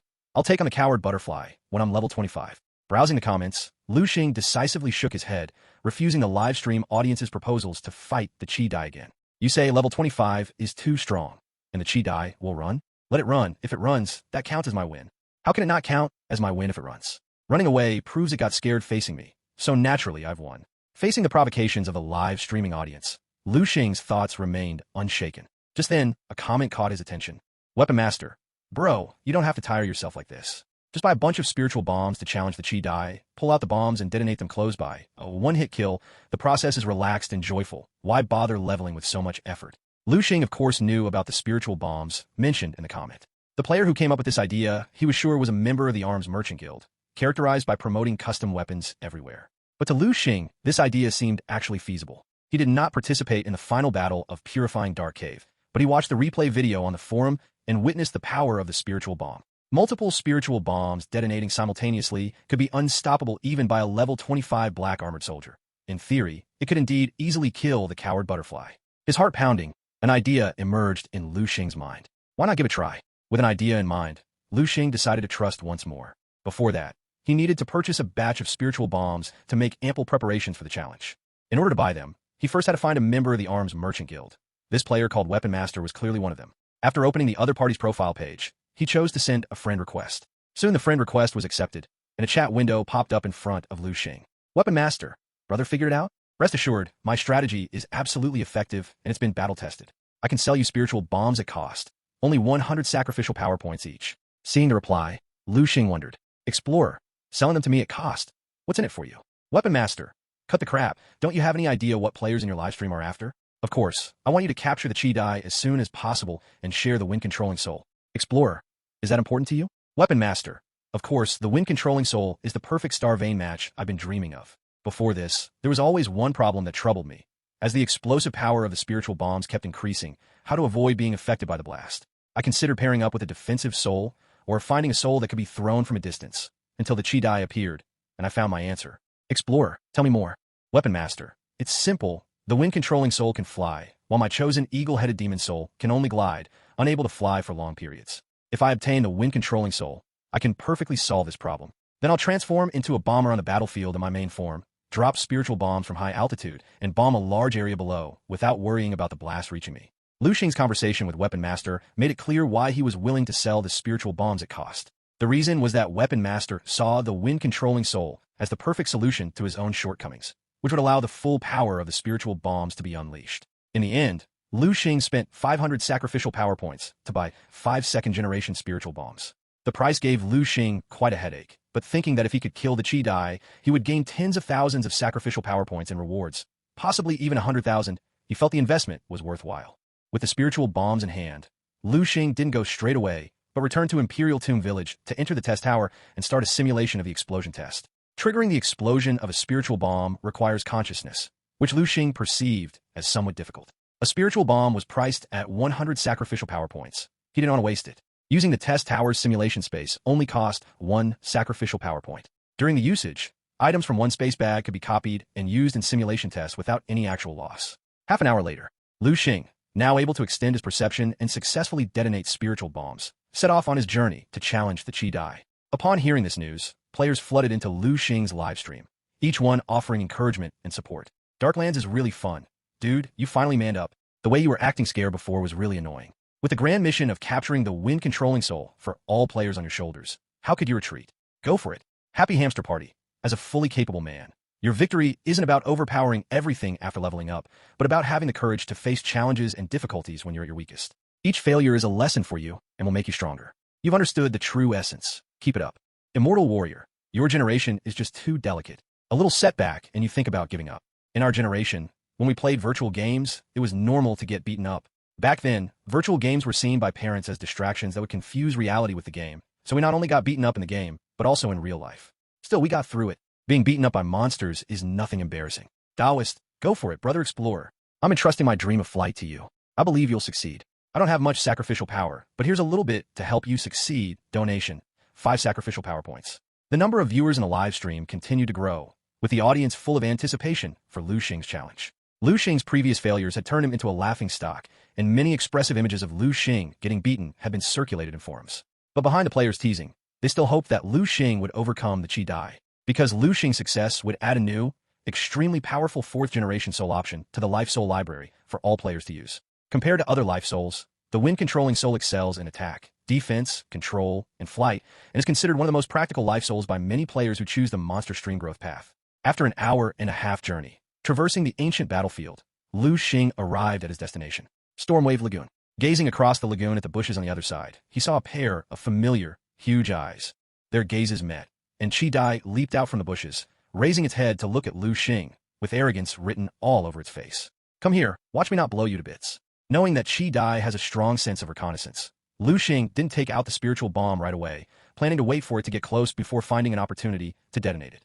Just as he anticipated, Chi Die fluttered its wings, skimming the water's surface and stirring up a strong wave on Stormwave Lagoon, charging at him with overwhelming momentum. Despite not using long-range weapons, Chi Dai still chose to combat him in close quarters. Seeing the arrogance in Chi Dai's eyes brought back memories of the beating he took. His heart thumped wildly, and he was extremely nervous. Just when Chi Dai was less than 20 meters from him, within the effective range of the spiritual bomb, Lu Xing quickly took out 5 spiritual bombs from his space bag. Flying Chi Dai also sensed strong energy fluctuations erupting from the crystal stone in Lu Xing's hands at that moment.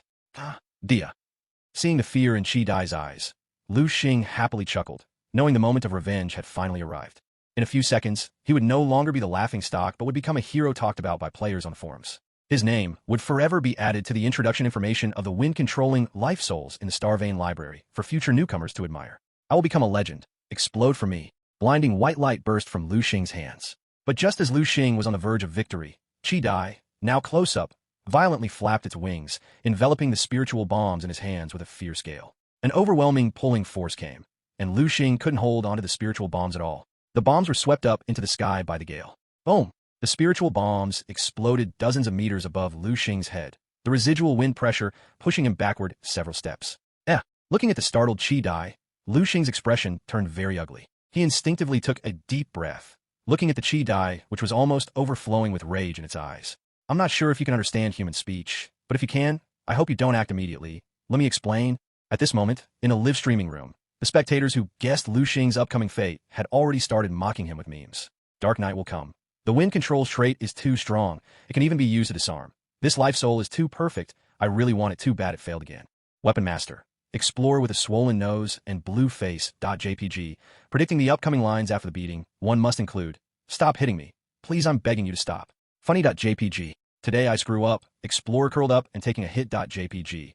As long as I curl up, I can reduce the points of impact. Chi Dai's crazy beatings. Just curl up like this. Hey, at the very least I can take 30 fewer hits. I'm so smart.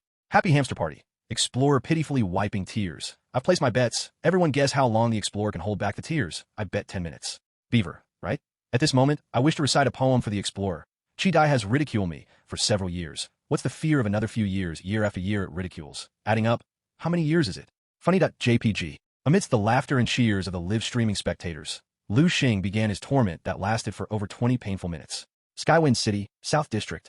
Wandering the streets, Chi Shang finds the once familiar homeland utterly foreign. Looking up, the streets were flanked by skyscrapers piercing the clouds, their surfaces covered in smart glass, displaying advertisements for wearable technology.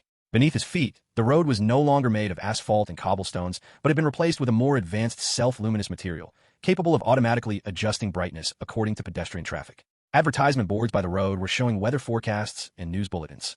The city resembled the futuristic world he had fantasized about in his youth, full of life, yet devoid of the familiar sense. Arriving at the street's end, Chi Sheng stopped, looking across the road at a tall building. Memories flooded in like a tide. Are you a tourist visiting? Need any help? Seeing Chi Sheng standing there, staring at the building, a young man in a volunteer uniform controlling a cleaning robot curiously came over to greet him. In response to the inquiry, Chi Sheng briefly paused before smiling and nodding. Yes, just traveling here. No need for help, thank you. The young man's greeting stirred sentiments in Chi Sheng's heart. This city no longer held any friends or relatives he recognized, and all traces belonging to him had long been erased with the changing times, leaving only unlabeled, untended tombstones. At this moment, Guidance's voice, tinged with a teasing tone, rang in his mind. SK, the most tragic thing in life is not recognizing each other in childhood, smiling and asking where the visitor hails from, nor is it rusty gates that long haven't been opened, gray brick paths covered in dry moss, nameless withered grass filling the yard, but discovering that traces of one's own era have long been wiped away, revisiting old places without memories, sorrow flooding into the throat, suddenly recalling the old days when parents were around, when the stove and pot platform once burned. The childhood dreams of superpowers have been realized, but found oneself shouldering a heavy burden, embarking on a difficult path. It feels like a dream from younger days, with old places but none to share feelings with. When did you become so cultured? I've been browsing a lot of historical data about the human clan on the Star Network lately. Felt inspired by your sudden desolation. Finished. All done, boss. Continue your nostalgia. I won't disturb. Chi Sheng continued to explore the place, following routes from his memory, yet could not find any familiarity. Revisiting old places was like trying to retrieve a sword engraved on a boat, a futile endeavor. His own memories of that era had been overlaid by the new, and he was no longer youthful. Turning away, Chi Sheng formally bid farewell to his former self. The memories of his homeland were now concluded. The future road was to only move forward. Returning to the primordial altar, Chi Sheng began to browse through the player-generated information for the day. During this time, A forum post that was steadily gaining popularity made him laugh and cry. The poster had recorded the changes in Lu Xing's mindset before and after encountering Qi Dai. It started with Lu Xing's bold claims when he first entered the game, declaring his intention to create a compendium for all players, to travel and witness the unknown landscapes of Monster World. The post also included a screenshot of a message posted by Lu Xing. As a player from the Exploration faction, I want to tell everyone, the game is not just about fighting monsters and leveling up, but also about poetry in distant places.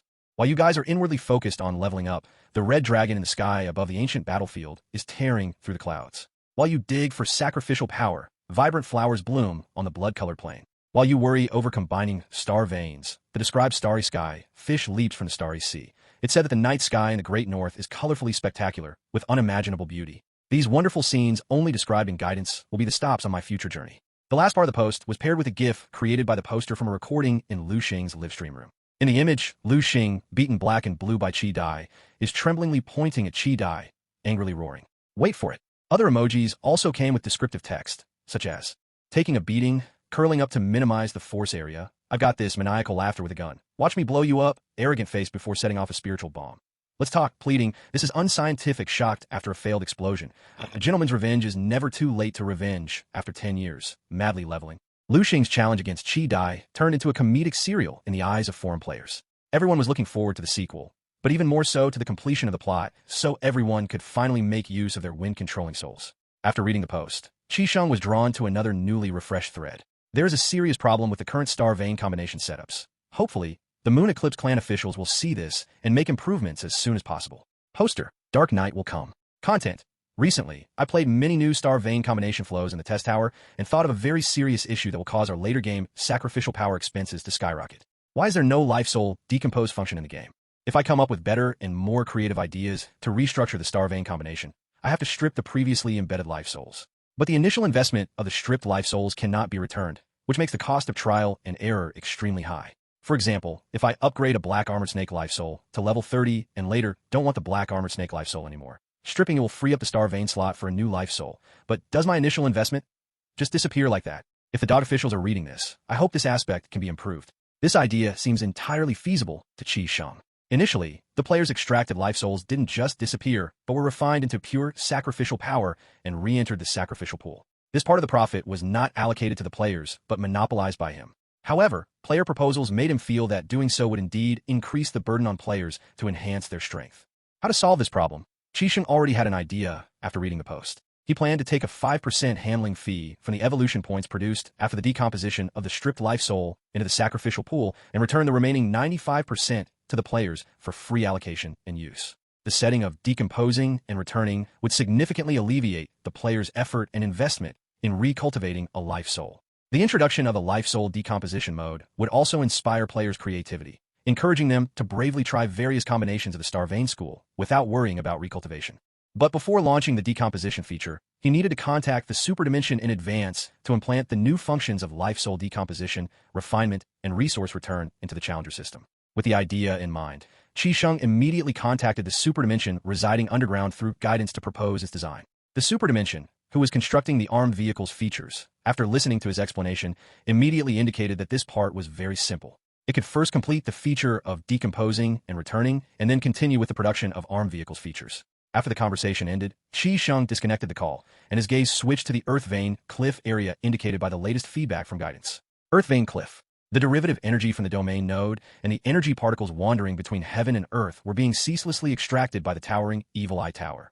The black fog enveloping the tower surged violently, with evil life forms constantly emerging within the fog and then reincorporating back into it. On the high platform of the tower, the strength of the earth thought evil spirit progressively increased with the surge of black tide energy. Evil Eye, have you extracted any divinity? In response to the question, the evil eye floating high in the sky looked toward the earth thought evil spirit. Don't be in a hurry. The domain node at your feet harbors rule power, and with my abilities, it's impossible to separate the source rule. I can only extract a portion of the energy derived from the rules.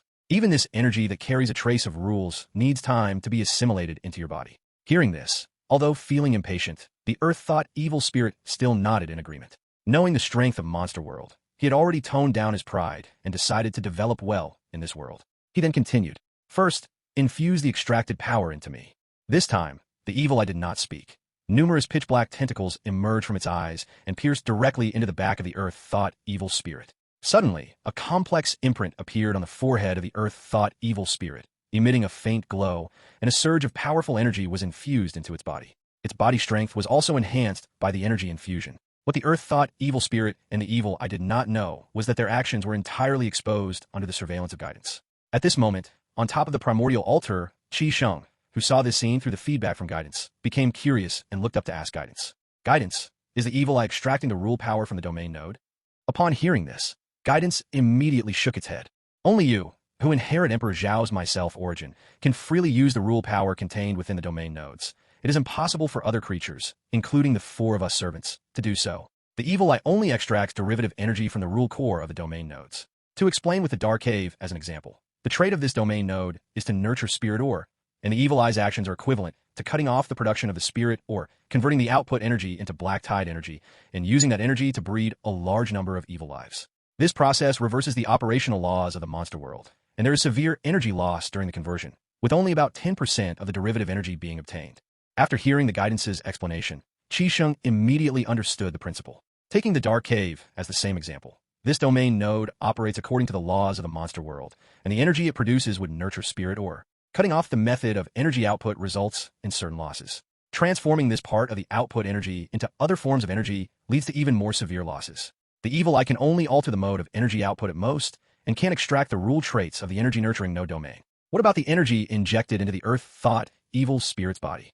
Qi Sheng continued to ask. The rule core of the domain node will create some rule fragments during the process of energy derivation. The so-called derivative rule energy refers to energy that imprints rule traits during the nurturing process by the domain node, which would quickly dissipate. However, the evil eye intercepts this energy and brands it onto the Earth-thought evil spirits, strengthening them. This process is like plagiarism. In theory, given enough time, the evil eye can produce counterfeit rule traits, allowing Earth-thought evil spirits to possess abilities similar to those rules. But the fake can never match the actual power of the true domain node rules. And this is precisely why Black Tide soldiers are so feared. Every intelligent evil spirit has strong potential for growth, capable of capturing domain nodes to extract energy or devouring living creatures to increase their power. After understanding the principle, Qi Sheng continued to ask, can I also cut off the process of the dark cave producing spirit, or refining the generated energy and channeling it into the sacrificial pool, to continuously produce sacrificial energy for me, like the contained primordial monsters? Of course, you can, but I don't recommend doing so. The production process of spirit ore in the dark cave is not only bolstered by the derivative energy of the rule core, but also by the infusion of heaven and earth energy at the moment of formation, much like receiving a reward from the world upon completing a game quest. Cutting off the production of spirit ore is no different from what the evil eye does, with the only difference being the amount of energy loss. The evil eye cannot truly control the node domain, leading to energy extraction losses exceeding 50%, while you can take complete control of the domain node, significantly reducing the conversion loss, which I estimate to be around 25%. Extracting sacrificial power through player mining means that on top of zero loss, there are also heaven and earth energy infusions, resulting in more than a 50% increase in energy. To summarize, cutting off production yields only 0.75 sacrificial energy, whereas mining produces 1.5, a difference that amounts to double. Hearing the explanation, Qi Sheng nodded in understanding. As guidance has said, the Dark Cave has already become a part of Imperial Tomb Village's resource output, and increasing total revenue through mining is clearly a better choice. His gaze then drifted towards the floating screen in front of him. In the image, beneath the tower, in the churning black mist, evil eyes are still rapidly being generated. He knew the time was approaching for the outbreak of the Black Tide in the Emperor Tomb Mountain Range, and the Earth-thought evil spirit, with a sufficiently large number of evil lives, would launch an offensive against all domain nodes in the region, attempting to completely capture the Emperor Tomb Mountain Range. If this were to be accomplished, the evil eye would possess multiple domain nodes from which to extract energy. The Earth-thought evil spirit and the evil lives it leads would receive a stronger infusion of power, greatly increasing in strength. This would be the player core's first real battle against the Black Tide. Prior to this, the cursed soldiers, blood corpses, and black armored soldiers and other evil lives encountered in the Dark Cave under the evil moon were unintelligent creatures deriving from evil spirits. This is a completely different concept from fighters like Earth-thought evil spirit in the Black Tide. But Qi Sheng had little thought about the war that was soon to unfold. Earth-thought evil spirits were merely the most common warriors of the horror Black Tide. The impending Black Tide battle, in his view, was but an exercise for the player core on their path of growth. It was an opportunity for players to experience the intense scenario of rampant evil spirits and to consider how to resolve it when facing the challenges of their onslaught. Players might get overwhelmed in this process, but by defeating evil spirits, they can also gain growth. The endless regeneration trait of the evil life is powerful when conquering other worlds, but the challenger system that Qi Shan conceived was precisely built to counter this aspect. The endless regeneration of evil spirits comes from rapidly nurturing after extracting heaven and earth energy, but still, there are losses. On the other hand, the players created by the challenger system are endlessly regenerating without losses, able to reshape their flesh and rejoin the battlefield after death without any reduction in strength. With the challenger system and Imperial Tomb Village's blood and flesh reshaping rule characteristics, a scaled player core is a more terrifying calamity than the evil spirits. Emperor Tomb Mountain Range. Duan Xing gazed into the distance at the player clan members who were hunting evil spirits, his skepticism deepening over the days of observation. To investigate this group calling themselves the player clan, claiming to be an ancient force, he secretly followed them for a long time, ultimately drawing an absurd conclusion. The lands of the player clan are likely established in the outer world. In his observations, the locations where the player clan members appear are at the edges of the Emperor Tomb Mountain Range. This area is impenetrable by him, highly likely due to the barriers of the monster world that block the outer world. From this, it could be deduced that the player clan, which fell asleep during the ancient times, comes from the outer world, and might even have returned from another plane world. He has never been to the outer world, but he has some knowledge of it. The combat instructor from the Reverse Tide Army mentioned that one of the new forces that rose in the last 200 years, the Immortal Clan, belongs to an outer world force. Their homeland was corrupted and destroyed by the Black Tide. The remaining members descended to the monster world before their world collapsed, joining forces here with multiple races facing similar fates to establish a powerful army against the Black Tide. The situation of the player clan is exactly the opposite. During the most fierce eruption of the Black Tide, they retreated to the outer world and only recently awakened and returned, attempting to rekindle the Emperor's fire. However, he does not doubt the loyalty of the players. From the constant hunting of evil spirits by the player clan, it is clear that their hatred for evil spirits is no less than his own. Upon encountering evil spirits, they inevitably explode into battle, fighting to the death even if outmatched. There must have been reasons for their avoidance of battle in the past. Moreover, there are significant differences in the logic and thinking patterns between him and the player clan.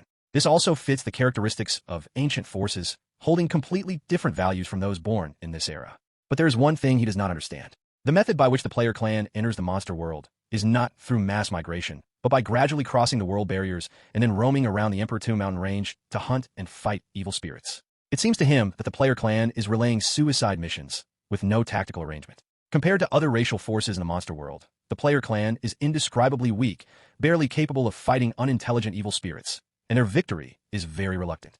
But the player clan is not without merits. Observing for these days, he finds that the growth potential of the player clan is enormous.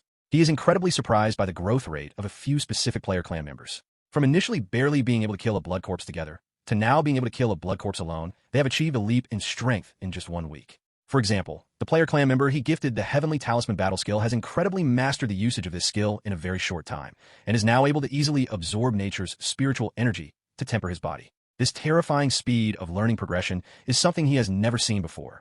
His understanding is that the long sleep caused a great decline in the strength of the player clan members, which can gradually be restored through battle. Next is the abilities of the player clan members. They can transform into various monster forms, with different forms releasing different abilities and traits, some even showing shadows of rule characteristics.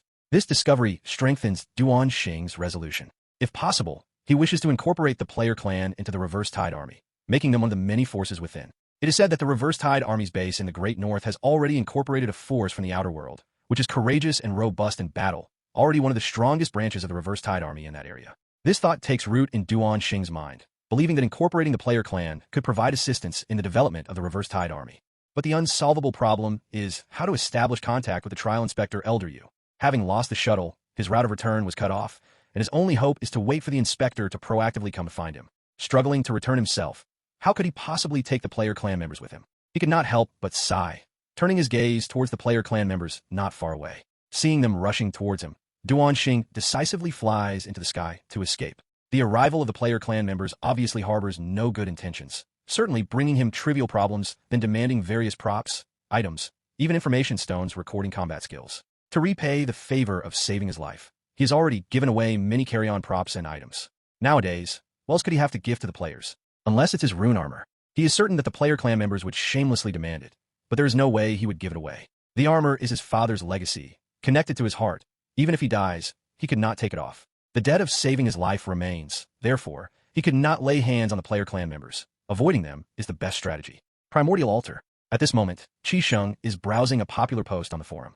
The content discussed in this post is related to a first-generation source monster, Mud Demon, that had been captured 3 hours ago. The appearance of the Mud Demon is like a lump of clay composite, a chance find by a newbie player squad exploring near Artifact Spirit Valley. Its ability trait is named Dissolve.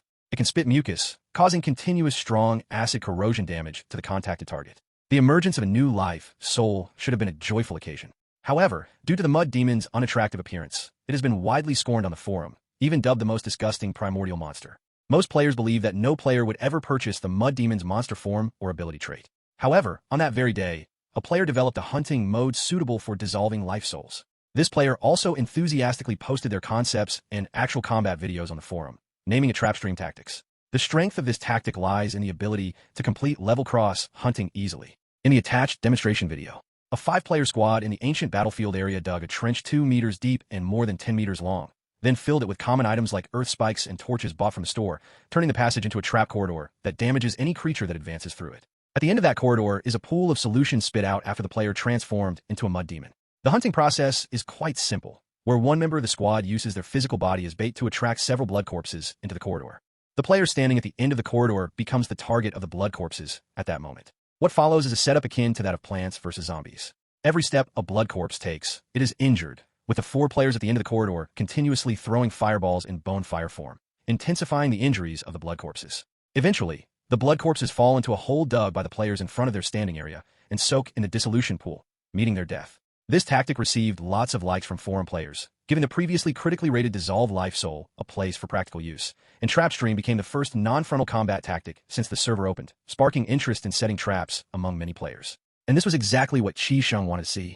The creative ingenuity of players is gradually unfolding in Monster World. For every option of Life Soul, there's a practical use found through inventive combinations. Skywind City, Slums. Exiting the game, Li Zheng's vision shifted from the virtual desktop back to reality.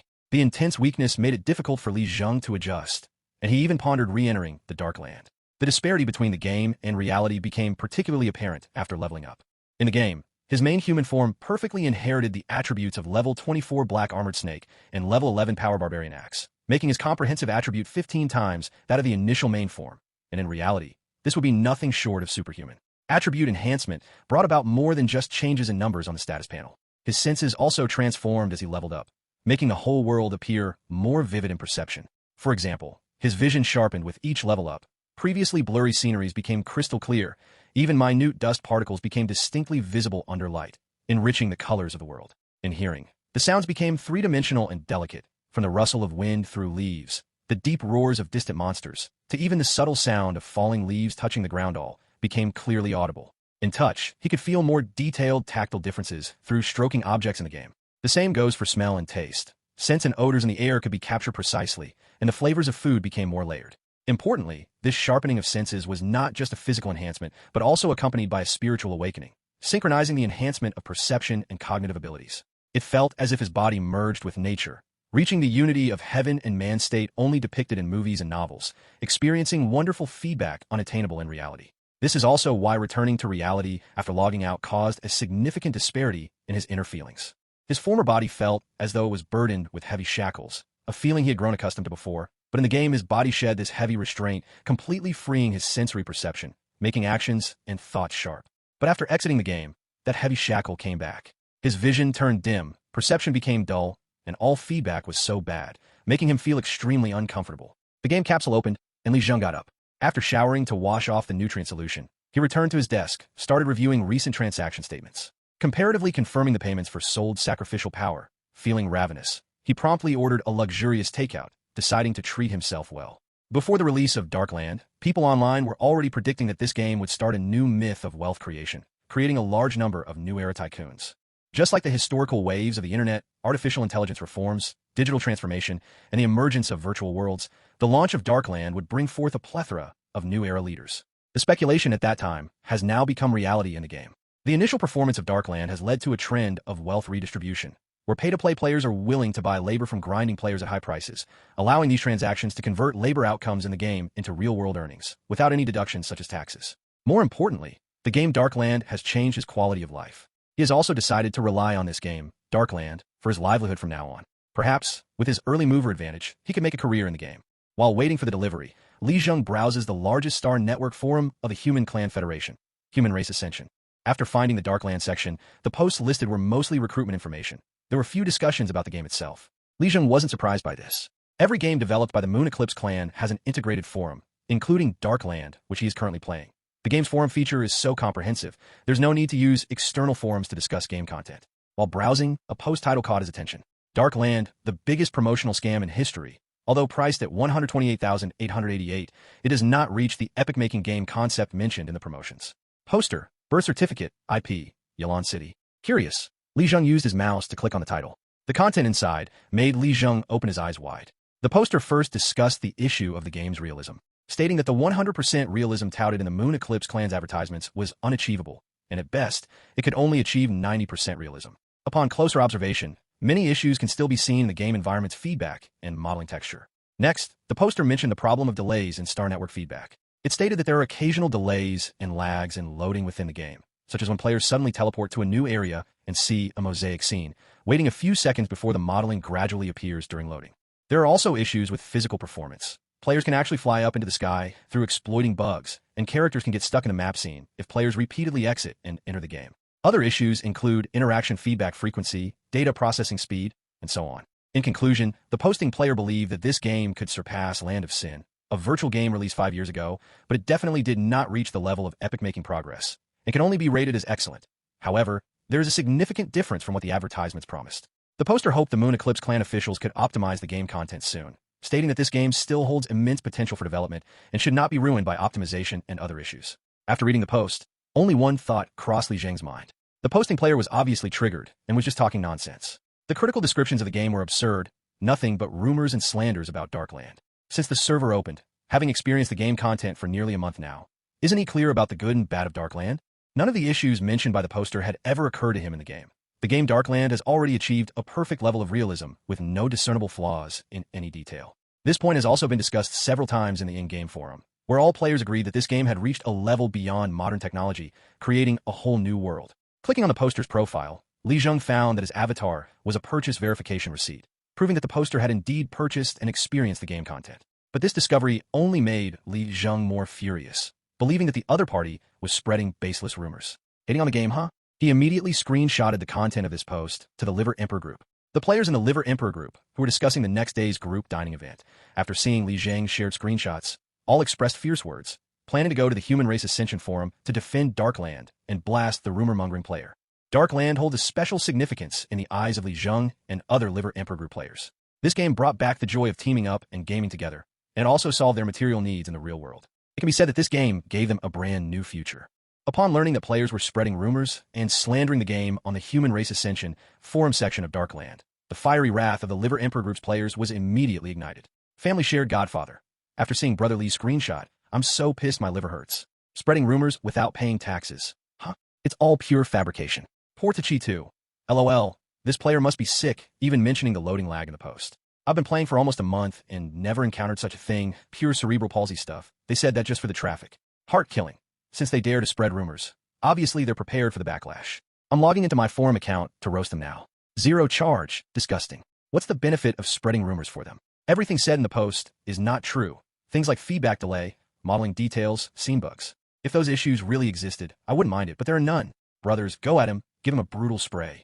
After communicating, the Liver Emperor group's players logged into their Human Race Ascension forum accounts and entered the post to start a furious roast, achieving ultimate enjoyment through simple trash talk and inflicting spiritual devastation on the target. Soon they had left over 100 comments under the post. Skyforge City. After finishing a day's work, Dong Wei returned to his room, changed clothes, and had a quick dinner before eagerly heading to his desk to turn on the computer. Before starting the game, as usual, he planned to check the 4 messages first. At that moment, he noticed a 99+ red reply mark popping up at the upper right corner of his forum account. Realizing that the post he made yesterday had sparked a hot debate among forum players, Dong Wei immediately clicked on the exclamation mark, curious about the content of the replies. But seeing the performance of linguistic art in the reply column, Dong Wei's expression became quite colorful. He found himself being attacked by a group of players. The reason was that his post in the eyes of these players had become slanderous rhetoric, which made Dong Wei very angry. On the first day Darkland went live, he was very lucky to snatch a spot and was among the first batch of players to experience the game. He truly liked the game from the bottom of his heart. He even thought that in the next 10 or even 20 years, there wouldn't be a better game than Darkland. However, a series of optimization issues within the game did affect the playing experience. He listed these problems on the forum, hoping the game would improve upon these initial issues, providing a better experience for the players. Each point he made was based on a more objective experience perspective. Although in the post, he mentioned that Darkland couldn't be considered a revolutionary masterpiece, he believed in his heart that it was the strongest virtual game of the time, second to none. He didn't expect that his discussion post would attract all kinds of negative comments. Moon Eclipse Clan's dog. As he continued to scroll down, Dong Wei was so annoyed that he actually laughed. He felt that he must have offended a group of colonists. Such groups are characterized by not tolerating any negative comments about the Moon Eclipse Clan, jumping to defend their honor on the Star Network as soon as they see such opinions, regardless of whether the comments are true or not. Although they are members of the Human Clan Federation, they are also the spiritual lunar eclipse people on Star Network, aspiring to the Moon Eclipse Clan's advanced technology and welfare system. Many players might have been influenced by these colonists and joined in the criticism against him. Feeling oppressed, he immediately typed a response. Birth certificate. Are you guys sick in the head? What's wrong with the views I've expressed? Although they contain my personal emotions, they're quite objective evaluations. Is there a need for such an aggressive attack? Internet trolls, huh? Sick. His comment was soon replied to. Heart-killing replied to birth certificate. You mudfish tasted a bit of seawater and really thought you're seafood. Huh? Our objective definition differs from yours? So-called objectivity is to concoct fake content and randomly smear? Game Working Party replied to birth certificate. Frog jumping off a cliff. What are you pretending for, Batman? Objective review my ass. All the points you listed are freaking fake. Don't think just because you were lucky enough to snatch a game purchase spot you can spout nonsense and deceive those who didn't manage to get it. Zero Charge replied to birth certificate. The feedback delay issue you mentioned in the post is clearly not due to the Moon Eclipse Clan server's processing speed. It's because your thinking is like an old computer, not enough memory, and constantly crashing. Blaming your own issues on the game. Trash. Poor to Chi 2 replied to birth certificate. Your brain is like old-style Wi-Fi, strong at times and weak at others, mostly not even connecting. If your brain loads slower than the game, you definitely don't deserve such an advanced game. Play some low-function game that fits your brain, guarantee no lag. Fun without paying replied to birth certificate. You recognized Erlang Shin as your master. You're terribly proud. Objective evaluation my foot. If everyone were as objective as you, all things in this world could be described as one pleases, since spreading rumors is tax-free and boasting isn't illegal. Under the relentless bombardment in the comments section, Dong Wei's hand holding the water cup was trembling with anger. The mob attacking him online didn't use a single swear word in their replies, but the words were enough to make his blood pressure surge. Even though he was speaking the truth, it was useless in front of these netizens who twisted facts and reason. It felt like punching into cotton. He had the strength, but nowhere to release it, and explanations were simply futile. After a brief silence, he got up and walked toward the gaming pod. Since the online mob chose to attack him with their numbers, he decided to retaliate in the same way. Before making the post, he had discussed these issues with many players on the in-game forum, and they all agreed with him. Now he decided to seek help from the in-game forum. An hour later, in the real world, on the Human Race Ascension forum, the number of replies to Dong Wei's post kept soaring, with a large number of players who bought Darkland joining the battlefield. Players like Li Zheng were met with bombardment of replies. Replies were filled with terms like dumb dog, Moon Eclipse people, twisting black and white, loyal dogs defending their master, and so on. These replies also deeply agitated Li Zheng and others. Liver Emperor chat group. Game Working Party. Seriously, are we cutting him too much slack? He keeps denying the rumors we accuse him of spreading, and when cornered, he brings in Paige Shueijun to attack us. It's infuriating. Chi 2. The online spread of rumors these days is insane. Totally fabricated posts are getting so much support, and they have people following the trend and cursing us. If what they said was true, I'd have kept silent, stood at attention, and accepted the scolding, but the problem is we're telling the truth, and these idiot netizens are standing against us. Zero Charge. The most ridiculous part is there are a lot of voices saying that the birth certificate statement is correct. They claim to have bought the game and personally experienced the issues mentioned in the post, and that indeed they affect the in-game experience. I feel that all of these statements are from Shueijun, bought by the original poster. Family Share Godfather. Yeah, we players who've truly experienced the game know if it's good or not. The main issue is that Moon Eclipse Clan released too few game access qualifications, leading to numerous backseat drivers online. Whatever anyone says, they take it as true, which is utterly brainless. Fun without paying. Let's check up the in-game forum for help. I'm furious.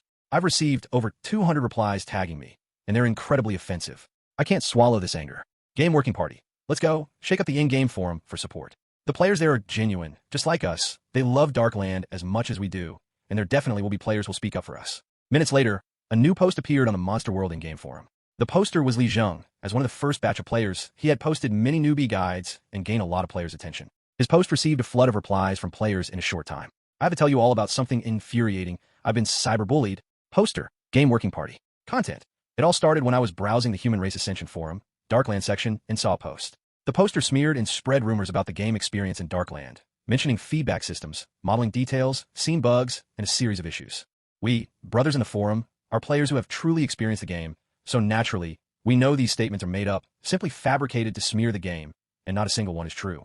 Out of anger, I, along with a few brothers, kindly greeted the original poster, but who would have thought that the other party would actually pay for Shuei Jun, and even got a large number of players who hadn't even bought the game to reply along. Dark Knight will come. Just hearing about this makes me angry, logging off to give Brother Brick a hand. Darklands is really fun. After reading the post, my fists are clenched. How dare they say that Darklands isn't a groundbreaking game in the description? That's outright bullshit. I'm going offline to fight this battle. Explorer. Although the game has given me my share of painful experiences, there's no denying it offers absolute freedom. That this is used as a smear point is pure nonsense. I'm applying to join the fight. Listening Butterfly. Bro, sell me some more sacrificial power. I haven't seen you selling in days. What happened to the game working party routine? Why switch to the path of a power player? But I support you on this one. I'll get the guild brothers to join the battle right away. The post by Li Zheng is gaining heat rapidly, with more and more players applying to join the battle and going offline to participate in the Human Race Ascension Forum. The post by Dong Wei has become the battleground for a war of words between players for both sides. The popularity of the post is skyrocketing, and it's quickly been pinned to the top of the forum's hot discussion area. This also drew more onlookers to join in. Many players who haven't bought the game find themselves confused after seeing the arguments from both sides. Fishing Man's Tranquil Life. Your points left me baffled. How can players of the same game have such polar opinions? Although each player's gaming experience is unique, the differing points seem too divergent. One side talks about lag, while the other insists there's no lag at all. These are all direct experiential topics. How can there be such discrepancies? It makes me suspect that one side is just a bunch of backseat drivers. Artificial idiocy. TSK. Watching all the way down, the mutual roasting is truly splendid. It's like a return to ancient times, where the art of language is elevated in this post. Love it. Keep fighting. You've got to decide a winner. Go for it. JPG. Sunflower. I'm dying of laughter here. If your points of contention were about the gameplay being good or bad, I could understand. After all, what's fun for some players may not suit others. But the fact that you're arguing about game optimization is ridiculous. Is there really any need to debate this? Isn't it instantly obvious? Vosny Butterfly replied to Sunflower. Exactly. If they were bashing the gameplay, I wouldn't even bother retorting. Different strokes for different folks, and everyone has their taste. There could be disagreements. But what they're attacking is something that can be clearly seen as true or false. Spreading rumors and slander is despicable. Dark Hunter replied to Vosny Butterfly. I noticed this post because it was pinned at the top, and I'm not a fan of either side. As a player who was in the second batch to get the game, I stand for the truth, and I think there are issues for sure. Even suspect you might be backseat drivers. No one who actually played the game would say this. The game is good, but there are optimization issues, yet you keep making excuses. Disgusting. Beaver replied to Dark Hunter. Who's disgusting? Stop your backpedaling. You're just a shill from the other side, claiming to be in the second batch that got the game. Anyone who truly played the game wouldn't say such disgusting things. Brighter Than the Sun replied to Beaver. Backseat drivers, stop causing trouble. Are you really trying so hard just for a few bucks? Divine Wings replied to Brighter Than the Sun. Bankbalance.jpg. Take this and check if it's a real image. Now let me ask you, how much are you getting paid to talk nonsense? The intensity of the comments section keeps growing over time, pulling in more and more players into the battlefield. From initially attacking each other's smear tactics and slander, it escalates to personal insults and ends up with players flashing their bank balances to prove their worth, each side convinced the other is a bunch of hired Shueijun. The fierce exchange attracted official attention from a forum. The mutual bashing between pirated and genuine game players came to an end at 1 a.m. The thread that reached 100,000 replies was banned and deleted by the Humans Rise forum officials, silencing all players who posted in it for 24 hours. But neither side admitted defeat, still firmly believing the other was Shueijun, not real players. After all, it was an immediately discernible issue, yet the other side kept twisting the truth. What else could it be if not the work of Shueijun? The only thing that puzzled both sides was where such a large and seemingly powerful group of Shueijun could have come from. This became apparent when they later flaunted bank card balances and property deeds. These images, after AI verification, were confirmed as not photoshopped and genuine.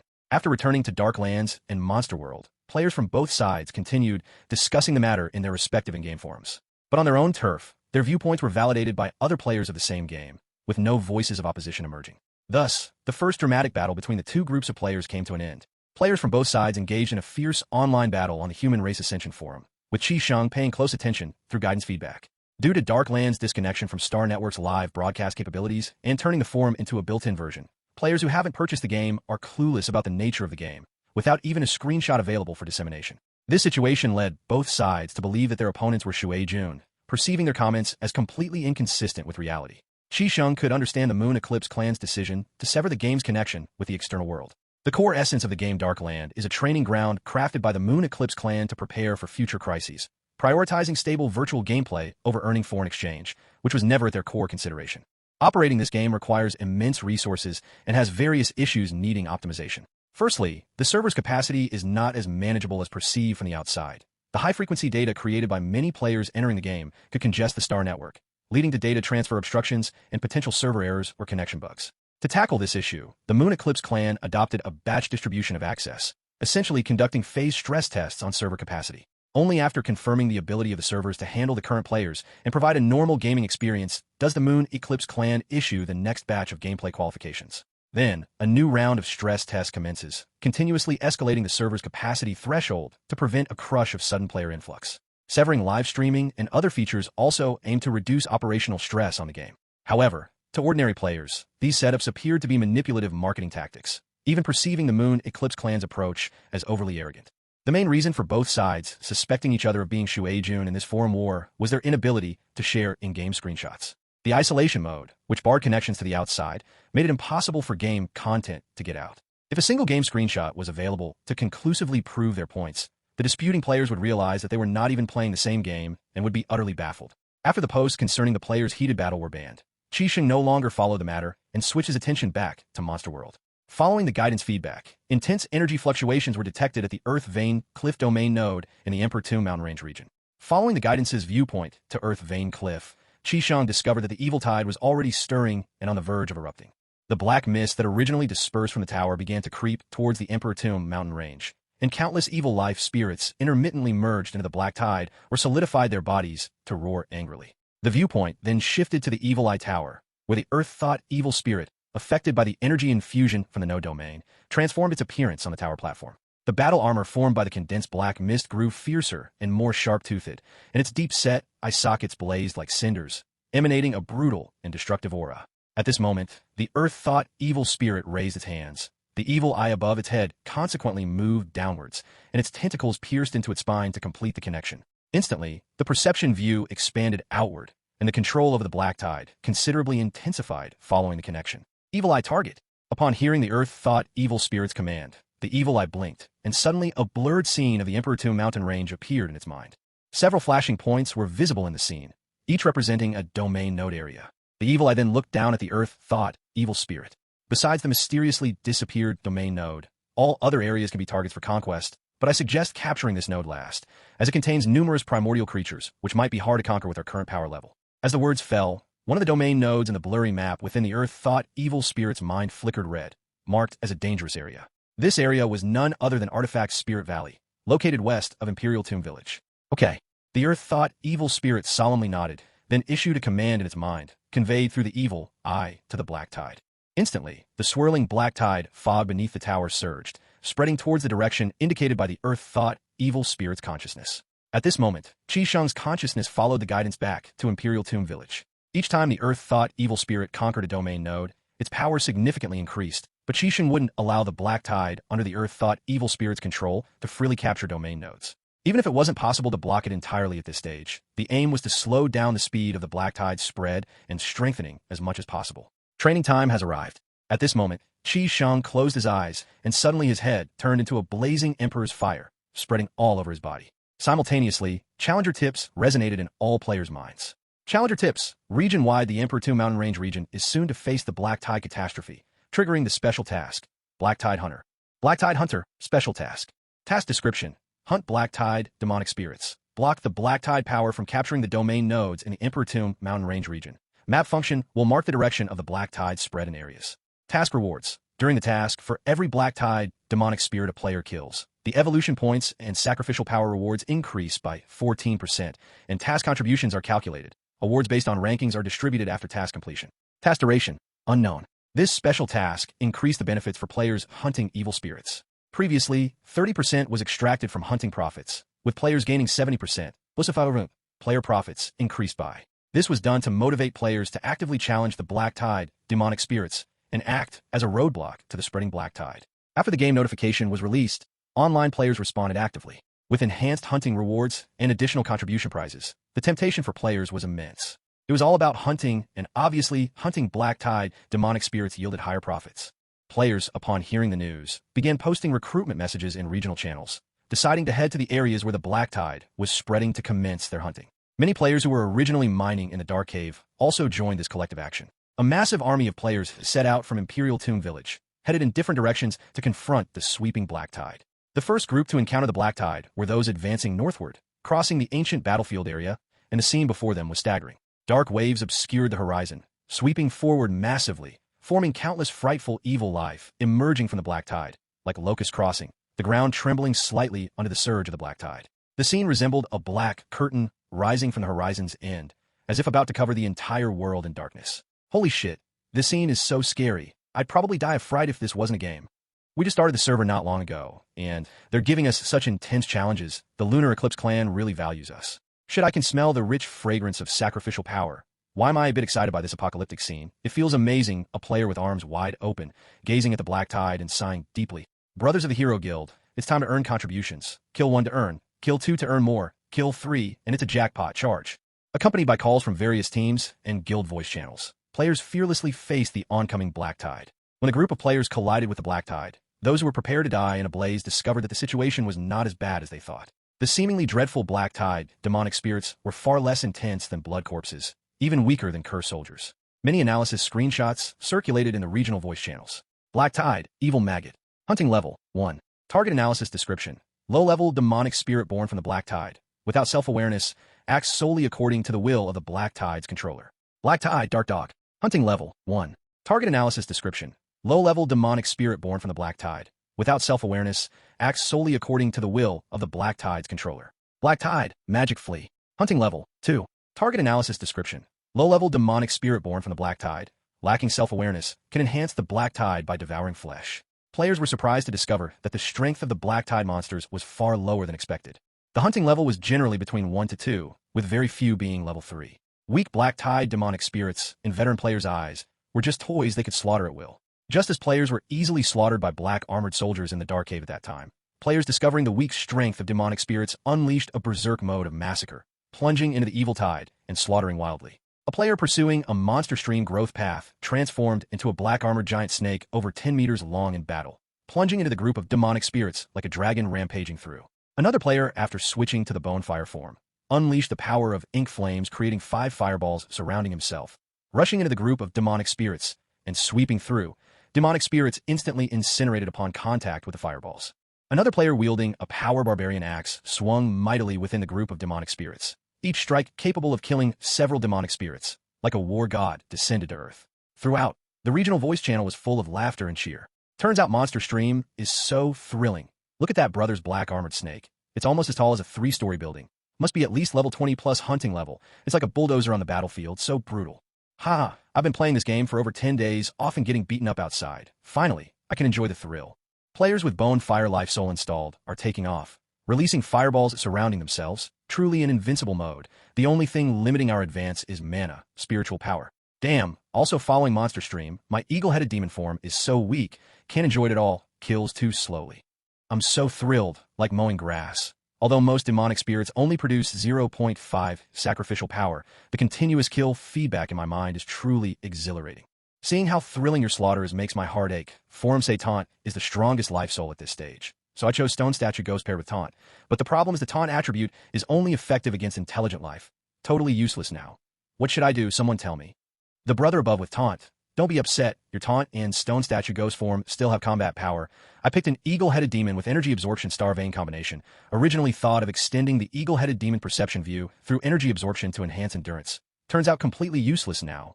Watching Guild Brothers slaughtering so thrillingly, I want to switch life souls. Gripping Fist with God of Wealth.jpg. Observing the battle situation through the player's perspective, Qi Sheng, who saw the player's performance, was very happy. When initially formulating the Challenger's plan, he had researched the Black Tide. The most terrifying aspect of the Black Tide is not only its numbers, but also its growth through devouring. All beings devoured by the Black Tide transform into a part of the Black Tide power. Under the sweeping mode of the Black Tide, its strength increases continually, and the strength of the born demonic life also climbs accordingly.